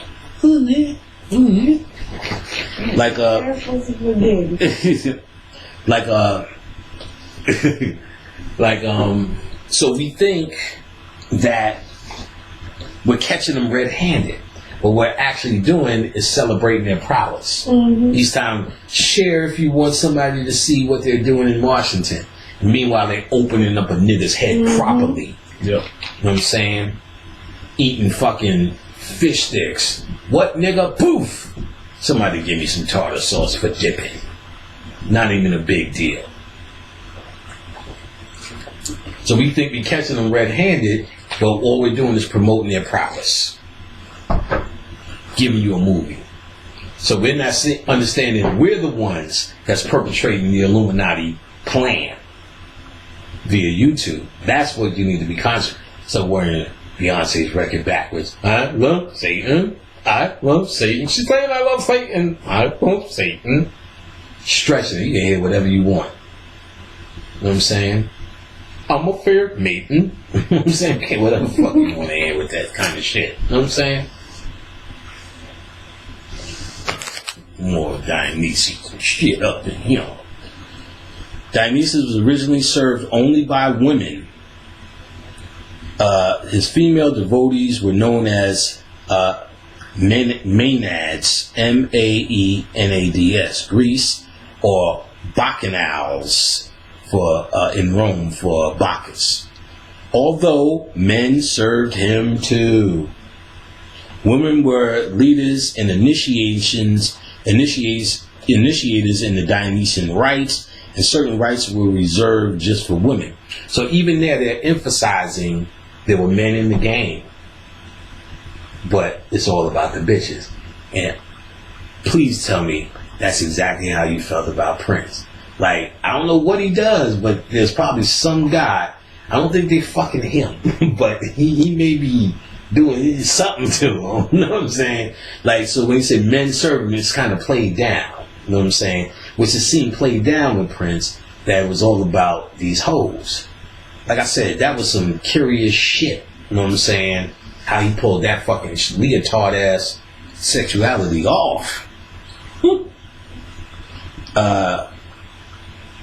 To resist him, to resist his call was to risk madness. Now that was interesting because when Apollonia in the movie said she was going to sing with Morris, he had to smack that bitch for about 180. You know what I'm saying? So anytime she fucked with Morris, this shit turned evil. That madness, that wildness came out. And they showed this, like I said, even if it was all fake and he never had this experience, the fact that he chose that for his movie is good enough. Because he's trying to speak something about him. And now that we understand what he's speaking about him is this. Everything he's speaking, whether he knows it or not, is this. Now, some of the stuff I think I've heard, or seen, I should say, in the music videos, I've seen a lot of Dionysus. And Dionysus is the man with many faces masked. There's a scene in Purple Rain where he has all these masks around. And what he's doing, I almost would bet my money that he read a book about Dionysus somewhere in his life. And it inspired him for something. Because all the elements line up, even physically, where you could see he was creating that type of thing with that whole movement in the androgynous movement in Minnesota. And also, I mean, you can't, obviously, you can't help but be who you are. Right. Right? Mm-hmm. So do you you don't need to read anything about being panicked. Correct. You are panicked. Correct. So, I mean, and that's why I was saying, I don't know if you need to read anything because it's who he is. Oh, I got what you're saying. No. I think when he read it, it spoke to who he was. Because remember, he still needed to come up with an act. Let's not kid ourselves. He still needed to get on stage and perform. He had to create a persona for stage. To create a persona of who you are is no hard task, but it's done all the time. Michael Jackson was who he was, but he was very conscious of a stage show. You get what I'm saying? But you understood once the lights went off, he's still going, "Hi, can you have any bananas?" You get what I'm saying? So when the lights went off, he was Dionysus. I guarantee. But I get the feeling he was also conscious of it on a human level. Because Michael was Pan and St. Michael, but he never called himself St. Michael or none of these archangel type things. We seen it in his image. We didn't see the presence of it. Right. But maybe later on he did, because I think he took a picture kind of alluding to that. But, so, I get the vibe from the actual stage presence as well, more than the spirit, that he understood this. Because it's not hard to find. This is Greek mythology. This is not like a mythology you have to search. This is something you probably had to fucking read. And when he read it, it probably hit him where he may have felt it like, I'm that guy. And he did that on stage. Dionysus carried the staff with the pine cone. There's a name that starts with an H. That was nothing but Prince's guitar. That same staff. You know what I'm saying? It's like Tahuti staff as well. You know what I'm saying? Ooh, my nigga. Even riding the motorcycles, he's pulled by in a chariot of either griffin things, which is a mythological creatures, but some say leopards, panthers. That's not but that motorcycle. And in when Doves cry in the video, he's doing the panther walk. You know what I'm saying? That's a part of his sex scene. So I've seen that because he's associated with panthers, cats, and the leopard. You know what I'm saying as well. Let's speak a little bit more about him. So to resist him is madness. Dionysus presides over Orgeia, which is literally rites performed in the forest. And that's what connects him to the Pan energy as well. And Osiris, the lord of, well, he's the lord of the perfect black, but Osiris was considered green and vegetation, so that connects him to the old Pan as well. Now, or the grown-up Pan, or what Pan becomes, from which the modern word orgy. So Dionysus presides over the orgia, literally rites performed in the forest, from which the word orgy derives. So he sits over the orgy, which makes sense. Because no matter how much you looked at Prince, you thought that's what was going down every night. You didn't give a fuck. You just knew it was an orgy. But when you think about it, what we discussed already, it can't be. You're just tired of pussy. And you would be tired of pussy on a regular guy level if you was just a mailman and you was getting that level of pussy. Imagine me. Come on. Who can't you fuck? Because that's the question that comes in your mind. Now I'm going to fuck the bitches I can't fuck.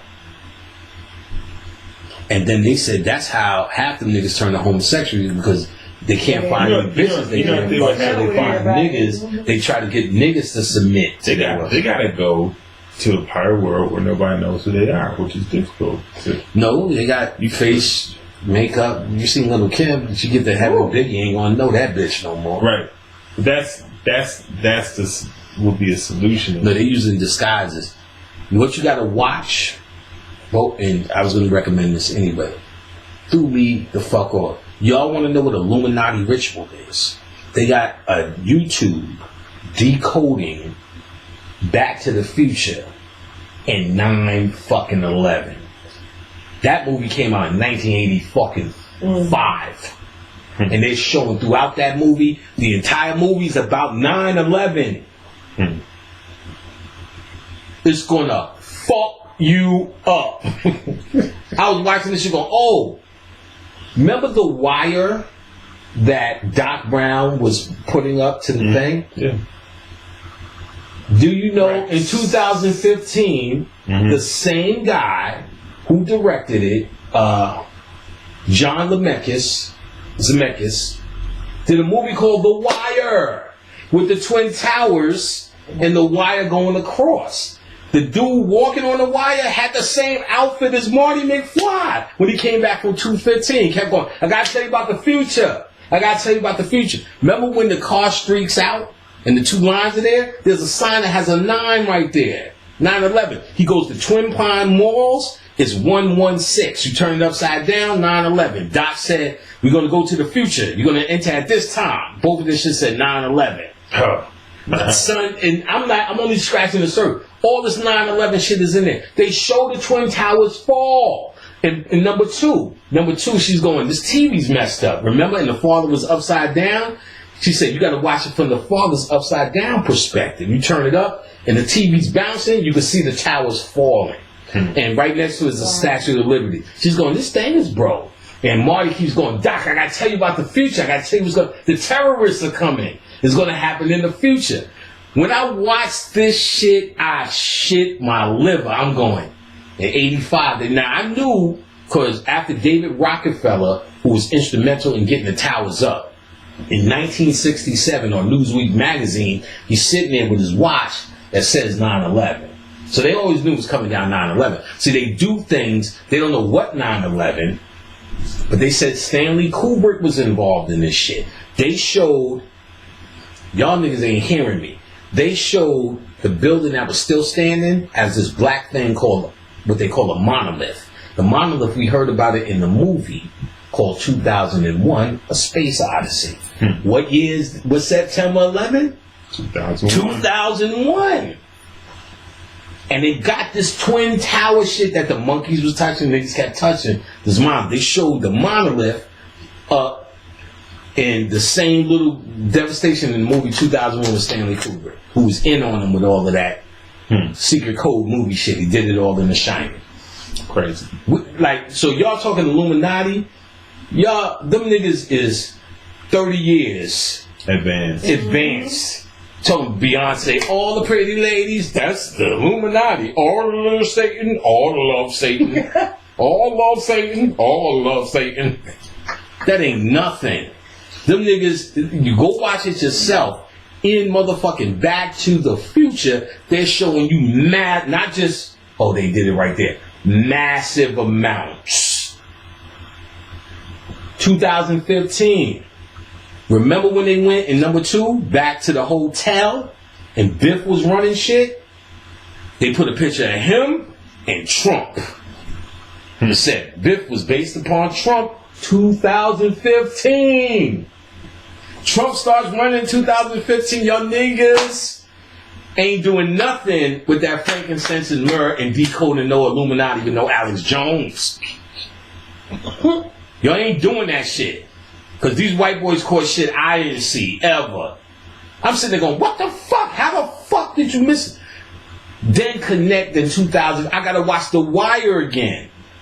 They showed Doc Brown fucking with The Wire, the clock. Then they showed the clock tower and the Kennedy assassination. They said, Marty goes, he lives on Kennedy Boulevard. Do you know a guy named Doc Brown? He lives on Kennedy Boulevard. No, he said Kennedy Drive. Talking about Kennedy's Drive. While he's saying it, he's pointing his finger like a gun.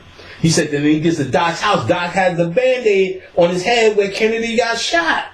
I'm like, they went through a whole Kennedy. They wasn't predicting it. They was talking about the Kennedy assassination. And then they connected this shit to 9/11 in 1985. Crazy. This is mind fucking blowing. Go look for it. They got, because this is a big revelation. So there's about 35 of these copies of this Back to the Future 9/11. Do that search. It's going to literally fuck you up. Some of them are short. Try to find the longest one so you can find the one with Kennedy. And they doing both because I seen them, you know. Wow. Oochie wally wally. Shibang bang kind of level. So while y'all think y'all decoding Beyonce and her Baphomet ring, y'all niggas are so left behind in what it is. You're not going to figure out something that they figure they got a lifetime to try to perfect, or lifetimes to try to perfect. They're not trying to throw you in no fucking camps. Right. They don't give a fuck about that. That's a threat. Continuing playing. Yeah, they have nothing else. It's all about trying to capture and really understand melanin, because that's going to be the catalyst that connects them to all energies. So they need you to not claim the energy. Too many people eating a steak makes it weak. And once you're claiming and using your energy, it's none for them to use. If we don't use Prince energy, if we just end them as a dead person that went on to Jesus, then the energy is out there for them to use. If we start using it, you know what I'm saying? Like, well, that's what you and I are doing. See what I'm saying? I'm getting my piece of the pie. You getting your piece of the pie. That's what we're doing now. Yeah. So we're going to eat off of that. We're supposed to eat off of that. It's ours. It's our birthright. See, but most of that is not going to be tapped into by black folks. Just on the Purple Rain level. And they're giving you that energy. They're giving you his humanity. Purple Rain, show Purple Rain in movies, make all the CDs cheaper. Today is Natural Pit. They threw that blue purple in the sky. They threw his symbol in the sky. It's, you know, you dress up like Prince, whatever the fuck. They're going to give you all that because all that's building his energy to get his humanity, you know what I'm saying, actually out the way, satisfied, fed, so they could tap into that archetype that he just brung down here. Now it's a gateway. Now it's a way for them to tap into an archetype. That's like the God showing up on earth. And everything they touch is now gold. Now on your altar. Now a magical item. Pan blues, pan pipes, those are magical. Now. So now we have that. We have all these testimonials. You know what I'm saying? You have white people on Saturday Night Live in tears Said, yo, Prince owned a color. These white boys saying heartfelt testimonies, not because it's fake, because they grew up with that shit and it's changed their lives as well. Remember, that shit was rock and roll too. So, once we access this energy, you'll notice your whole stock goes up in the whole area. Because this sexual power, we don't need that. That's what we all trying to walk around. That's why you got on the clothes you got on and I got on what I got on. You know what I'm saying? That's why I wear the cologne out there. That feeling that Prince was able to show you with this ultimate love affair with himself is what androgyny is really the first step in what I teach in class to a lot of your breakthroughs. To first love yourself, then be able to love others like yourself. At least understand that love. You know what I'm saying? See, I understand the love of my brother, the love of my sister, to the point where I'll do this. I understand not loving you is raising your brother, you a king, your sister, hotep, you a queen. And it's nice to say, you know what I mean? It's very nice. But at the same time, that's not what's raising you up. Raising you up is being able to shed light and inspire you to find that light within you, to make that frequency connection, to hope, to help, to turn on, because you're the only one that can turn on your lights. You have to accept whatever I say is a ha-ha moment if your spirit tells you to. So,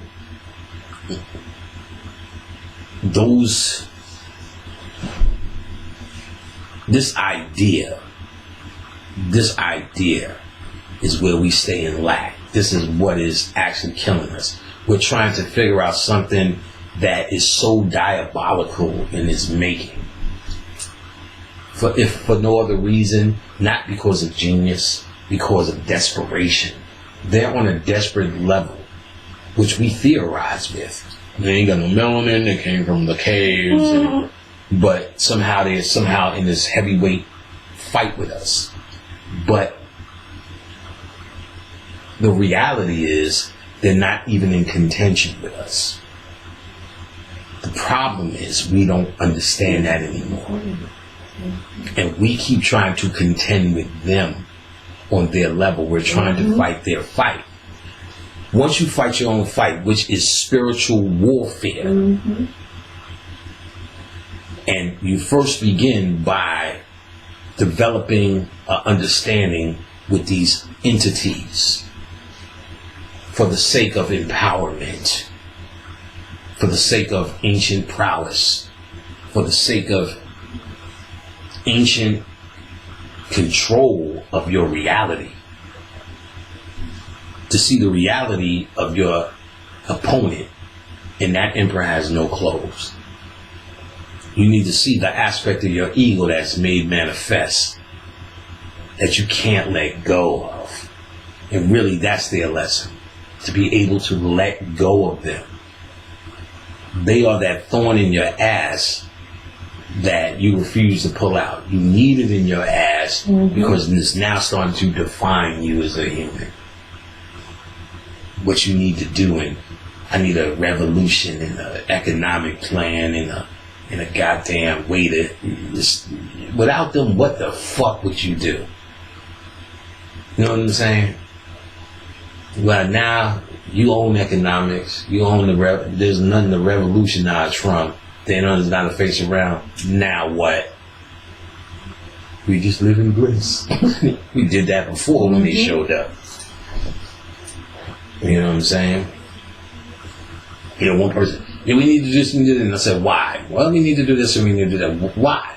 Well, because, kill a white man. Yeah, then what? You know what I'm saying? Well, then he'd be dead. Then what? Then we'll be free and happy. Then what? Then we'll just be free and happy. Oh, so even what you're talking about in this best case scenario, which you ain't figured out how to do none of it yet anyway, still has this limitation that doesn't satisfy me now. Because I could just go in my room and be happy. Deepak Chopra told you how to have peace in your mind in this chaotic world. And that definitely could be accomplished. See motherfuckers sitting there, Ain't they in the same world as you? Motherfuckers live in the mountain, you know what I'm saying? So what are they doing? How are they doing it? What's happening with them? They have that perspective of the world, but they chose that perspective of the world. So we choose the perspective and keep saying, that white man, that white man, that white man. And granted, I think we're supposed to. That's why we're here with them. But at the end, I think it's here to find some solutions. Right, I was going to say, right. That and the fact that, obviously, I mean, it's like, you pointed out before, we set ourselves up to be here. Right. So obviously the whole dynamics of America, the whole dynamics of, the whole system we're living in is something that we're supposed to be able to overcome. Well, that's true from the metaphysical standpoint, but I'm speaking towards those who ain't that far on their thinking level. And really that thinking becomes obvious. It becomes obvious based upon what people say. I'm God and I'm the first, I'm the be all the end all. We've been here for so long. So we've been here for so long, you don't think we figured some shit out about life, death, birth, death?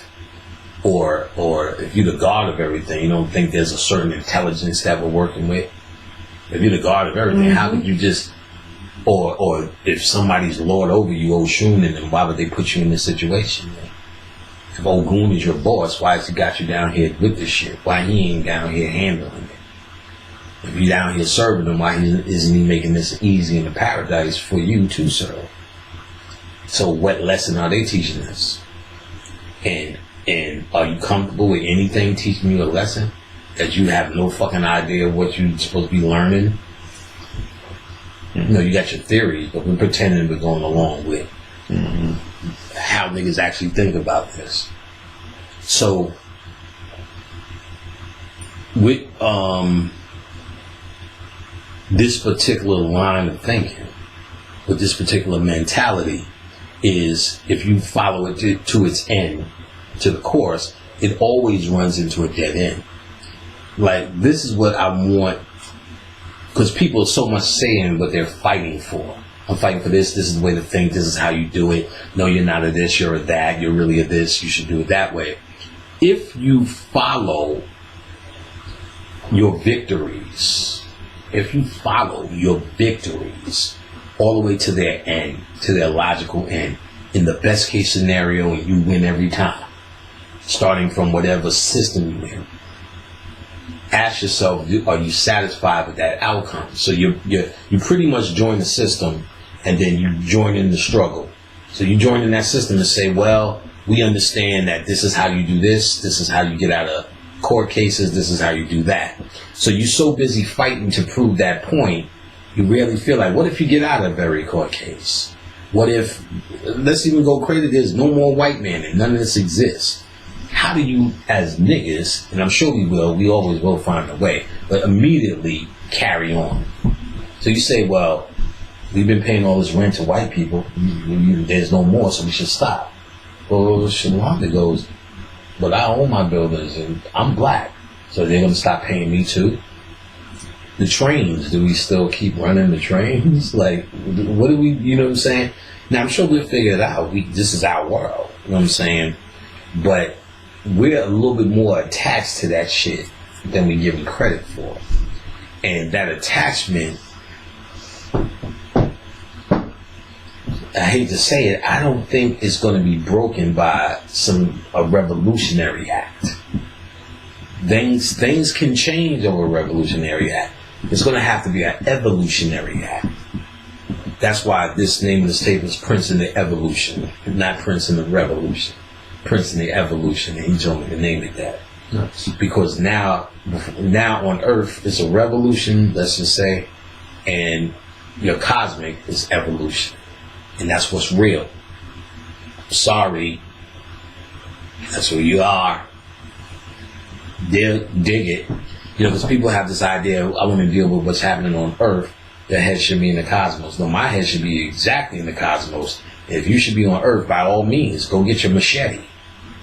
I'm not here to stop you and tell you, no, leave it down, be spiritual. If you feel that you have a physical responsibility to deal with this, that's what it sounds like when doves cry. I can deal with it. Ooh, none of this hurts my feelings. In fact, I fancy the person who wants to do it with a fucking switchblade. You know what I'm saying? I fancy yourself a switchblade. I care less. So it's not a recruitment thing. This is a calling. This is something you have to be able to see through the mascara of humanity. So y'all know me, and you definitely know me. We once had a card game, and I talked about Prince so fucking bad. The whole time. The whole time. And when I'm talking about his stage performance, that I'm like, I'm not buying it. Of course, I'm not buying it. I'm the same energy. And I know I ain't got to lick myself to get my point across.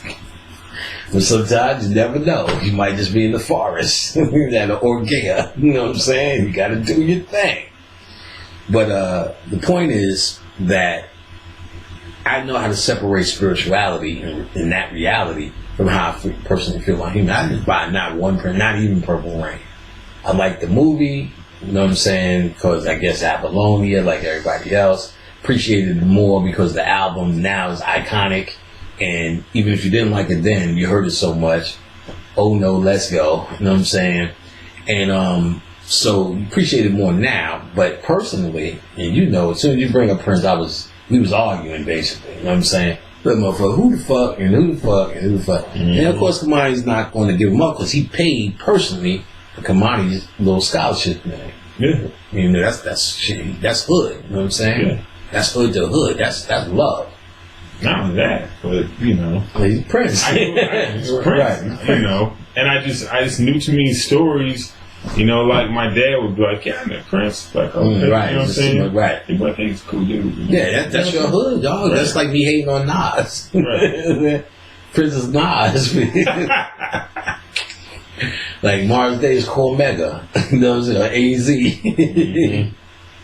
And Jerome is just Jerome. Yeah. But point is, you know, my understanding for my spirituality, my humanity, we have to really understand the two different energies. That's a big thing too. Humanity, you know, I might buy a Prince album now, but spiritually, it's a must that I have all this work on my iPod. Definitely, I had all this work on my iPod before all the weird shit too. A Freaky Sneaky Sister, Tangerine number 13, you know, songs like that. And what the fuck is he talking about? Tangerine 13. Tangerine 13. Nigga, stop singing that. Don't do that no more. Nigga, stop. Sing Purple Rage. Tangerine. Da-doom-doom. 13. Like, the fuck is, like, I couldn't understand a lot of that creepy shit. But apparently, somebody did, because when they went through all them songs, they was going through all the Tangerines. And what you could see was, he was disconnected from the hit machine, too. Which says a lot. He did what he wanted to do, and he said, I have too many songs for this lifetime to come out. Songs he wrote, I didn't even know. Remember the White Girls, the Bengals? Just another manic Monday. He wrote that shit. Right. This my fun day. And the chick was talking about it. She said, the nigga said, came in the studio, said, I had a dream about this. You talking about channelers. You talking about real artists here. You know, Mike said the same shit. I hug this tree and I may feed the world. I made that sitting in this tree. So you talking about these niggas who are pulling clearly from spirituality. And how could you do anything less when you're dealing with them? But deal with them in a spiritual way. I've been grew up out of cut myself off from true energy. I don't turn down shit but my collar. You know what I'm saying? I'm gonna get that energy. I don't care. I'm gonna get that purple, nigga. On that purple haze, nigga. I'm gonna get that purple. Y'all better know how to do it. His devotees danced themselves into trances. They danced until they tranced. Dionysus was twice born, first as a child, Zeus and his daughter Persephone. So they give you other mythologies on, because like none of these people are real. So some of their mothers be this one, that one, and all sorts of different stories. The mythology changes, and some of it sticks more than others. Zeus named him Zagreus and designated him his heir to all other children. Jealous Titan kidnapped Zagreus, ripped him into pieces, and ate him. So that ripped him into pieces comes into the Osirian story. So that's another name for the energy. How we can call on it, you gotta understand, they're giving you ways and expanding on ways to deal with the energy. We may call the refrigerator, the fridge, ice box, the thing in there, you know what I'm saying? More than one way to refer to it, and sometimes I refer to it, it puts it in the thing, you know what I'm saying? If I said put that little money thing in, put it in a little money box, you'd be like, damn, that shit must be charging a lot on electricity. Put that in that fucking broke box. The way you describe it actually add more, even though it's the same thing, adds more elements to it, right? So when they ate him into pieces, except his heart, which Athena rescued, livid Zeus reduced the Titans to ashes and formed humans of these ashes. All of these share in the Dionysian Zagreus essence. All right, so of course the Titans are us in these ashes. They're talking about the gods separated the water from the melanin. The melanin went into the human as ashes, and the water went around the earth. Mm-hmm. So all that water, that's why water is the key to activating the melanin. He said, but these motherfuckers were so fucking bitter, these gods. Mm-hmm. When they caught the Titans, they salted the water, them fucking bastards. So half the water is salted, so you can't even drink this shit. Now, so interestingly, doing this over Dionysus, which is pretty much an Osiris piece. You get what I'm saying? Osirian thing. So this instead of remember, what did Set do with Osiris pieces? Sprinkle them all over the world. Earth. So sprinkle the ashes all over the earth. Now you're hearing this another understanding what Osiris' body is, the people, the souls. Mm-hmm. Osiris is the soul. So the people with the souls are these same ashes in another story that sprinkle all around the world. Mm. So Isis told you the magical number for coming back together. 14. 13. She found 13. Oh, she found 13. 14 is the way out. That's why the penis is, listen closely, in the gateway, which is a fish. Mm. So the penis becomes the tool to the gateway. The 13 pieces found that you must collect on earth is the Christ energy. Mm. You must be conscious. That's you putting all the pieces together. What are all the pieces? The fragmented 12 zodiac. Fragmented 12 zodiac. You put them all together to become the one. You're Christ, the discipliner of the disciple. Who are the disciples? None but the zodiac. Mm-hmm. So this 13 is the key. That's what Isis is telling you. Christ's energy coming back together, which are the people represented as the ashes spread around the earth in the Titan story. What does a phoenix rise from? The ashes. This shit is coming together. Yeah. It's all one concept trying to explain to you your rise here. Your rise is not going to happen in guns. It's not going to happen in fucking over conversations of intelligence. It's going to happen from your internal realization, your aha moment. The shit that you created, all the greatest shit you ever created was when you said aha. Plug that in. Aha. Plasma, Lewis Latimer, and Charles Drew, and all them niggas had aha moments. They were able to explain it to you intellectually after the fact. But something internal made them say, I got it. So we're trying to hustle this shit intellectually, but no aha moments. just shut down moments. Total backwards hustle. So the aha moments is the key. You got to put this all together. You got to see this. You got to see it and understand it in you. You have to release yourself to understand it. You have to stop trying to understand it and see yourself as it. You have to see it as yourself, and then you'll truly understand it when you become it.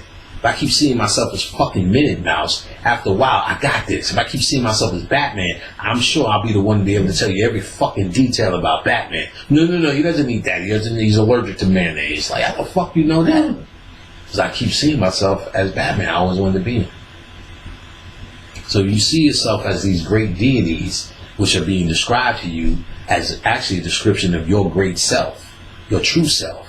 You start to become those fucking things again. Time.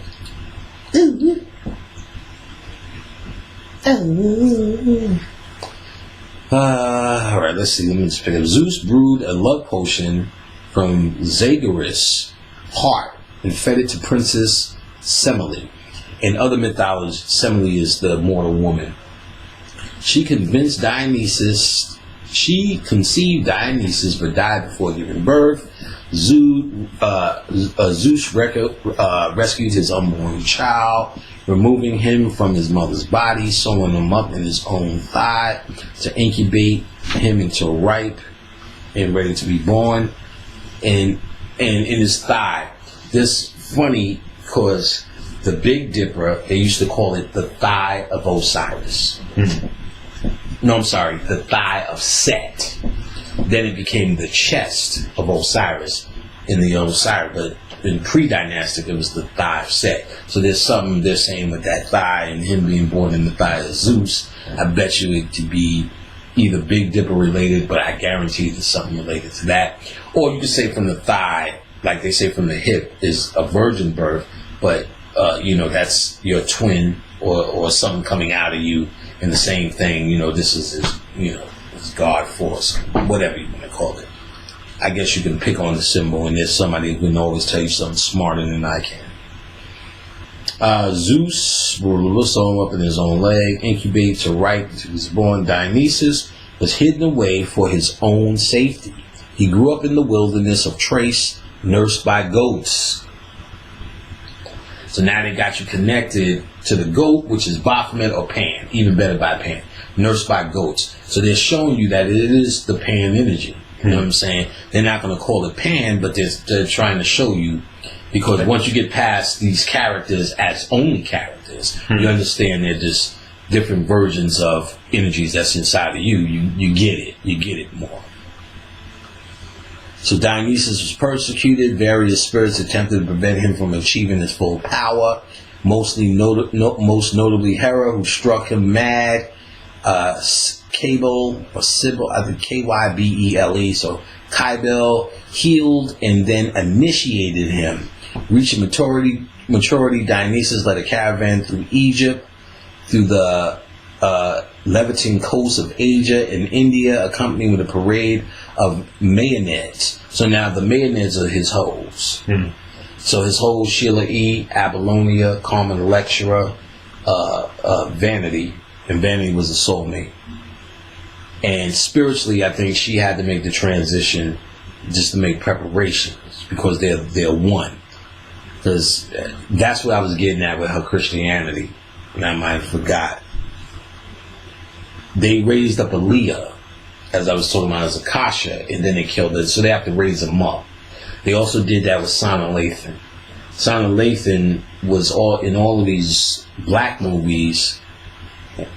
She was kind of raising up black men.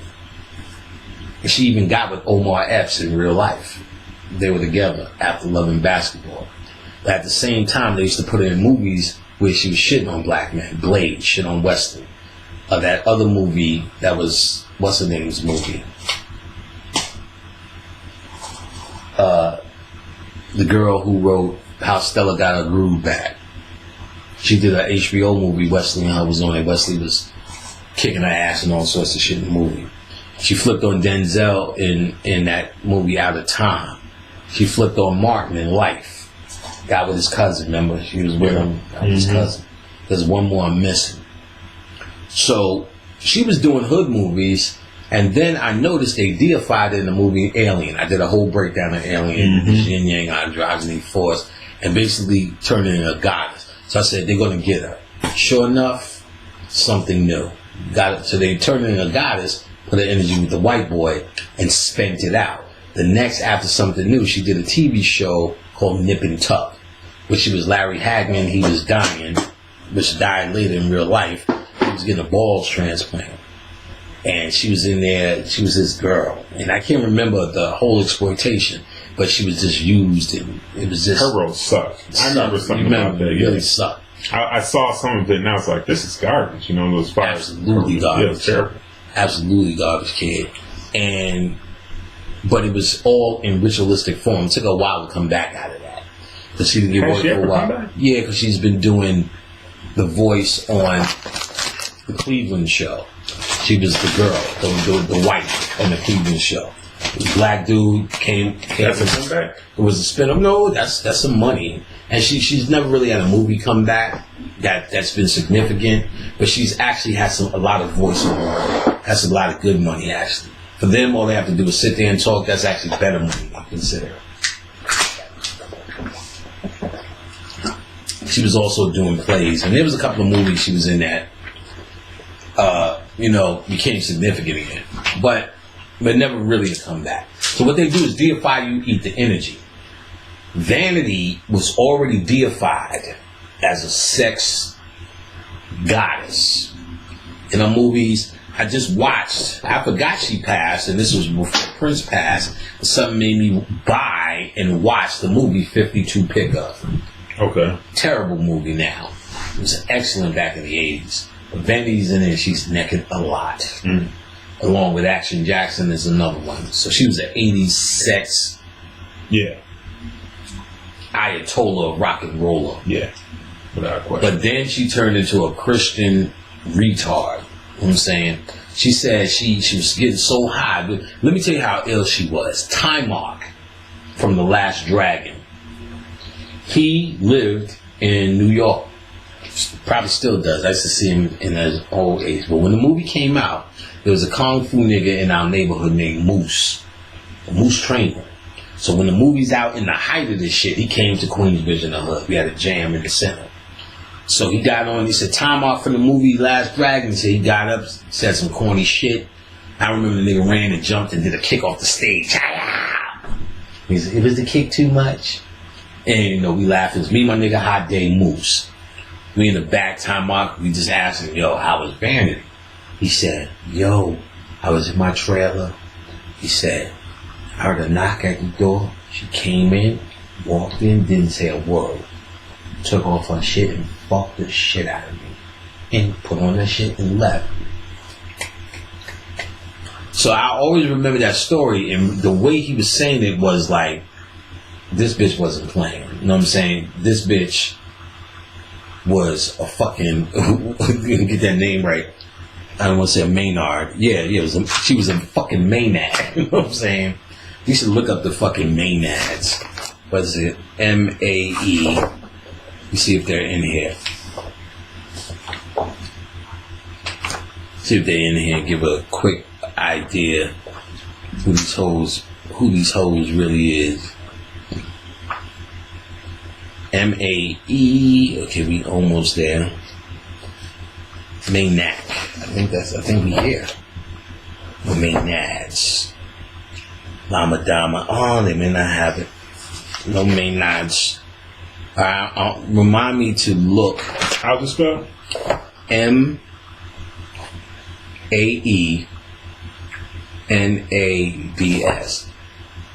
Let me see if the Maynard. No. But it may be in this book too, which I'm not going to read. I think it's Dionysus, page 153. Yeah, but I'm not going to read. It may be in this book. This is Dictionary of Ancient Deities, Patricia Turner, Russell A. Cordier. Like M-A-E-N-A-D-S. Yeah, that's it. Yeah, I've heard of them. They're like hoes, but I just wanted to see if they had a textbook understanding. They're like little bitches, your little hoe crew. the Maenads. Bobby talked about the Maenads too. But I'm sure there's a deal. I just want to see if there's a little textbook on them so we can get that out the way. MAE, right? Mm-hmm. All right, M8. Shit, M8. Well, they start hard. Okay. I got something here. All right, let's see what you got. Female follower of the Greek god of wine, Dionysus. The word Maenad comes from the Greek Maenades, or Maenades, meaning mad or demented. During the orgiastic rites of Dionysus, Maenads roamed the mountains and forests, performing frenzied, ecstatic dances, and were believed to be possessed by the god. Right. While under his influence, they were supposed to have unusual strength, including the ability to tear animals or people to pieces. The fate met by the mythical hero and poet Orpheus. In Roman religion, Dionysus' counterpart was Bacchus, and his female followers were the Bacchantes. Right, Bacchantes. Now, in the Dictionary of Deities, pretty much the same thing, also known as Bacchanes, Bassarides. So it says the Maenads, possibly storm spirits, female followers of Dionysus. He inspired them into a ecstatic frenzy, and they carried out his Orgadius rites, which is the orgy. The first Maenads were nymphs, right? The Maenads are depicted naked and wearing thin veils. Wreaths of ivory crown their heads. They carried a two-handled urn.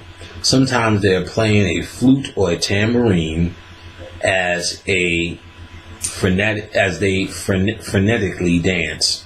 In some versions, they are attendants of Bacchus. Also see Dionysus. So they his hoes. We clear on that. You know what I'm saying? They his bitches. So we clear on that. So one of his Maenads, of course, was Vanity. So in her later days, she was so Christian out that she shut down her own energy, which is sexual. She said she was so high that Jesus came to her. That's exactly what she said. And said, I will give you your life. That was that cancer, some shit. Or liver, some shit. Kidney damage, actually. She said, I will give you your life if you turn to Jesus. So we know it ain't no Jesus. We know her consciousness actually saved her with the only entity that she knew. Showing that you can save your life with these entities. That's what they are. These energies are formulas. But the only formula she knew was Jesus Christ. Did it work? Yes, because it will work. It's also a blood-sucking energy. So it told her everything about herself must stop. Not Christ or Christios energy, that Jesus Christ shit. Yeah. So it said no more whoring around. She wrote a whole book. It was the Vanity that did it or whatever it was. Denouncing all the dick sucking she done did. Which is a whole bountiful work. Right. You know what I'm saying? Bountiful work. Denouncing who she was. Right, denouncing who she was as this divine whore. As Princess Maenad.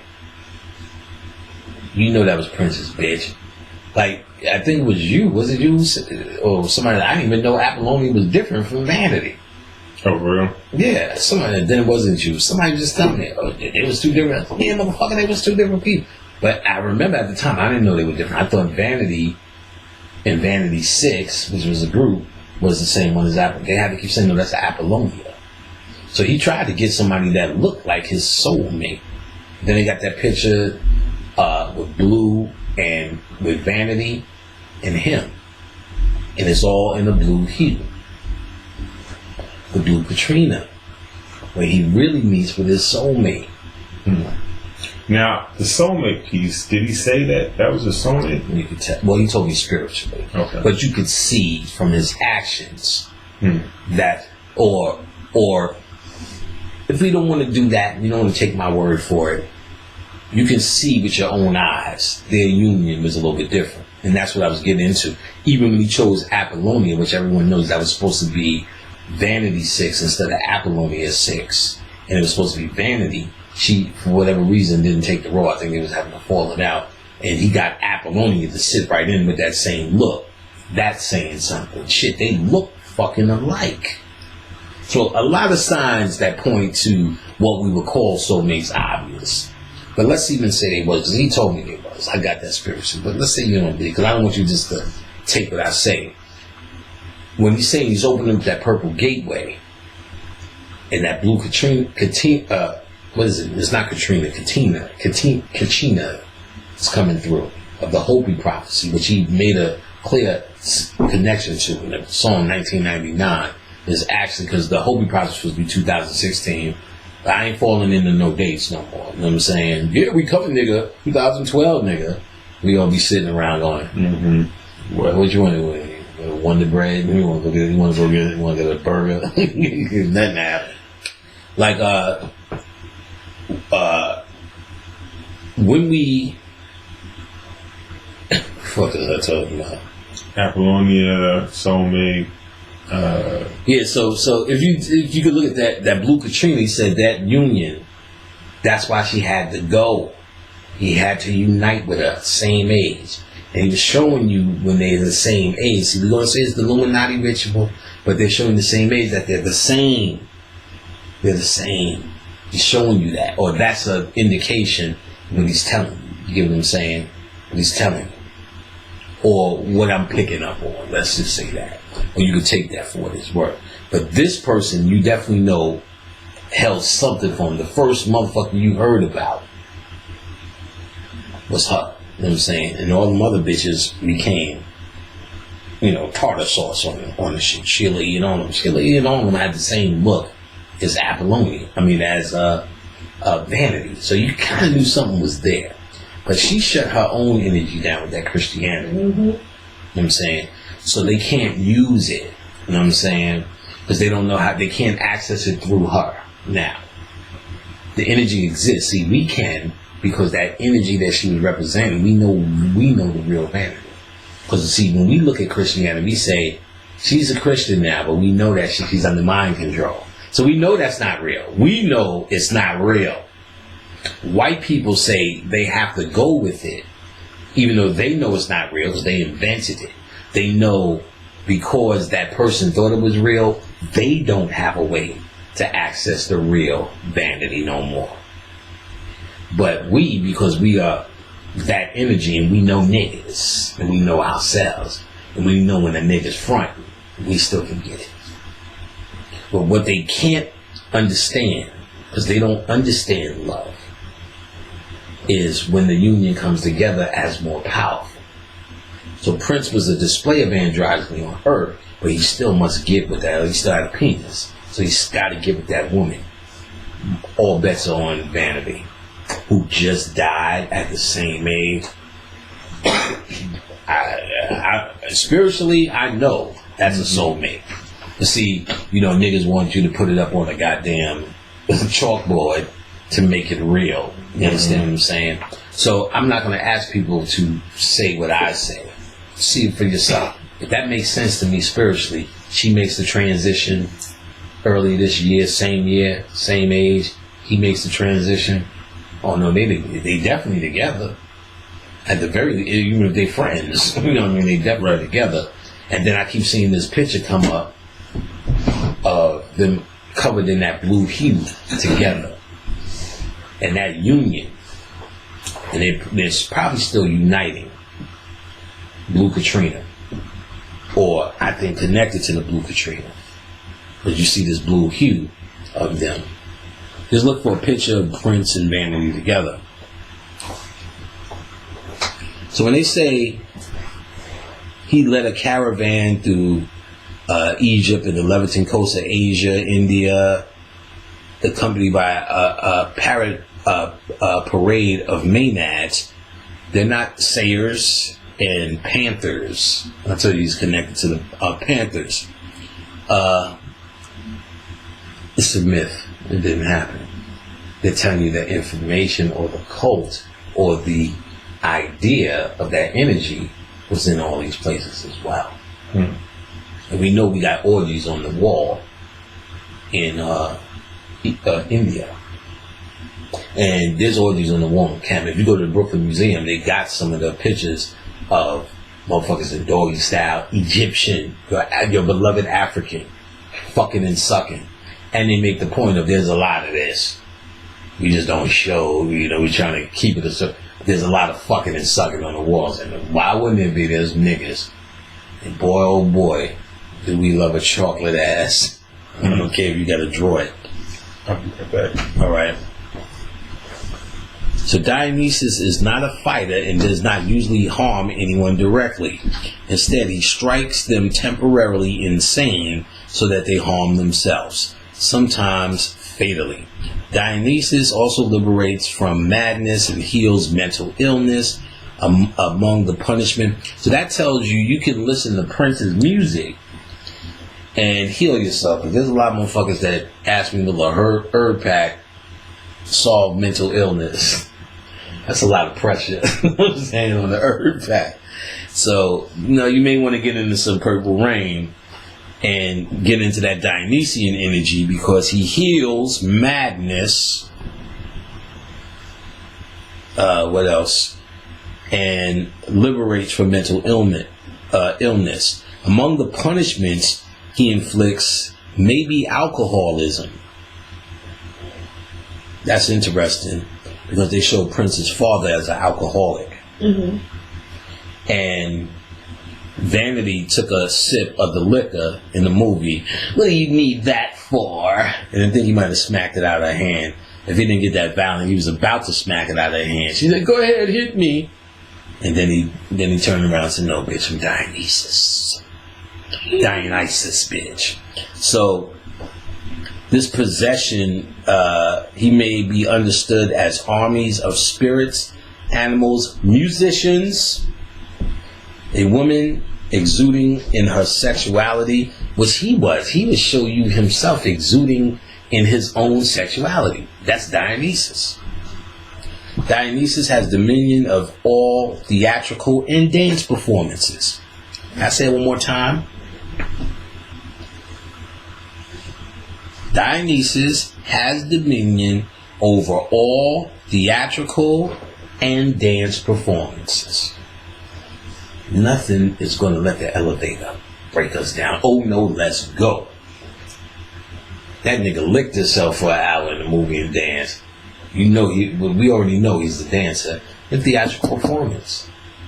That was the story of Purple Rain. A theatrical performance surrounded about song and dance, music and dance was there. Dionysus, but you know what I'm saying? Mm-hmm. Come on, feeding time, nigga. Let the elevator take us down. Oh no. He's the patron of actors. He was invoked before all performances to preside over all drama competition. I say he was in his greatest Dionysian mood in Purple Rain. He invoked it. That's why I said he was aware of it, because he was able to invoke that shit.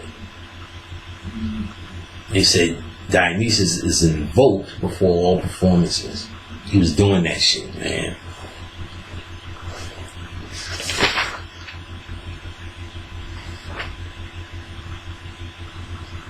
Alright. Manifestation. Dionysus typically manifests in the form of man, lion, bull, or goat. So we know with bull and goat, we have Pan, which he's connected to. We have the bull, which is connected to Osiris. And the lion, which is connected to Horus as well, as the Jesus figure, or a man, as connected to fucking Prince. He is the horned green man, crowned with snakes. He is sometimes described as androgynous, or effeminate, with long, beautiful, dark, wavy, curly hair.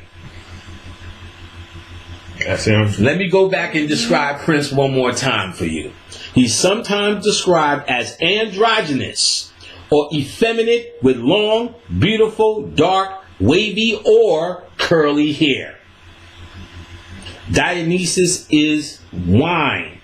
That means he is the unification or the fermentation. He is sexual alchemy. Oh, we're going to hear this today, God damn it. By drinking wine, one shares in the sacrament of Dionysus' body. I told you, that's the Jesus sacrament. I'm going to read that shit again. Because manifestations, that means how he shows up. Dionysus typically manifests in the form of a man, lion, bull, or goat. He is the horned green man. That's Pan. With snakes. That's sexual. Kundalini. He is sometimes described as androgynous or effeminate with long, beautiful, dark, wavy, or curly hair. We are not going to let the elevator break us. Oh, no, let's go. Dionysus is wine. By drinking wine, one shares the sacrament of Dionysus' body. Iconography. He is sometimes venerated in the form of a huge phallus, sexual energy. And a huge phallus can be also looked at as the guitar as well. Iconography. Huge phallus attributes. His primary attribute was the thyrus, a wand, originally a fennel stalk, topped with a pine cone. Also cymbals, frame drums, and other percussion instruments. That thyrus, that wand is the guitar. That's a magic wand or a huge phallus. Sacred animals, leopards, panthers, snakes, mules, donkeys, goats, lions. Mount Dionysus rides a chariot drawn by griffins. Plants, grapevine, ivy, walnut tree, fig trees. Color, purple. Wine. Colors, purple. Wine. I'm telling you, I think Prince knew enough to pattern. He knew who he was, and he knew enough to pattern his energy around this as something. I think this inspired him. Because you can read this Greek mythology. So if he was just into mythology, I think this inspired him. Dionysus only wants to be alone when he's hungover. He is generous, friendly. A generous, friendly spirit, usually surrounded by a retune, including devotees, sacred animals, and other deities. His allies, Apollo, Demeter, Persephone, Hecate, Cybele, what's it? Cybele, I guess. Cybele, yeah. Pan, the satyrs, Semele, Selenius. Sacred site, Dionysus eventually became Apollo's alter ego at Delphi, taking him over and he's just basically a horse figure, Apollo. Taking over the shrine at winter, he's considered Apollo's opposite. Right, because Apollo's considered the Herculean type figure, and Dionysus in his more feminine aspect, I'm assuming. He's considered Apollo, blah, blah, blah, representing hot, ecstatic energy rather than Apollo's cold rationalism. So Apollo represents the masculine brain, cold and rational. And he's considered Apollo's opposite, representing hot, ecstatic energy, the feminine, the chaos mind, express. Perfect shit, you know what I'm saying? And every once in a while, you've seen it in Under the Cherry Moon. Prince would put on a regular man suit. He did it under the Cherry Moon. Shit, on the cover, I think he's in his regular suit. To show you that he still got this shit. So the coast of Italy are allegedly among the Dionysus' favorite places. Sacred days, devotion to Dionysus once dominated Greek winters.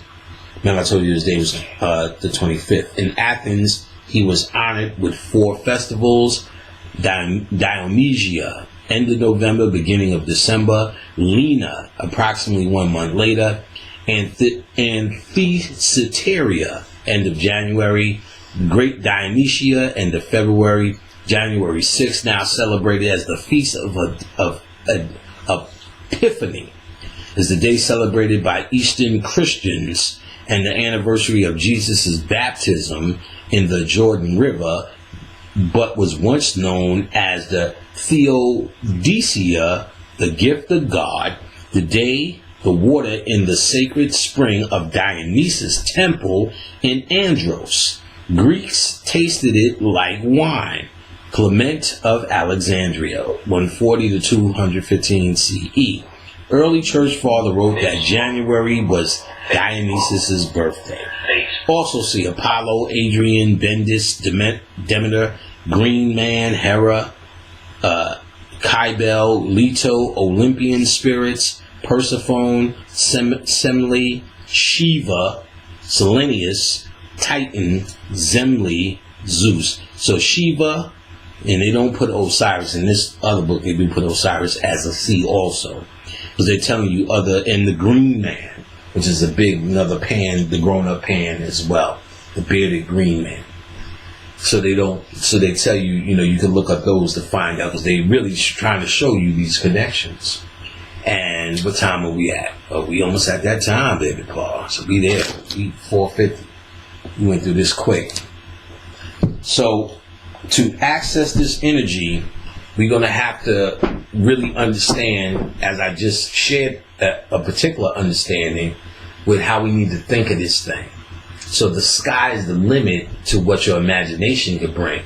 All you need to know is the elements. And while I asked for a pen to write some of this stuff down while the spirit was talking to me, this is the pen they gave me. Pulled it right out their pocket, this purple shit. So I knew this shit was Prince. Also wore my amethyst here, you know what I'm saying? We keeping this shit purple right now. And, it's big because we understand that's a big deal energy. Same way Michael Jackson is a big deal energy. Even if you're not on it, motherfuckers like, he came and I see this and I'm getting that and this changed. But see, we can access and turn that up. Now you have them both over there. See, you have Pan, which was Michael Jackson, and Dionysus. That energy is there. That is some of the most powerful energy based upon the sexual creativity. Sexual creation is the greatest creation. It is the mimicking of androgyny. It's the mimicking of completeness.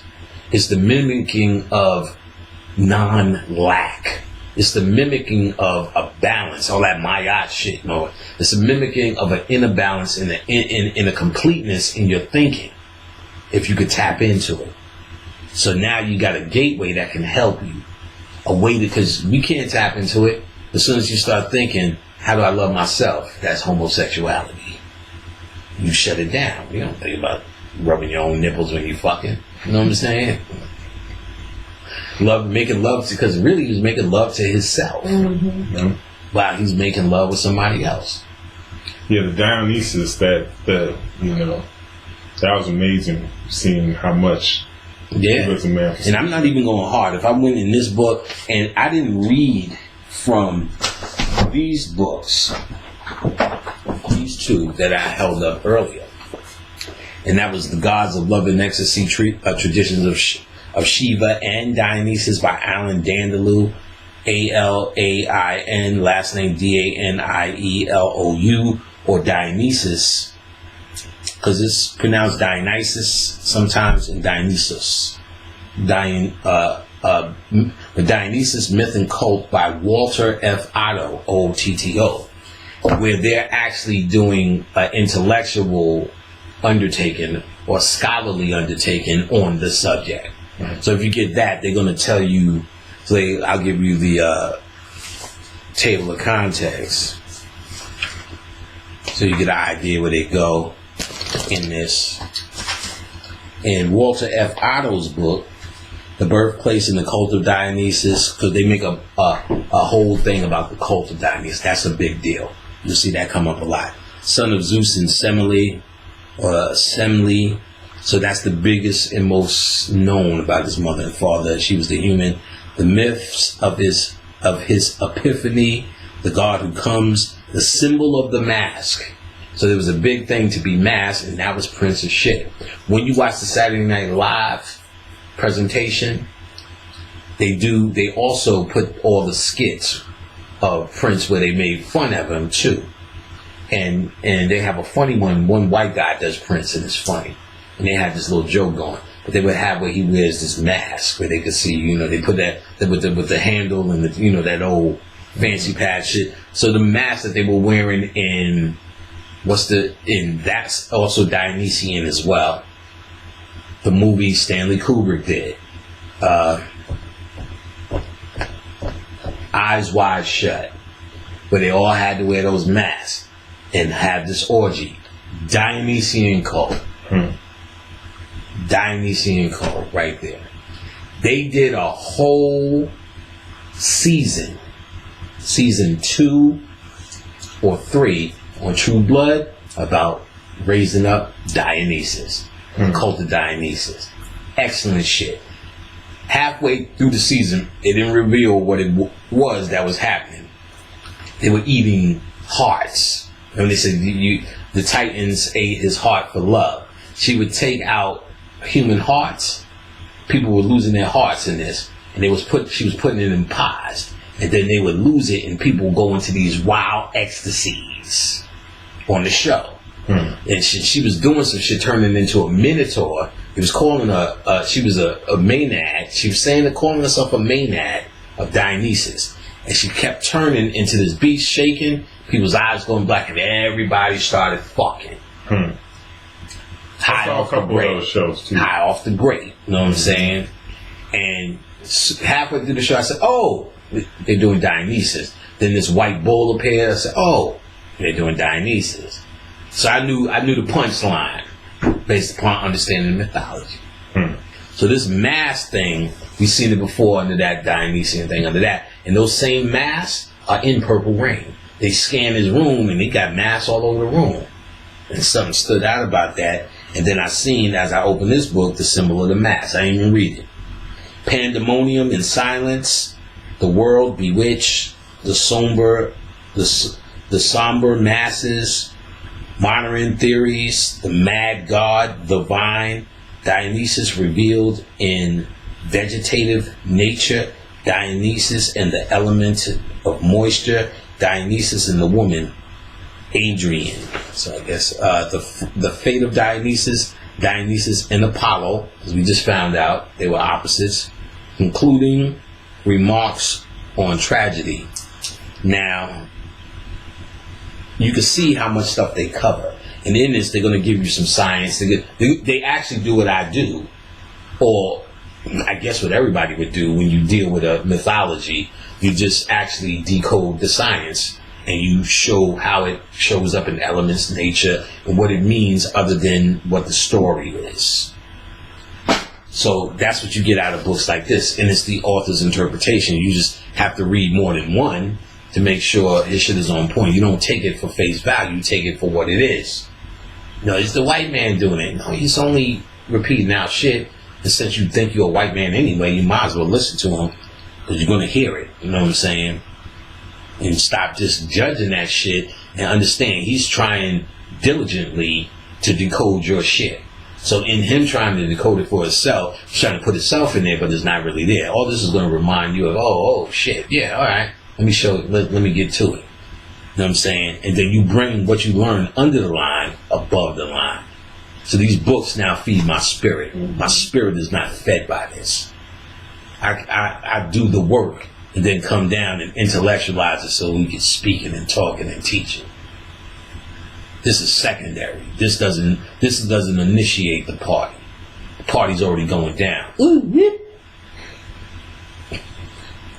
this table of contents, this is Gods of Love and Ecstasy, where he does the comparison to the archetype energies, origins, aspect, and legend of the gods, the goddess, son of the goddess and the god, companion of the god, animal and vegetable forms of the god, sacred places, man in the world, rites and practices, gods of dance and theater, which would be Shiva too. Shiva dances and destroys humanity in his dance, Shiva Nagarati, whatever. Life in Society, Modern Age, Chronological Table, Bibliography. So he goes in, of course. So they're going to give you a little bit more than just the mythology in books like that. And I'm sure you can find whatever you can find. And you can find it once over on the web, or you could just get with that fucking print shit. Because that's the true incarnation, where you have a everyday understanding of this energy made manifest on Earth. Ooh, sore fucking throat. I need me a fucking, not only a breath mint that got menthol in it. Mentalize that motherfucker. I need a double whammy for this fucking talking. So I guess to sum it up, for the purple one, I'll take one of those. Yeah. Might want to. Yeah. Get up and down the duality. It's androgyny. Yeah. Excellent. Like, opens up the nasal passages. Exactly. Dearly beloved, we are gathered here today. Freshman.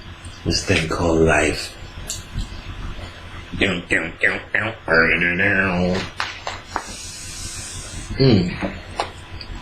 Woo, goddamn. I said, goddamn. That's things do it. Yeah, that shit gave me a new. We could do 5 more hours now. Woo, like sum it up. You know what I mean? To sum it up, I said we have this template. We have this way to get in. You have to do real simple little childish things, and a child shall lead them. You see yourself in concert with Prince. You see yourself with him in Purple Rain. You make a new movie in your mind. You see it. What you're actually doing is bonding yourself to that energy. You're bonding your thought frequency to that energy. Then you're going to start to hear things, see things, notice things, or notice, oh yeah, this should help my throat deliciously. Or you're going to start to notice coincidences, or what we've been calling coincidence, but it's actually synchronicity. That's how the spirit talks to you. Aha moments, good ideas, or your feelings. Now I felt Prince was like this, and he's like, I have no way to prove that, but I can feel it. He's talking to you, he's telling you. Oh, nigga, so I had the feeling, like I was like, and I was watching this documentary, you know, because you got this big, humongous idea of the shit he was doing with his dick is unprecedented. See, there's a nigga named Black Mongoose on YouTube making bitches come without touching them. So if we want talking about the dude who does the techniques? Yes. Yeah. The original dude, Nit Rama. I know he's been training a few people. Okay. But the point is, technically, that's advanced. That's some shit. Like, you need to share that with us, please. You know what I'm saying? I be hitting all these bitches up on public, on the Marta. Ooh, scared the shit out of me. What's up? You gotta listen. Huh? Almost done. You need something? Oh, you need here. I forgot. You about to leave? Oh fuck! You were supposed to leave. Yeah, I'm just gonna go up in the morning. Alright. Malik gonna take me. Alright. Oh, yo, bring those books downstairs for me and put them. They're ready to be mailed. Alright. 2 bins. So, what was he saying? We're talking about connecting with connecting with Prince, putting yourself in movies. Okay, yeah. So, child, use your imagination. Right, because that's how you're actually going to get in. You have to put yourself in the experience. Mm-hmm. You know, we look at Purple Rain like, damn, boy, oh man, you know, I wish I was back there. You are. You're here. So you have to put yourself, he gave us enough for you to put yourself there with him in your imagination. And being there with him is how you're actually connecting to the intelligence. You know what I'm saying? That's how you're connecting to the intelligence. And then it's going to speak to you in the best way you can receive. So some people hear things, some people smell things. I went through more, all the 5 senses. And the feeling is and most people land on feeling. Because you feel a presence. You feel, even Christians say that. Something don't feel right in here. That's just one of your sensations, feeling spirit. So you're going to feel that you're going to have a memory of that moment, of something so minute about, let's say, Purple Rain or that era. Then, like, wow, I remember a certain smell of hair grease. That's how all that stuff, it's just be like, I was using that hair grease during Purple Rain. And you're just going to think all about the hair grease you were using. Something so side. And that happens because you're actually pulling on the frequency. All that shit is in the Akasha. So you're starting to break through to the connection. You're starting to break through to his world. You get what I'm saying? How you breaking through to his world? You're merging your world with his world. What's your world? The grease you use. You were using this grease during his movie time. So boom, you're gonna remember things that had you or interest you that were minute about Purple Rain or the era of Purple Rain. I did have one of them beaded coats and all that, but I didn't know. And you remember those things, and these music videos now become iconic for eras. You see Jermaine Jackson, this is dynamite, and look at that shit and be like, but though I remember, just by me saying that, I remember being at my stepmother who's altered here, her house, and the rug, how it felt and how it smelled. Watching the music video of Jermaine Jackson going, dancing on lunch tables with the Batman dynamite. I'm in the moment. See, I know how to do that. I know how to get in the moment. But I needed healing for high blood pressure. All I did was the entire 70s time travel. All things around me physically was 70s. I watched 70s movies, TV shows, Starsky and Hutch, Beretta, Charlie's Angels, Fantasy Island, what you talking about, Willis, and all the rest of that. And music, all 70s music. All my visualizations was at my grandmother's house, the best place to be, Roosevelt Island in the 70s. So she made it Shangri-La for us. Total fantasy. I could smell it. I could taste it. I could smell what she was cooking in the house. I could feel the rug in my feet. My imagination, this whole energy was to get every minute stains on the bathroom wall. How it felt after a shower in that place. What it looked like. The mirror. Me looking in the mirror, seeing myself through a foggy glass. Remembering the smell of the bubble bath she had. Vaseline, had vitamin E, some green shit and some purple shit. She had the blue one with the vitamin E. I'll buy that and number one, put it on the altar. Number two, use it to tap back in to that energy, because in that energy I was a child. No problems, no ailments. The cells remember. You're trying to, you will induce healing based upon the cell, tapping into the cell memory, based upon the moment, getting into the moment, not just remembering, getting in the moment, like I'm there, I'm standing there. I can feel it. I can feel a rug. I can reach. I can feel I'm disoriented where I'm not at this table, where I see myself in the position where I see windows here. I can see that shit. Deep, because through meditation, through disciplining your mind and direction, my visualization is just as real as what you've been calling real around here. And once you get to that level, the sky starts to become the limit. I am there in Purple Rain. I've seen it 1,000 times. Heard the music 1,000 times. I can smell being on the street, walking with Morris Day and Sparks. I see the houses. I'm there. I'm in his house. I could see it. And from a perspective of being there, not just sitting there in the theater. And that type of thing bonds. Those type of thoughts is how you're going to get into anything. Baron Samedi. So like you see Baron Samedi, the skull hat, in which he's pretty much the guide to the ancestors. You have to not be fear of that. You have to be able to see and walk in that darkness. So now that's when you get big. When you're dealing with Bach and you're dealing with more darker and you're walking in sinister places. It's hard. I'm going to tell you something. This is what you do. See if you can do this meditation. Close your eyes and see yourself sinking to the bottom of a dark ocean. Do you one better. Do it with your feet in water. It will scare the shit out of you. That's one I'm having problems doing. Because now that the shit became so real, that now I understand when I seen these advanced meditations, you're walking down the step all the way down, you're going deep in the darkness, deep in the ocean, the elevator going down. Because what they're telling you not only is to go deep in the subconscious, to go into the unknown. And the real scary thing is the fear of the unknown.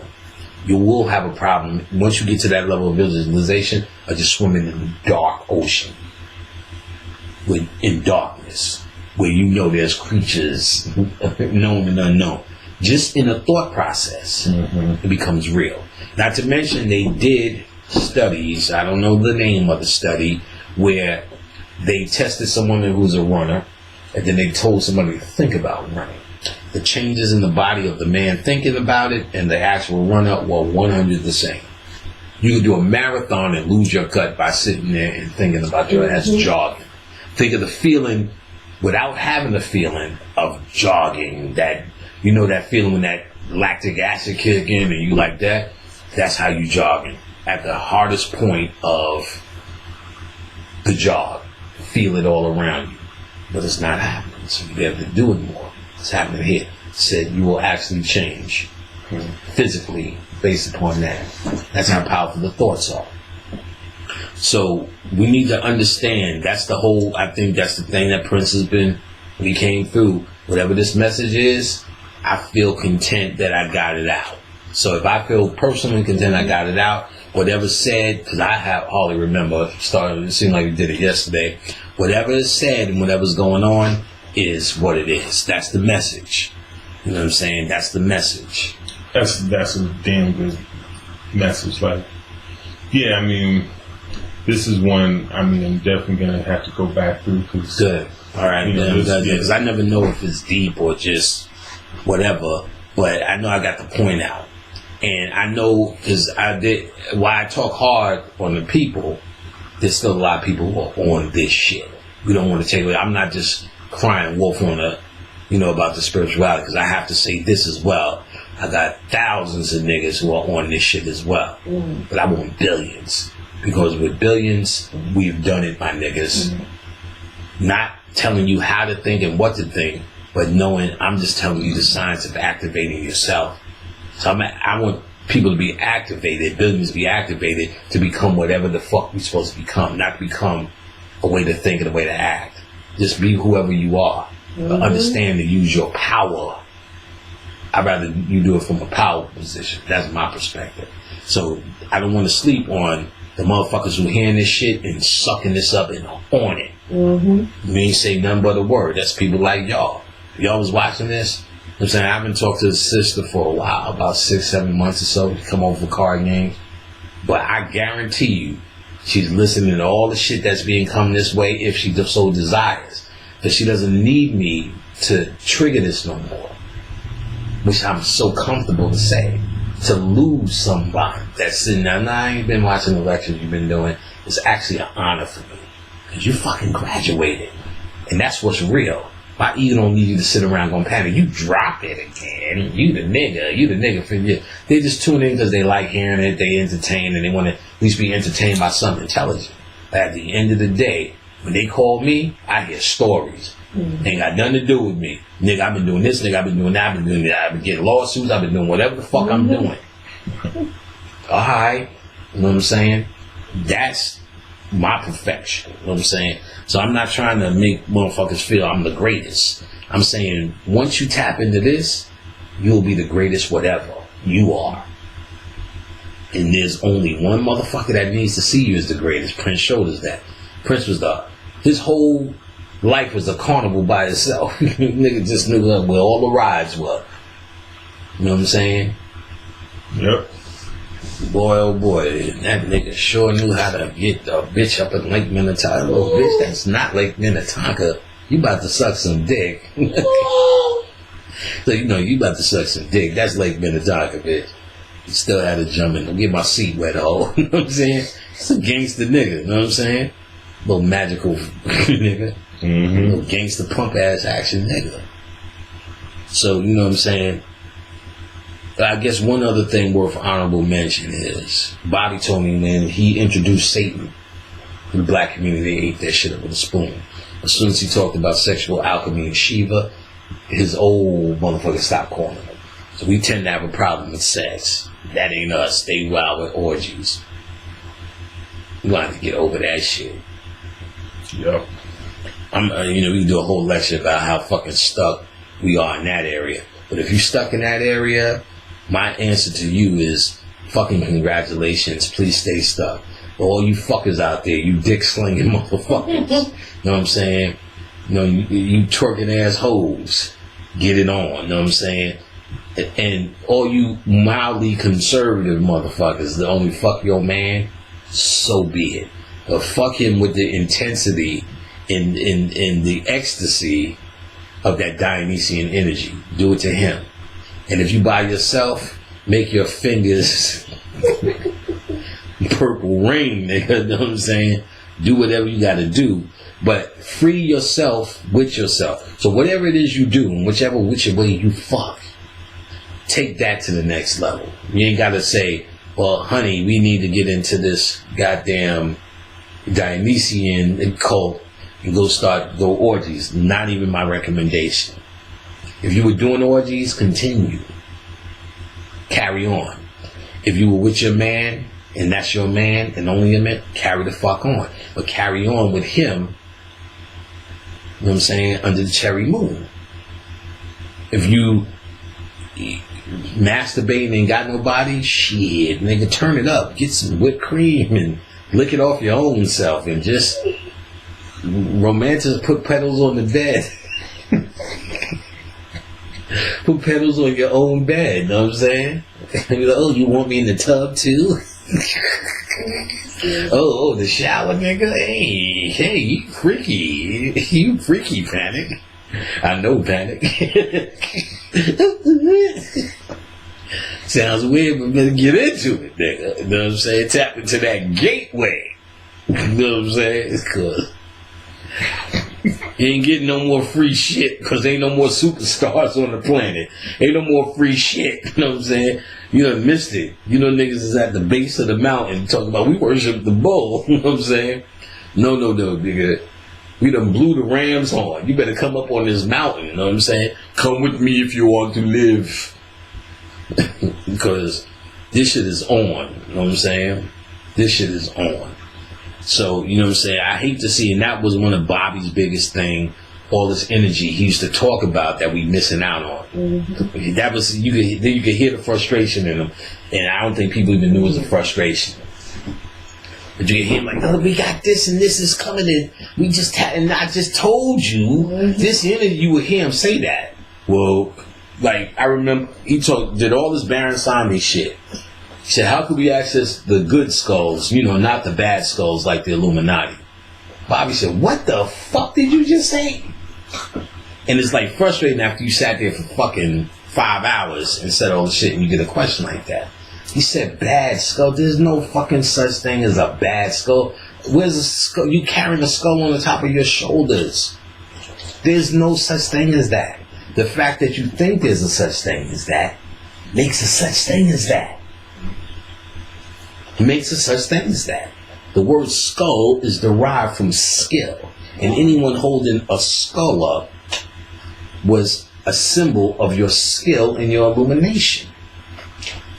What the fuck is a bad Illuminati skull? No, it doesn't exist. This is rhetorical. It doesn't exist. And the fact that you think it exists is the magic. What you think of them is the magic. What you need to do where you start, the average person needs to start, is write a list of what you think of so-called your enemy, the Illuminati and white people. When you write that list, don't be ashamed when you see how much you empower. Write the power that you feel they have over you. And I think everyone should do that. Write the power that you feel. Write a list of the power that you feel white people have over you. Don't front and just say nothing. Say it was the truth. Well, I'm paying my electric bill. That's true. And this is true for me. I'm paying my gas bill, paying my mortgage, paying my car note. Then get into more psychological. Do you feel their power over you is the Illuminati? Do you feel their power over secret society? Even though are they there? Yep. Are they true? Yep. Are they doing things? Yep. But do you feel it has more power than you is what I asked. Or what you should be asking yourself. Fuck no. Not this divine mind. Not this purple rain mind. Not this goddamn Thriller. Not at all. Not this vanity, nigga. Not at all. So again, either one or two things happen. They could see a gateway in China. They probably killed China to direct some of that energy into something they're trying to do. So if Prince died naturally, they say, let's get it. You know what I'm saying? Or if they killed him, they killed her to give it a direction. It's all about directing energy. But the greatest conductor of energy is us, based upon it being your birthright. Prince is your birthright, no matter what way he left. Sinister, because you know that's going to come out later. Doesn't matter for the true occultist. Doesn't matter how he left, is where he's at right now. Doesn't matter how he left, is where he's at. Where he's at right now is the domain of the black woman, the domain of the black man, the birthright of the black man, birthright of the black woman. He was only a manifestation in the human form of what we are. That's why we love them, and that's why we connect with all of them. Because we see and go, I know that's me. I can't play the guitar for shit, but that is me. We know that. Because we are all, this entire universe is called universe. One verse song. This is one song. We are all musicians here. Some of us come down here to express what we all are. Sacred geometry, which this place is built from, is music. Is music. We all have music in us. So when Prince is doing it for us, because we have another mission, we see that, we love it on a way that's bigger than just a fan. We can be a fan too, but we love it in a way that is, when he died, you know what I'm saying? Because if I went through the whole list and I could have got it of everyone who died, 2006, me didn't feel that way. Fucking Natalie Cole died. Fuck that, she's a double icon. Her father was famous. She was born famous, pretty much. We didn't feel that kind of way, you know what I'm saying? When Prince died, you like, something really died. Something left in you. Good. What left in you went to join the cosmos again. You had it when it was here. He defined it for you. So now you got this power. And a lot of people got self-esteem off it. Fuck more chicks, throwing his music, fuck chick. So you derive energy from it on Earth. But now that he left, you feel a part of you left. Like Michael Jackson, big part of you left. Because it's now cosmic energy. No longer trapped in his body. Now you working.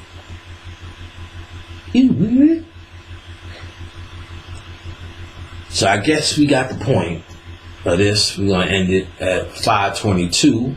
Remember to hit up the website for all my products, classes, my book, readings, my herbal products. We're going to turn it up with more products soon.